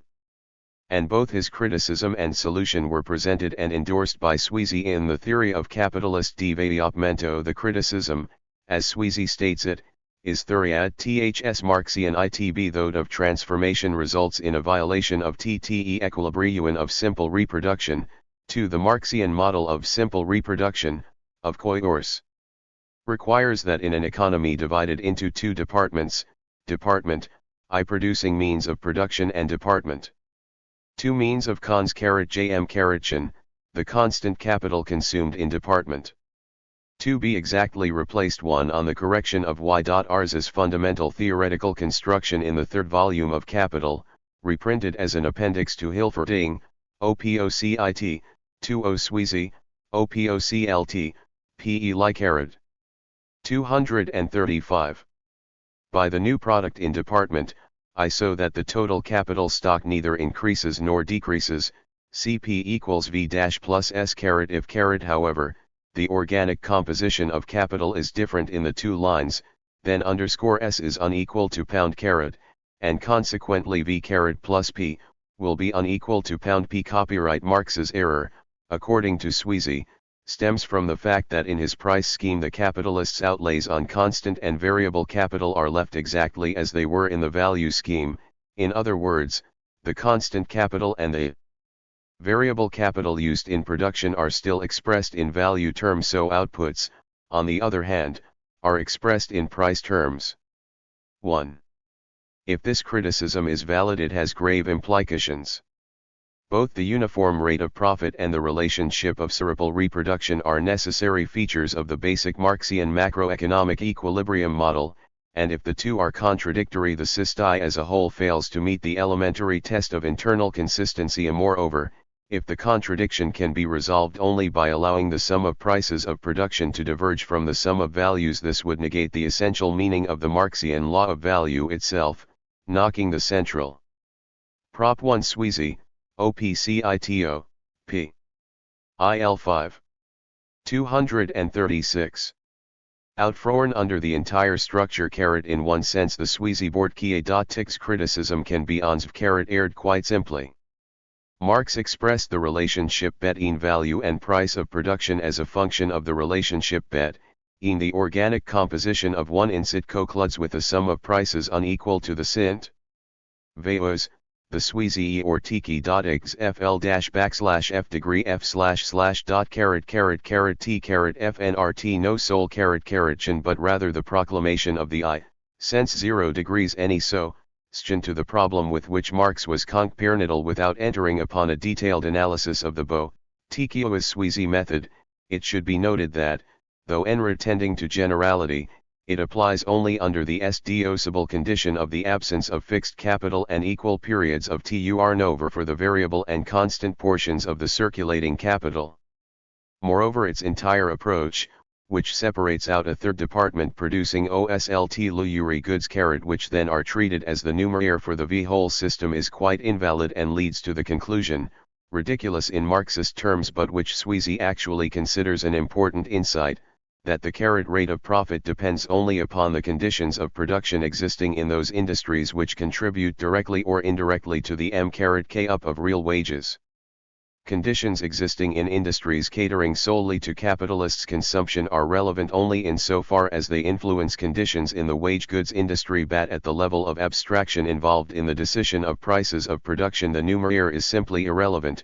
All that is necessary is that prices and values be calculated in the same units, which is precisely what Bortkiewicz and Sweezy do not do. And 4 these are secondary objections. The fundamental thing WT1 with the Sweezy Bortkiewicz m.ithid, as we will see in the following pages, is THA.T. It fails to understand the Marxian category value as it is concretist in relation to price of production. 237. Capital characteristic of each specific industry, and the organic composition of the social capital as a whole. Sweezy and Bortkiewicz, on the other hand, pose the problem in terms, not of specific industries, HUD of entire departments of production. But, although Marx at one point does use an arithmetic illustration involving a higher organic composition in Department I, what reason is there to expect the organic composition of capital to be different in the two departments? Differences among industries rest on the specific technical characteristics of each industry. In a modern economy, bracing hundreds or thousands of distinguishable industries so on what is based the supposed difference between the two departments of production, each of which is an enormously aggregative entity.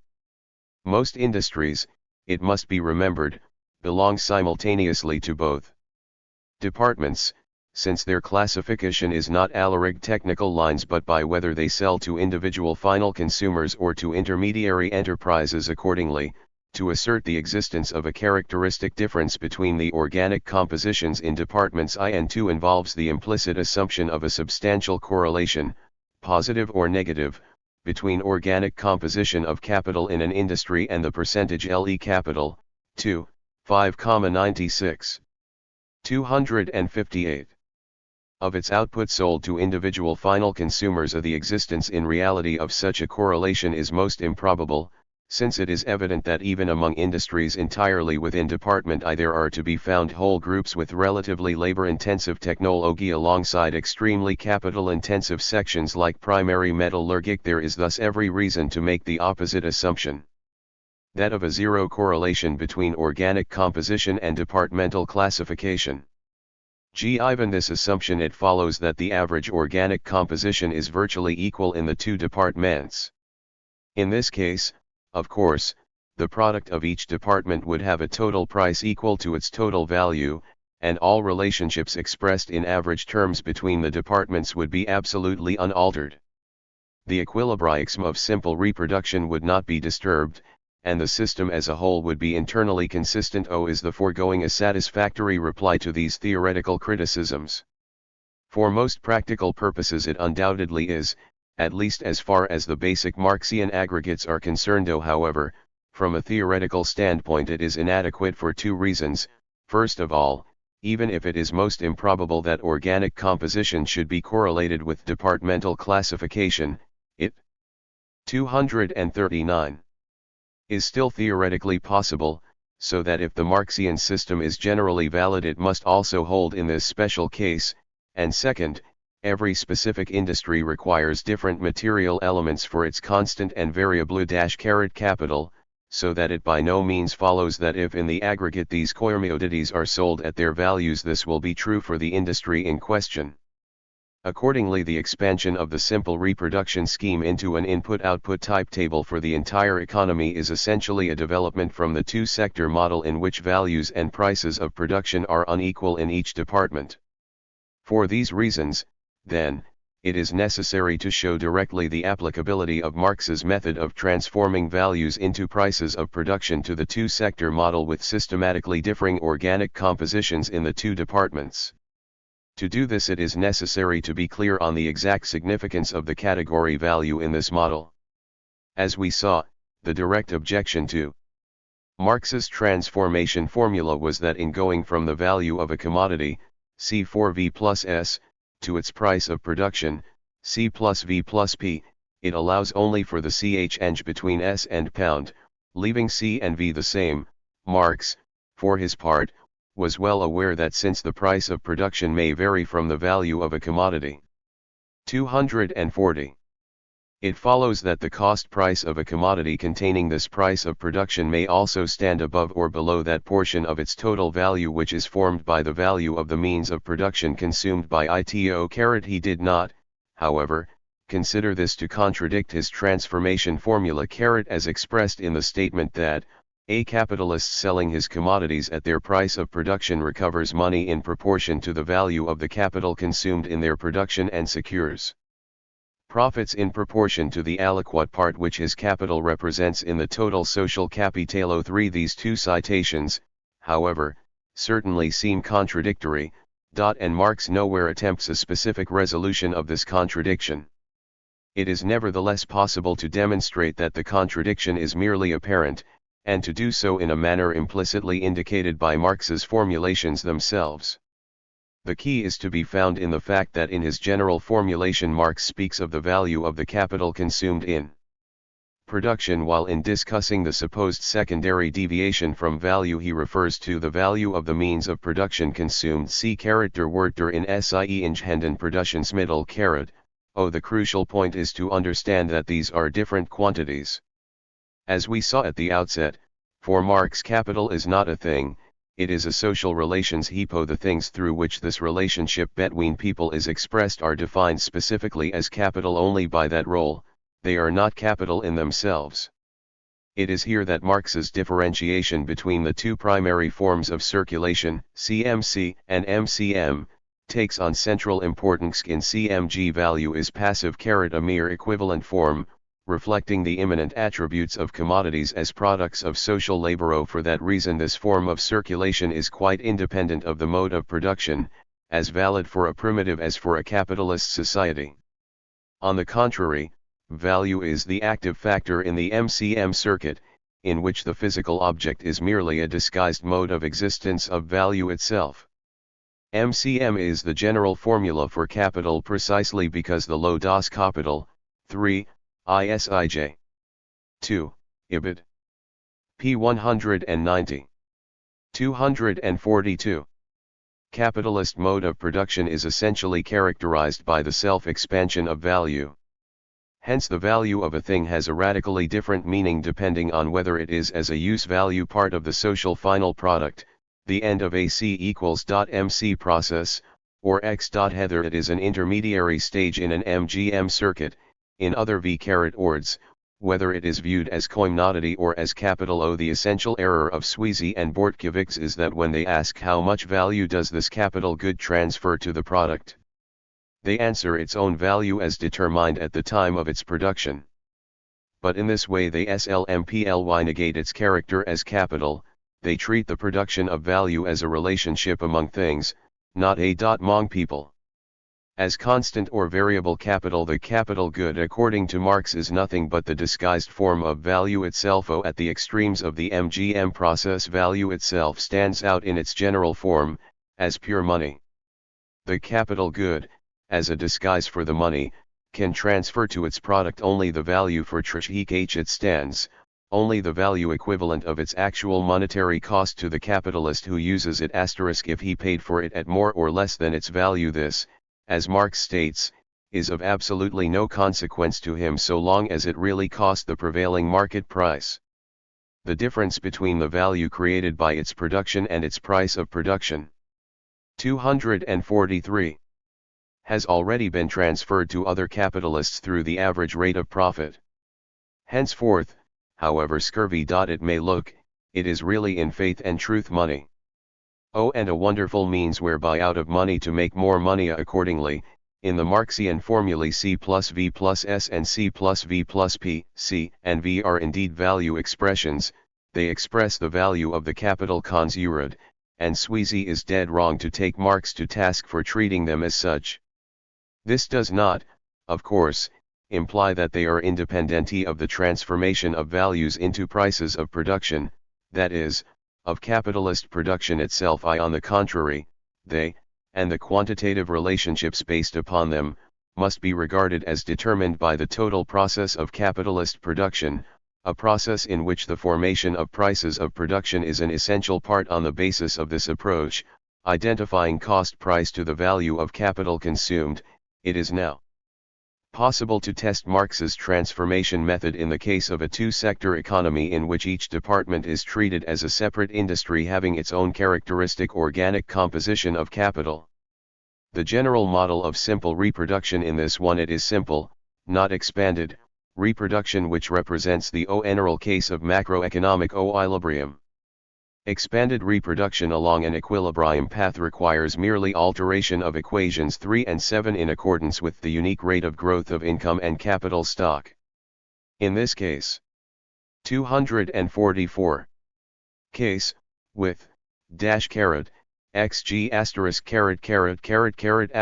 *, happy face, parameters, consists of j-equations in 7 variables t plus v d plus is, equals zi0 I2q, J2V2T plus VGCL plus slash caret 2 caret equals caret 2 caret 2 3y caret D plus SAI equals Q caret 2 caret 2 caret 1 plus S T4 VRI plus SM equals Z 1 IJVV2 I2T equals caret 2 6 1 J caret 0 I plus Z2 caret 2 equals caret 1 caret dash 2 7 ZT plus Z2 equals P underscore I. By substitution and elimination, this reduces to three equations. Law Q, IIT plus equals 0 J underscore Leah, 1.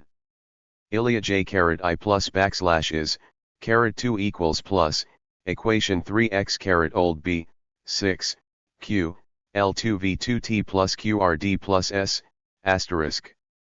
245. Solving for 0I and 02 caret registered pound registered caret expression already derived, underscore 11 caret 2, happy face, 1 plus QZ. Once the numerical value of Q is determined, the values of the other variables are easily obtained. THFL total result is a solution to the transformation problem in which the prices of production are derived in the way indicated by Marx, in which the equilibrium of simple reproduction is maintained both in terms of price and of physical assets, and in which the overall total of prices is equal to the total of values. The significance of this solution, like that of any equilibri JMB Odell, is largely formal.